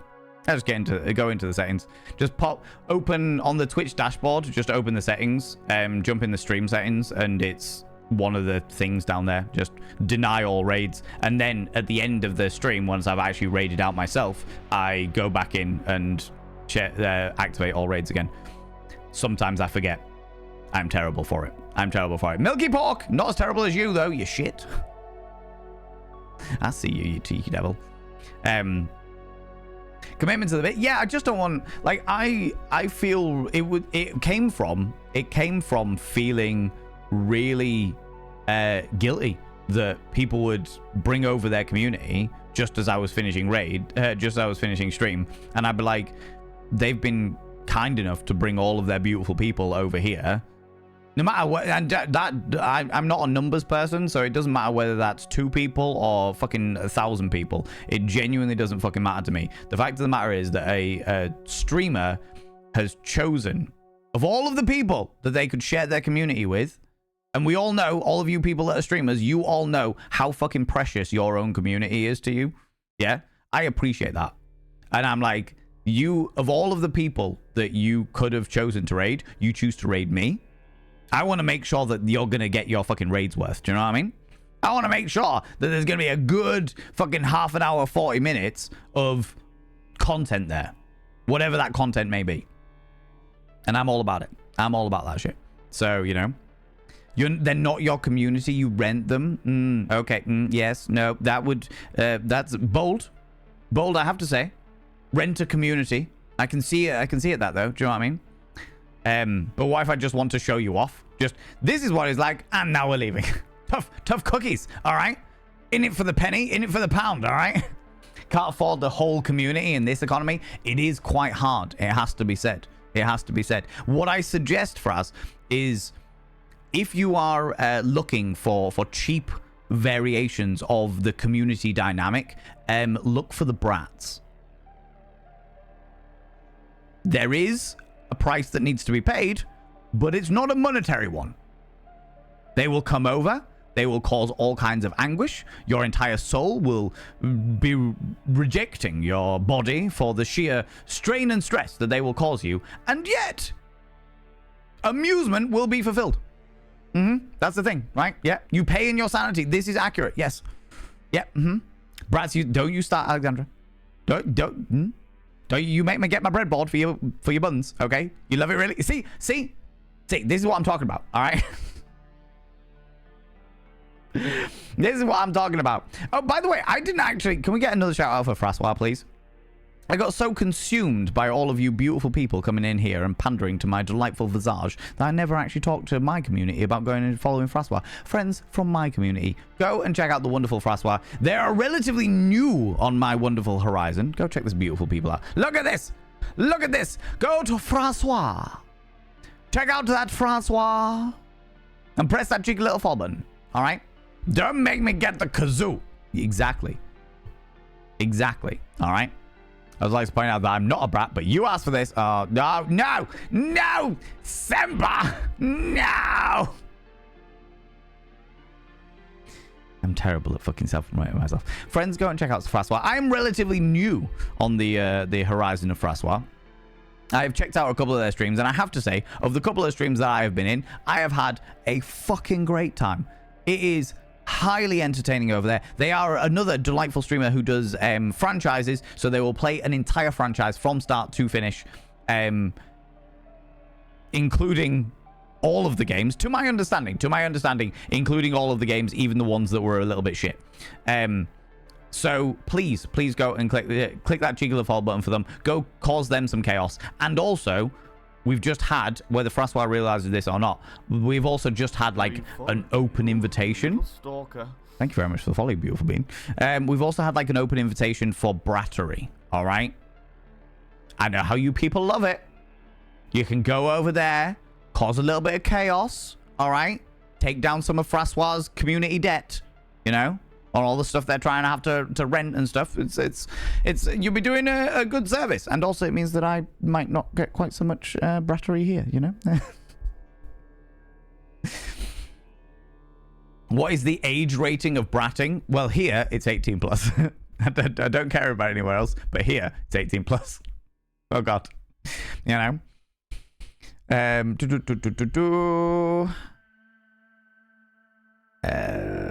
I'll eat your mushrooms. Will you eat my Brussels sprouts? I take a good Brussels sprout. I'd take a good Brussels sprout.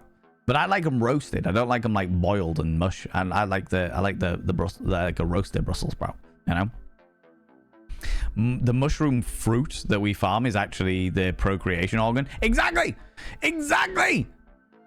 Holger, you know it. It's all about that trying to just their little penises, cheeky little peens. Okay, god damn it, little peens, shits. Not the sock discussion again. Oh yeah, Mayor, it's come full circle. All right. What about mismatched bra and underwear? I am more forgiving of that, Persephone. However, and the reason why I'm more forgiving of that is because A, I don't need a bra, and therefore it's extremely fucking hypocritical of me to judge somebody based on their underwear dynamics. Do you know what I mean? As somebody who doesn't need it, it's I can't sit on my little fucking horse of cisgender white male privilege and be like, hey, what the fuck are you doing? Do you know what I mean? I also understand that boobs are fucking heavy. I love them. I am enthusiastic about them. All right, but they are heavy.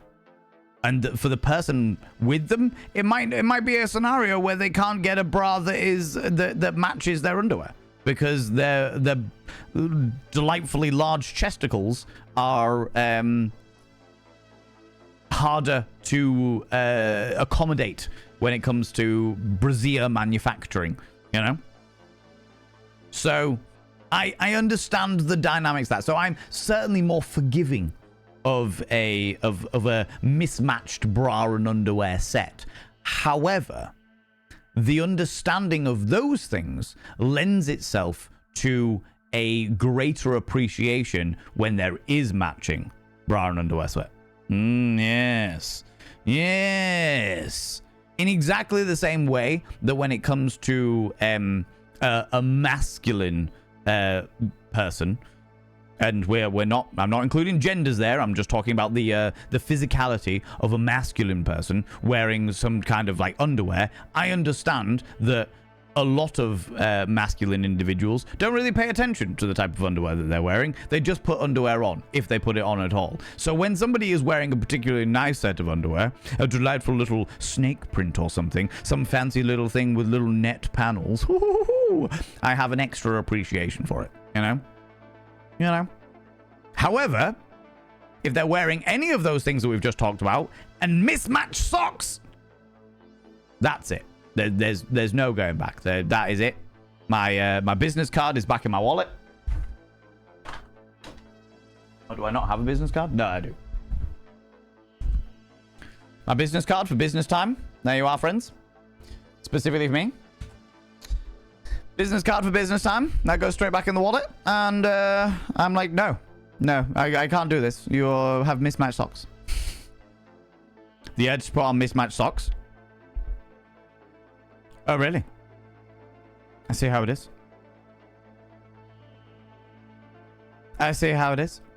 Rude is what it is. Unpopular opinion, mismatched socks can be cute if done in a classy way. Mismatched socks can be cute. Do you know what? I have to say, Sir Bunyip, I have to say that I don't seek out cuteness. I've realized this as a person. I don't seek out cuteness.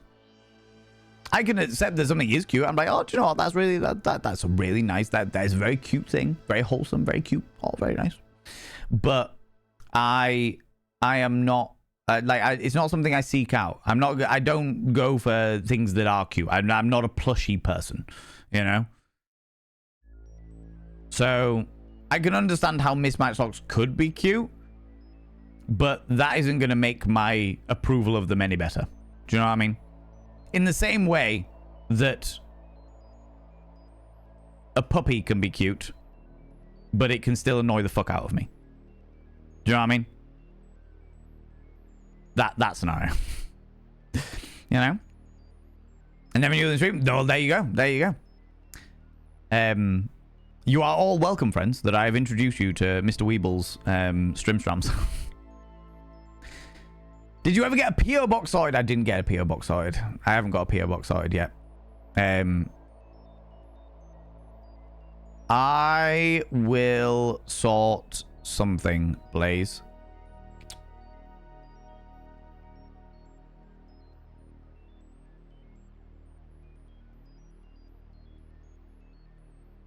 If need be, Blaze, can you drop me a DM on Discord, Blaze?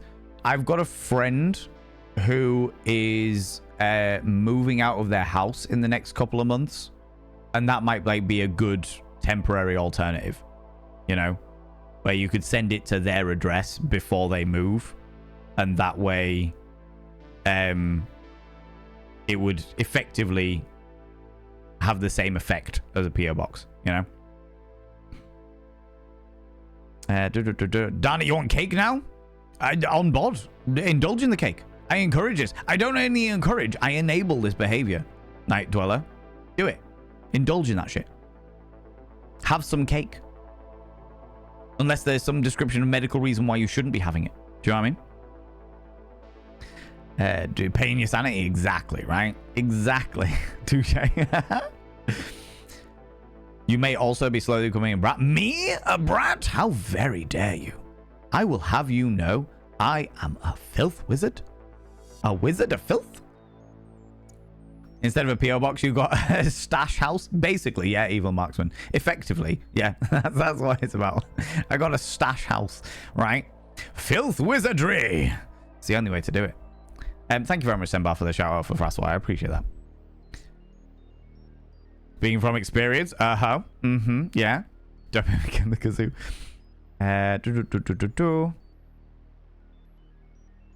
Now you've made it about me for a second. I need to go throw things in my mouth. Fraswell, go. Go. Indulge. Enjoy food that is not mushrooms. And I hope you have a phenomenal rest of your evening.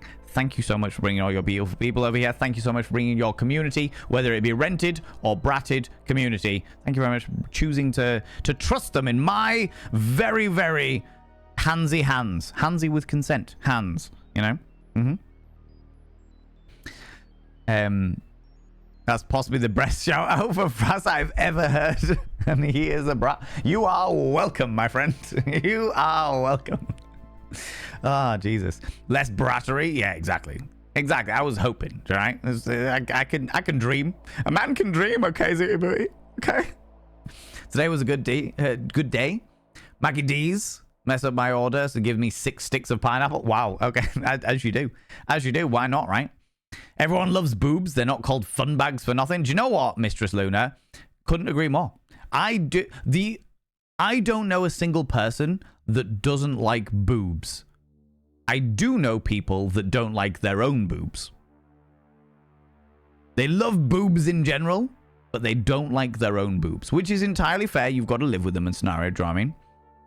But man tits, that's fair. But personal preferences, I know many people that love the man tits. You know what I mean? Love the old moob. That's perfectly grand. But yeah, in regards to breasticles, boobs instead of moobs. I know that many people don't like their own boobs, but they do love boobs in general. It is possibly the one thing that unites humanity. The only thing that has ever existed in the entirety of the human race is the appreciation of breasts. What if you're wearing hiking socks? Why would you not match? Is there something in the hiking community that I don't know about? Do they only sell one sock at a time? Or are you talking about in the boudoir? If somebody comes to me wearing hiking socks. Do you know what? I'm not against it. And there's a very specific reason for that. Because they have done scientific experiments. And they have proved that it is easier for a person to achieve orgasm if their feet are nice and toasty. Sex educator, we found out all the things.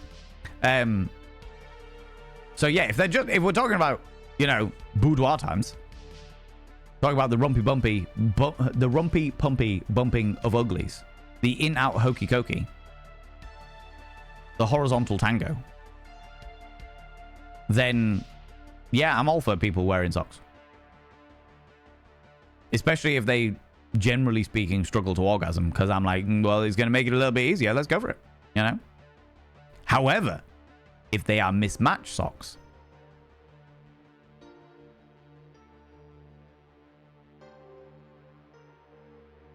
good Lord.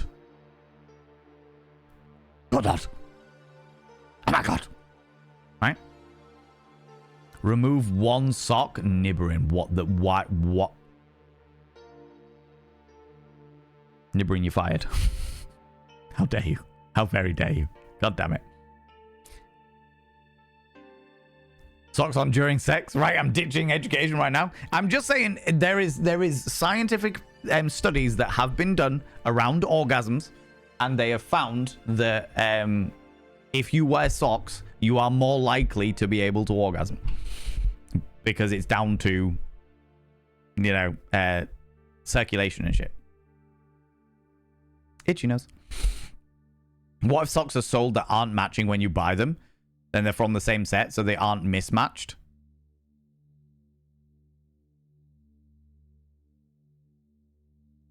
But why would you buy mismatched socks? That seems like a very odd scenario. Why would you do that to yourself?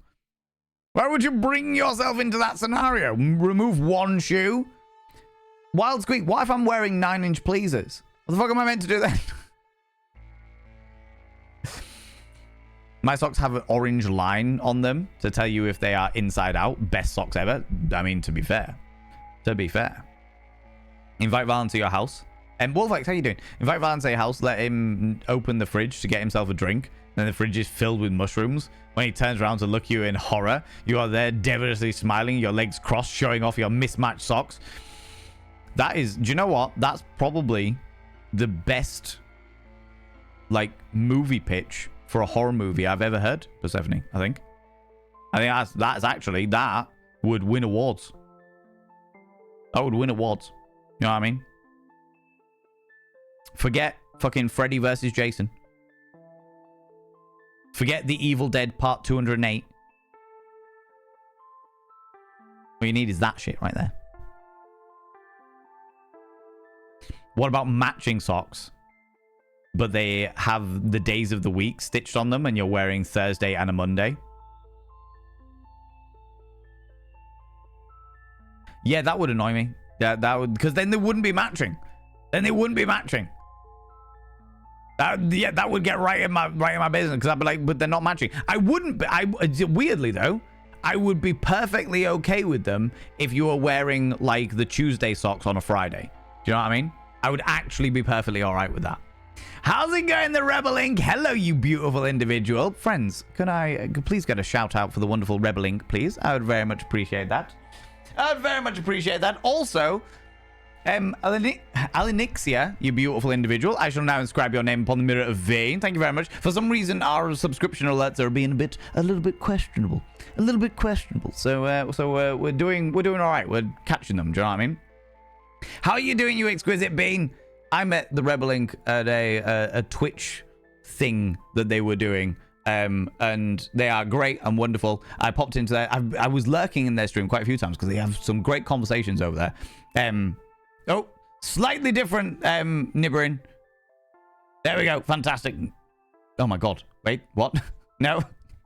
We'll get there. Hold on. It's all right. Almost. It's cool. I can do it. I can do it.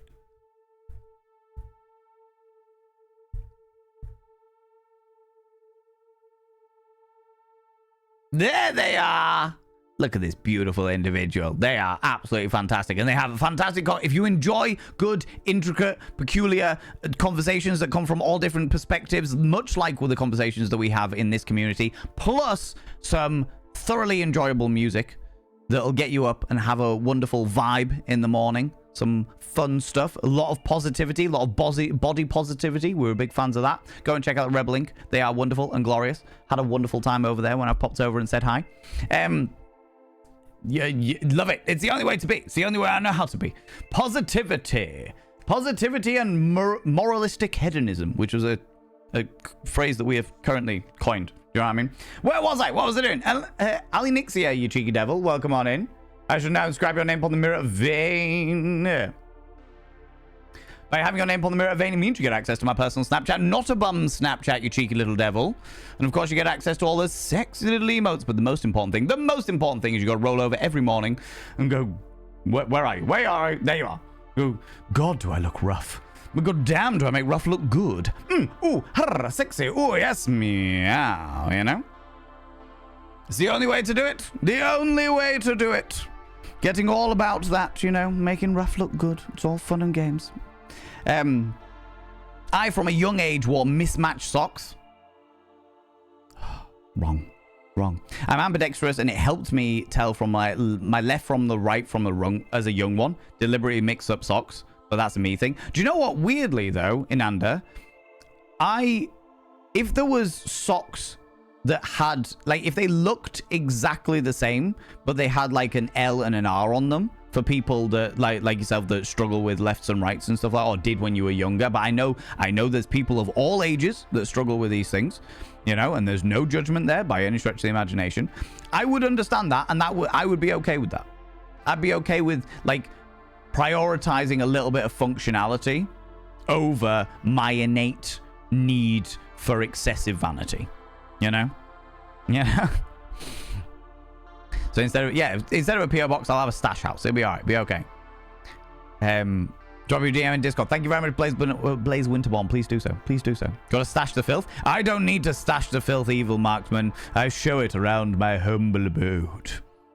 Come down to the humble abode. See my wonderful levels of filth. Behold.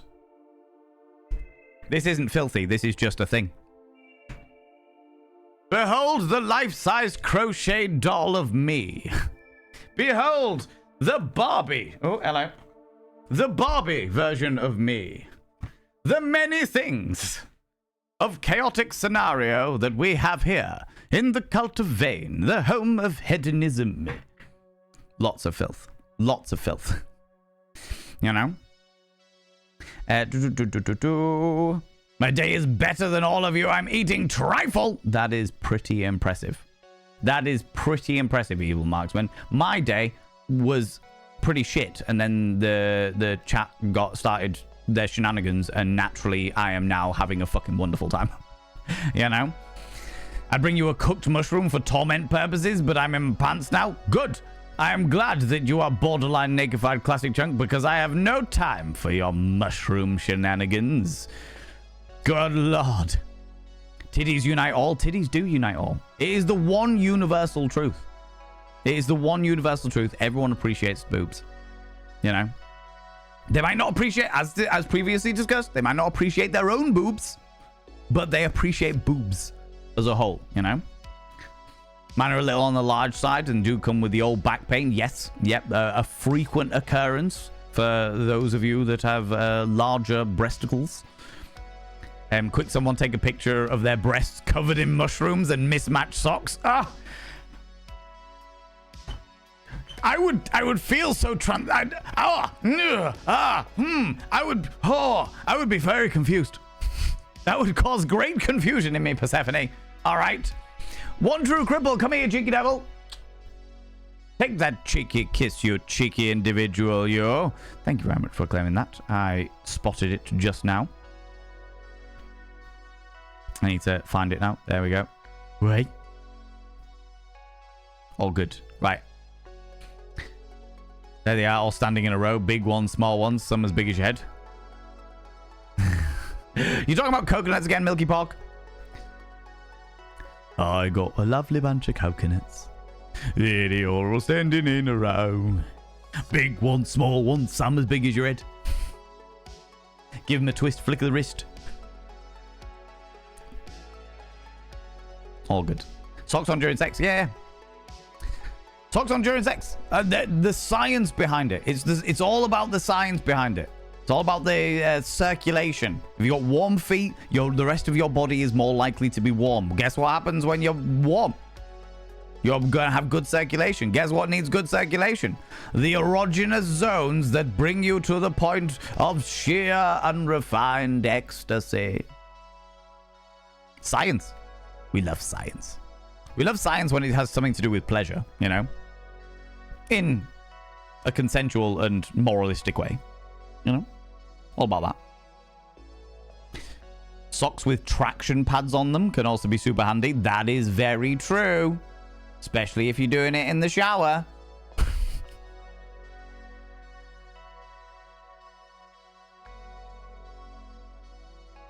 That's where I'm going with that one. My opinion, there is such a thing as a right sock and a left sock. They are not interchangeable. I agree with you, Blaze Winterborn. But I agree with you because my socks tend to... like, I've worn them on the relevant foot for such a prolonged period of time that even after they've been washed, they look like a right foot and a left foot. Due to the angular nature of my delightful little piggy toes. You know? An erotic scene would have them both, and only have one sock on. Pombo, you vex me. What is this? Why would you say this thing? Oh my god. I love the word back on socks talk. It happens, alright? It happens. Oh, Jesus. There aren't many recurring subjects that we go into, but apparently mismatched socks is the one that we keep coming back to, alright? Molded to the shape of the foot. Exactly. Exactly. And I have delightfully peculiar feet. They're not unattractive feet, but they are peculiar. You know? Paint me toenails and everything. That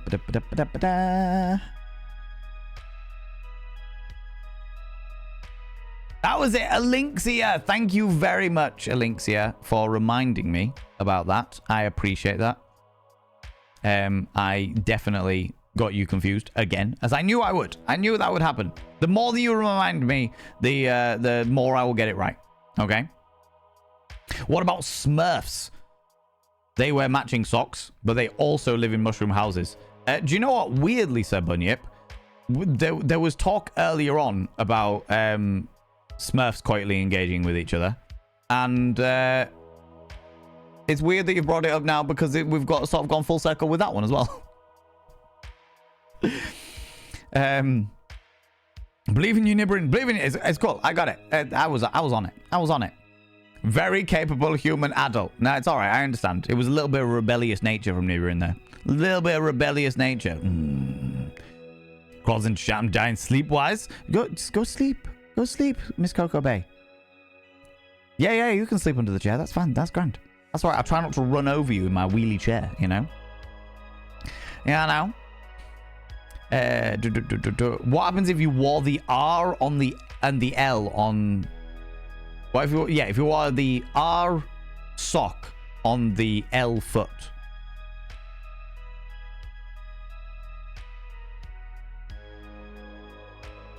Then I would probably be... Do you know what, Mistress Luna? I would probably be less upset about that. And the reason why I would be less upset about that, because as much as the idea of doing that would vex me, the amount of fuck-ups that person would create by having... If they struggled with left and right generally, and then they put them on the wrong foot, they were definitely going to reap the consequences of their own actions, I think. You know? And that would make everything a little bit easier for me, I think. You know? Valen, not only a sex educator, also a socks educator. Yeah, exactly, Max. Exactly. Do socks really go on one foot over another? I mean, I wouldn't say so. My socks just go on my feet. You people are making me think about the quantum physics of socks, and it is, yeah, feel so at home. I am shit show ringmaster. Yeah, on board it. On board it. All about the chaos. And the chaos that you have in your streams, Rebel Inc, is very, very similar to the chaos that we have here. Wholesome, a little bit bratty, but at the same time, chaotic as shit. Yeah, 100%. No idea where the left and right is. Cannot directions any of this. I have a friend. I have a friend who has that. What's the medical condition where you can't tell the left from the right? Medical condition. cannot tell left from right. It falls into one of the other ones, right? Oh, no, it's not the one I was thinking of, but Gertzmann syndrome.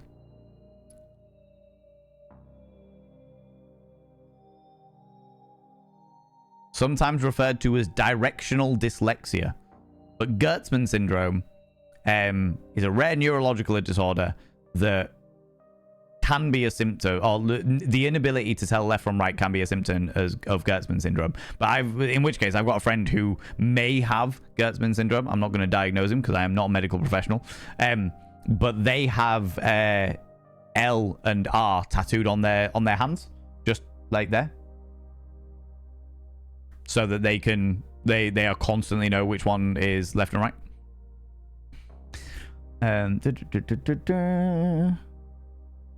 He's wearing mismatched socks. One has tiny willies on it, and the other one has naked aliens. No! If you're going to do it, have both socks wearing tiny willies, or both socks with naked aliens. My ex once bought me some day of the week socks, as she would get mildly annoyed at the odd sock shenanigans. Didn't work. I would just wear one Sunday sock and one Tuesday sock on a Thursday. We were talking about that earlier, Classic Chunk. I would be perfectly okay if you wore, like, the Tuesday socks on the Sunday or a Friday or any day that wasn't Tuesday. There's a certain level of rebellious nature to that I have to appreciate a little bit, you know? But having one and a different one, having a Tuesday and a Sunday on a Thursday, that would drive me up the wall. Drive me up the bloody wall. How's it going, Chic Shake? How you doing, you cheeky devil? Welcome on in. Sex positive show, and I'm sitting here practicing lock picking. Yeah, why not? Why not?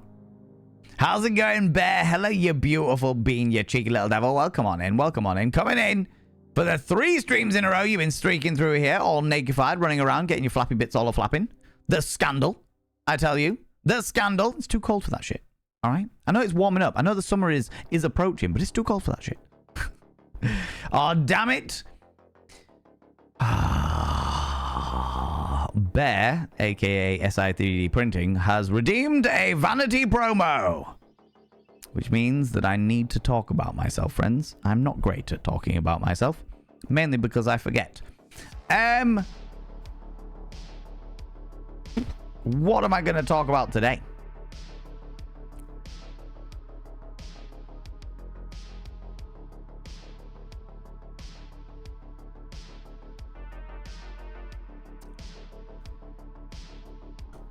Friends. What can I talk about that isn't going to cost anybody any money? Because people have already been far too fucking kind to me. Show us your sock collection? Don't you start. My sock collection is actually very simplistic. It's all very, very black. Lots of black socks. I do have some coloured ones. Some colourful ones, you know. But show us your fridge? Nah. My fridge, I don't have much stuff in the fridge. My fridge is mostly full of chunks, a variety of sauces collection, and I think I've got like a spag bol that I'm going to have tomorrow morning.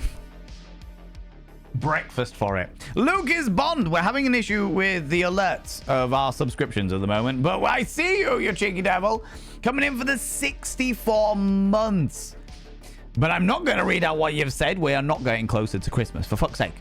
It is March. It is March, Lucas Bond. It is March. God damn it. However, you'll be very happy to know that for the partnerversary party that we've got on April the 7th, that we actually have, like, one of the dares that we've got is to sing Christmas songs. Lucas Bond, I shall now inscribe your name upon the mirror vein. By having your name upon the mirror vein, it means you get access to my personal Snapchat. Not a bum Snapchat, you cheeky devil. And of course, you get access to all the sexy little emotes. But the most important thing is you got to roll over every morning, look in the mirror, go, God, I look rough. But god damn, do I make rough look good. Ooh, sexy. Ooh, yes, meow. You know? You know? Don't forget about the vanity promo. I'm coming back to it right now. What was I talking about? Something that doesn't... Damn it.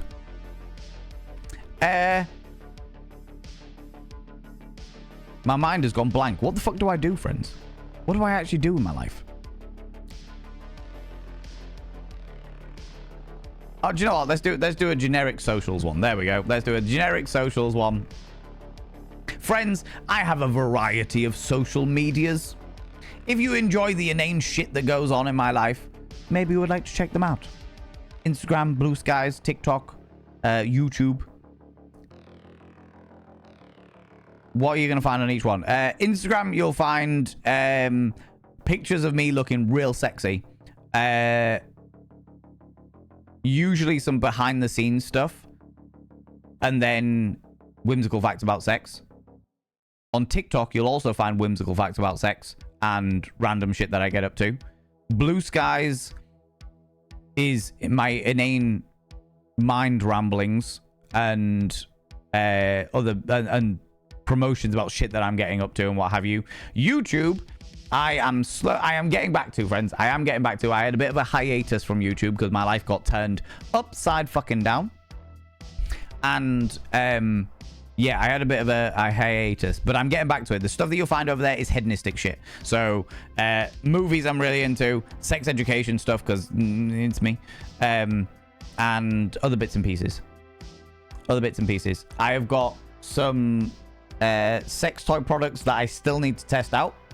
I also got another crate from the people who ran the 1990s sex store that they gave me, so I need to go through that. Yeah, there's a whole load of stuff going on. So there is more YouTube videos that are coming back. I think what I'm going to do is while I get back into it, while I pick myself back up from the moral cesspit of existence, I am going to like do one every 2 weeks until such a time as I get back into doing one every week. Okay, so I will likely do one.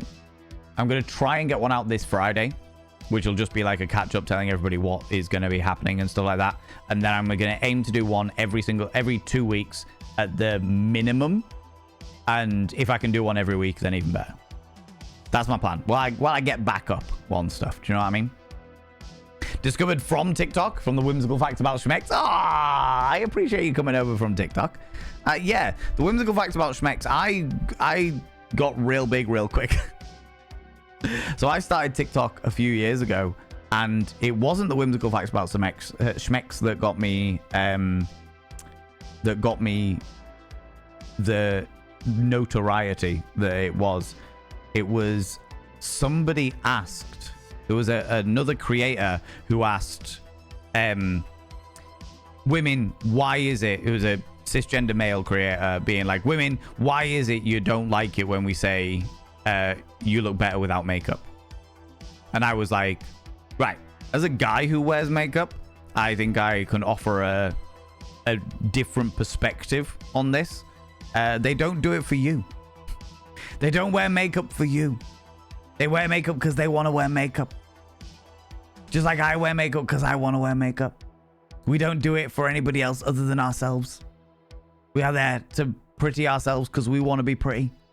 That's it. It's got fuck all to do with you, and you pushing your opinion on people doesn't help anyone at all. And that skyrocketed out of nowhere. That appeared out of nowhere and skyrocketed out of nowhere. It got ridiculous. I literally went from like 100 followers to a couple of thousand followers overnight, and I was like, what the fuck is this?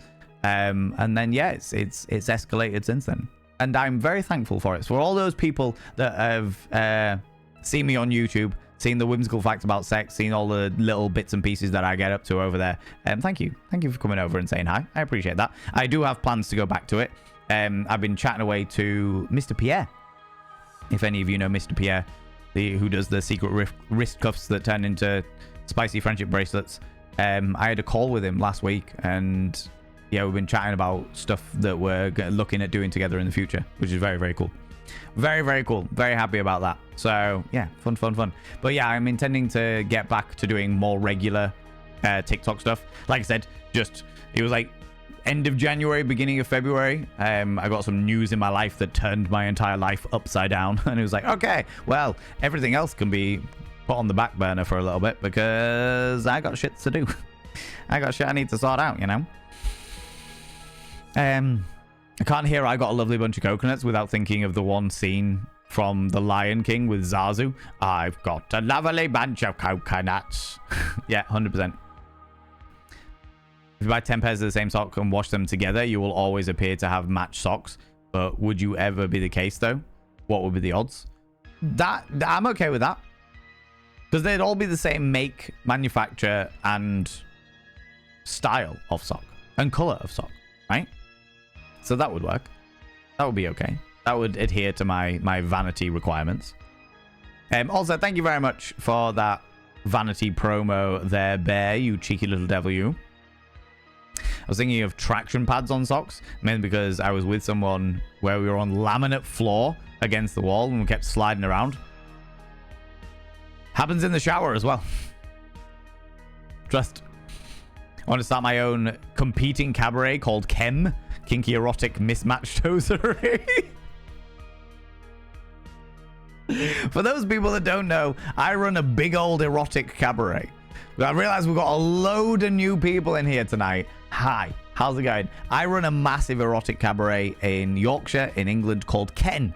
It stands for Kinky Erotic Nature, but I called it Ken purely because I wanted to call a night somebody's name.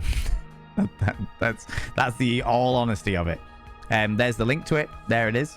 It's thank you very much, Wild Squeak, and also Nibirin. Thank you very much for that. Yeah, it's my baby. It's my baby. It's a big erotic cabaret. Imagine if the Rocky Horror Picture Show and the Moulin Rouge had a baby. That would be my night. That would be my night. It's my baby. It's my baby. It is glorious. Thank you very much. I appreciate that. It is my absolute pride and joy. Watching Ghost's latest music video, where one of the monk's characters looks like Gargamel. Yes. Yeah, he does. Yeah. He absolutely does. Yeah. 100%. I know exactly what you're talking about. And yes, he does. I'm going to whip down a wee bit, friends, because I am way behind in chat. I have to do something. No. I have to do something to know what my left and right is. The way that I always did it when I was a kid was knowing which way the letter L is. L. So from my perspective, L is left. And if I can see the L in my... If I do that, and I can see that that's an L, a capital L, then I know that that's my left one, and therefore the backwards L must be my right one. That was how I did it when I was a kid. That's how I learned my left from my right. I have a mole in the very center of my left hand. That's how I learned from left from right. But yeah, that makes sense. That makes sense. If you wear a Sunday underwear on Wednesday, it just seems like you don't change your underwear. So same thing with. So you think the same thing with socks? No, I can understand that. I can understand that. It's like, hold on a minute. You're still wearing the same underwear from Sunday. No, I put it on fresh this morning. It just happens to say Wednesday on it. Hold on a minute. Yeah, no, I can understand that. I can understand the skepticism and the mild suspect cautiousness, you know. Just came back from the gym, so I was indeed naked and standing in the rain caressing myself. First of all, the scandal. Second of all, oh, how arousing. Cheeky little devil. My lordy. Mine bought me a weekday underwear, but I didn't wear them and wore a skirt. Oh, wait, what? But he didn't wear them. Wall skate gave my teacher a shot when I leant over the wall and the skirt blew up. It was 4 at the time. Oh, wow. Wow. There is a joyous innocence of youth. And it's very, very different now. Like, there are literally photos. And it's one of those things that there's photos of this, but not photos that I could ever share, ever. When I was 3-4 years old, I had a pirate party in my parents' back garden. All right. So we are talking 1991.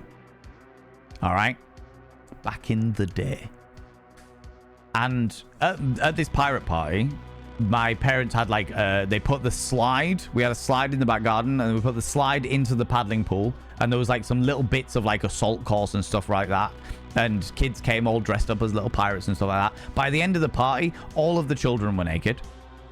Because Parents didn't want the costumes getting wet and dirty and muddy and what have you. So all the kids were just naked, and they just ran around naked, and all the parents stood around having a chat, talking about bits and pieces and stuff like that. And you would never get anything like that today. You would never get anything like that today by any stretch of the imagination. And I understand why. I do understand why, as a pseudo father myself. I understand why you wouldn't have anything like that today. Because there's always that thing in the back of your mind where you're just like, but what if? You know, what if there's somebody around here that, you know, but back in the day, it was just something that, like, nobody was, that was never something that people automatically thought. Do you know what I mean? That was never something that immediately jumped onto in people's minds. So yeah, it's a weird one. It's a weird one, for sure. However, I also have many, many stories exactly like that, Miss Coco Bay, that my parents have told me about me being a child, because I was a fucking terror. And I thoroughly enjoyed getting my nethers out for everyone and everyone. Everyone and anyone. It was like, no, well, now it's time to get my clothes off. Woohoo! Having a good time. Live in a wardrobe of black, but I love my white socks. Entirely fair. Entirely fair. As long as they match, I'm glad with it. Do you know what I mean? If you get stuck with just 3 individual socks left on laundry day, each only shares 2 of the main qualities, texture, color, or length, which 2 are the most important. Oh, Giles, don't even do this to me. I wouldn't get caught with just 3 socks. That's the answer to your question. I have an entire fucking drawer that is almost as wide as my entire desk that is full of socks, because I never want to be in that situation. I never want to be in a scenario where I don't have matched socks. Okay? Partying with naked people from 4 years old, that is actually, yeah. I have actually been doing that. That is true. Amazing. We are marching towards Christmas. Blaze, why would you do this? Why would you do this to me, Blaze? Why would you do this to me? Oh my god. It's not quite needing tattoo levels of bad. I believe that mine's an extension of my dyscalculia. Fair. Being able to imagine things in a 3D space makes figuring out left and right more difficult. Yeah, no, I can understand that. I can understand that for sure. Just keeping the same ones from good old Primani. I don't like I don't like socks that have got nylon in them. They just don't feel as good. I'm all about those full cotton socks, you know, or as much of cotton in them as possible. Just much more breathability in the old toes. Talk about how much you love getting donations and make it sound genuine. Semba, why would you add this? For those people that weren't here for the conversation earlier, we have got my partnerversary party on the 7th of April, right? A fucking partnerversary party on the 7th of April, and we are doing dares for them. So you can use your channel points to redeem a dare. The dare gets attached to a paperclip. The paperclip gets thrown behind me on the floor down here on a nice little rug. And then I attach a magnet to my waist and have to go fishing for them without using my hands. It's absolutely preposterous and shenanigans, and it gets real messy real quick. But yeah, that's what the dares are about. That's what the dares are about. So if you're seeing people like recommending a party dare, oh, excuse me, that is what it's about. Makeup is an artistic expression, 100%. I haven't been feeling inspired to wear it the last couple of months. Also in winter, my eczema is worse, but other than that, I wear it when I want to, but that's it. Exactly. Too right. Too fucking right. I was brought into your communite, I like that word, on Twitch from Musical Rich. Oh, yeah. He raided you and I saw your TikToks appear on my FYP sometime later. Fucking hell, I haven't seen that beautiful human being in a long time. Do you still know them, Mistress Luna? Do you still know Musical Rich? Are they doing all right? Are they doing okay? You and Mr. Pierre are going to be quite something. I look forward to seeing what happens. Yeah, I think it's going to be quite exciting. Dressing up to feel good about yourself should never lead to negative, creepy, or unwelcome comments from individuals or certain sectors of society. Couldn't agree more. Could not agree more. You dress for yourself. You might wear something nice in order to have an impression on a specific someone, you know, like your romantic liaison lover, where you're like, oh, I would like to wear this because I know that it is their favorite. Yes. Yeah, 100%. But that's specifically for them. And they're not the kind of person that is going to turn around and be like, here is an inappropriate comment. You know? As long as you don't make a follow-up called Kevin, I definitely will not do that. That is not a thing I am doing. All right? I'm fighting tooth and nail to get to the next one. The tickets are selling pretty fast, to be honest with you. We launched the tickets last week. Yeah, last Wednesday. And over 25% of them have already gone. So it's going to be a good one. But we're changing an awful lot of stuff that happens at Ken this time. Like, we're no longer doing the courtyard tickets. We've binned all those off. So now it's just like the cabaret tickets. But we've managed to rearrange the entire space so there's more space for them. It should have a bigger dungeon space as well, so there should be more space for the dungeon area. And then the way that the outside is going to be completely different as well. So there's a lot of changes this Ken. Lot of changes this Ken, for sure. Could be good though. Gonna be good though. Oh yeah, that's a good point. Friends, if you're thinking about going to TwitchCon EU, there's a thing that TwitchCon are doing at the moment where they're like, if you use... if you want a free ticket to TwitchCon, you can get other people to use your referral code, and if they use your referral code, you get money back. I have no interest in having a free ticket to TwitchCon. I have bought my ticket. I am perfectly fine with that. However, I see this as a great opportunity to raise money for charity. All right? So, if anybody is already, if they're already thinking, I'm going to go to TwitchCon EU, and you haven't bought a ticket yet, if you use my referral code, any money that I get back from that referral code will go straight to the Survivors Trust, which is a charity that we have here in the UK that support the survivors of rape and sexual abuse, which is a charity that is very, very close to my heart. I have supported them for many, many years, though. I shaved my head for charity fucking 10 years ago, nearly now, for that charity. We have done charity streams for that charity. I will be doing a charity stream later on in the year for that charity because they are so fucking important to me. In fact, the CEO of that charity came on my podcast. We have a sex education podcast called Thirsty Work. And they came on my podcast to talk about the work that they do with the Survivors Trust, supporting not only the survivors, but also the families of the survivors of rape and sexual abuse. So, yeah, any money that I get back from that ticket, if you are already thinking of going and you're like, I haven't got a ticket yet, use my code and I will send whatever money I get back straight to that charity because they are super important and they're doing super important things, you know? Oh, thank you very much, Nimbrin. I appreciate that. Appreciate that.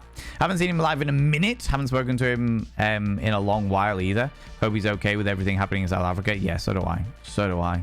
For sure. Jesus Christ, yeah. Pick a date for the time off, and it happened to be through the wrong week.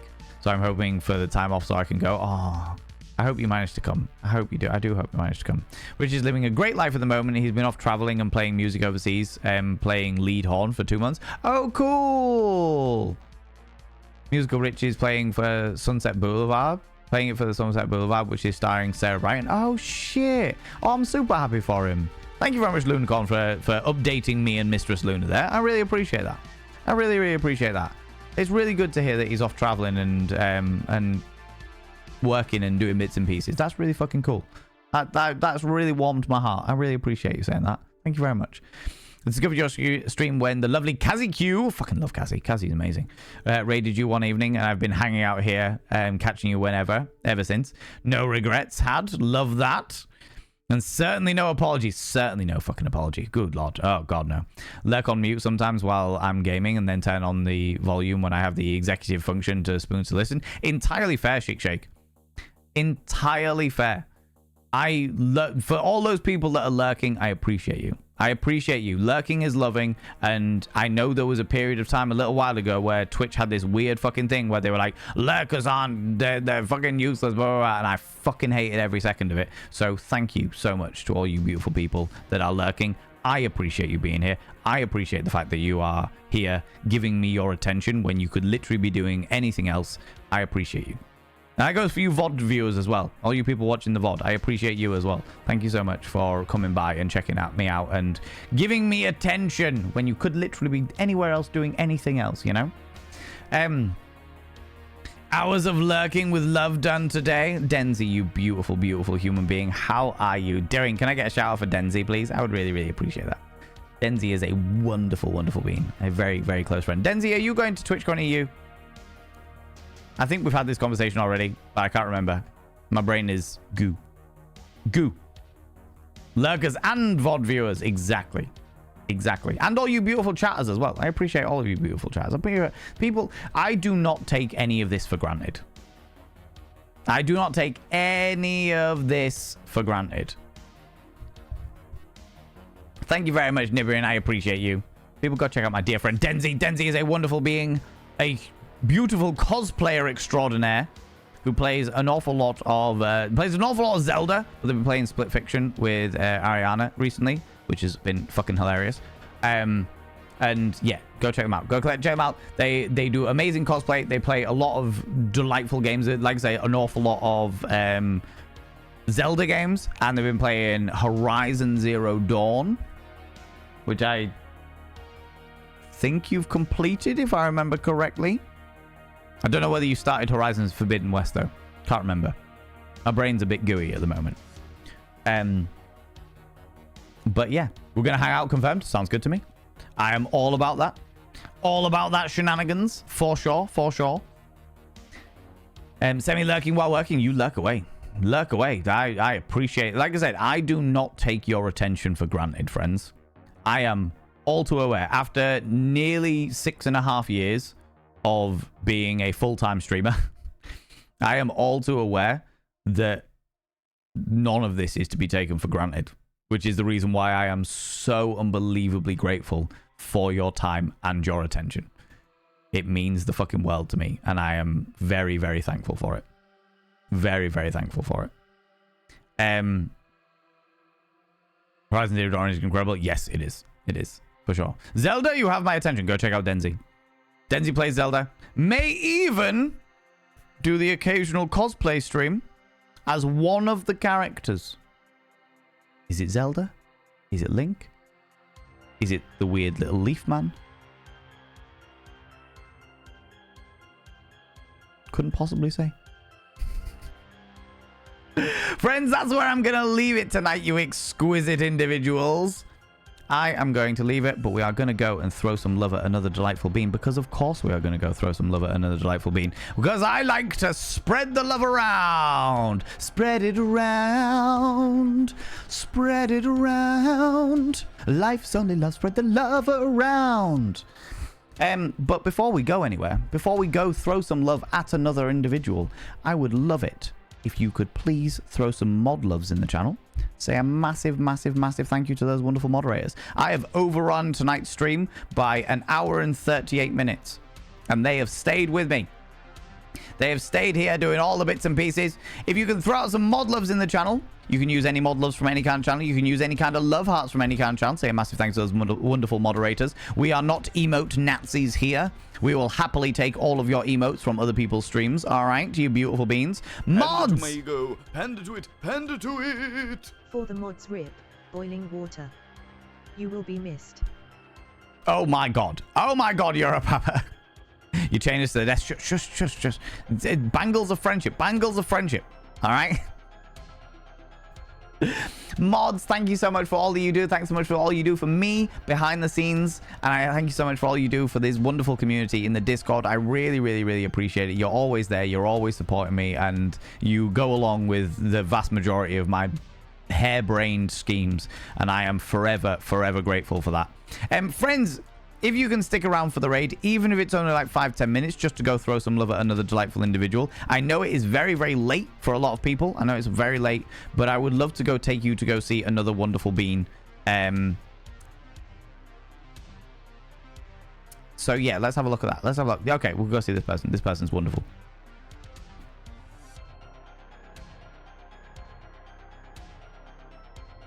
Let's go see this person. Let's do that. Friends, if you are a subscriber, please copy and paste the first raid message. If you are not a subscriber, please copy and paste the second raid message. Oop. That's the first Bot of Vane raid message for subscribers. The second Bot of Vane raid message for non-subscribers. Let me spell their name right. Friends, we're going to go see a wonderful, wonderful bean who is glorious and is looking exquisitely beautiful in their eyeliner today. We're going to go see Degradation. We're going to go see Degradation. They are doing their partner anniversary stream, which is fucking excellent. We love to support that. They are glorious. They are spectacular. They live at the other side of the world, so they've only just, well, they're doing an uncapped subathon day 8. Evidently, they're not doing it one long thing. I think they're doing it day by day, as it were.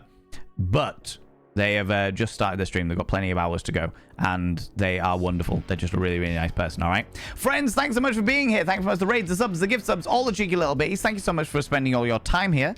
Thanks so much for all you VOD watchers for watching the VOD, and if you haven't done it already, I would appreciate you considering giving that... giving us that cheeky little subscribe and liking the VOD if you do like it. If you are a lurker, I appreciate you for being here and choosing this stream to lurk of all of the streams that you could be streaming. All of the streams you could be watching. If you're not in the raid up here, please, please, please, please, please click on the link that I have just thrown out there. I would really, really appreciate it. Degradation, as you can see, is a delightfully aesthetic, wonderful individual, and they're having a chat. They've been live for 120 hours plus. Amazing. Amazing. They are wonderful, though, and they have good conversation and stuff over there, so we'll go throw them some love. Friends, I'll be back tomorrow at 1 p.m. GMT. That's 1 p.m. British time. Until then, don't do anything I wouldn't do, because if I wouldn't do it, I'll fucking kill you. I'll see you all later. Bye-bye.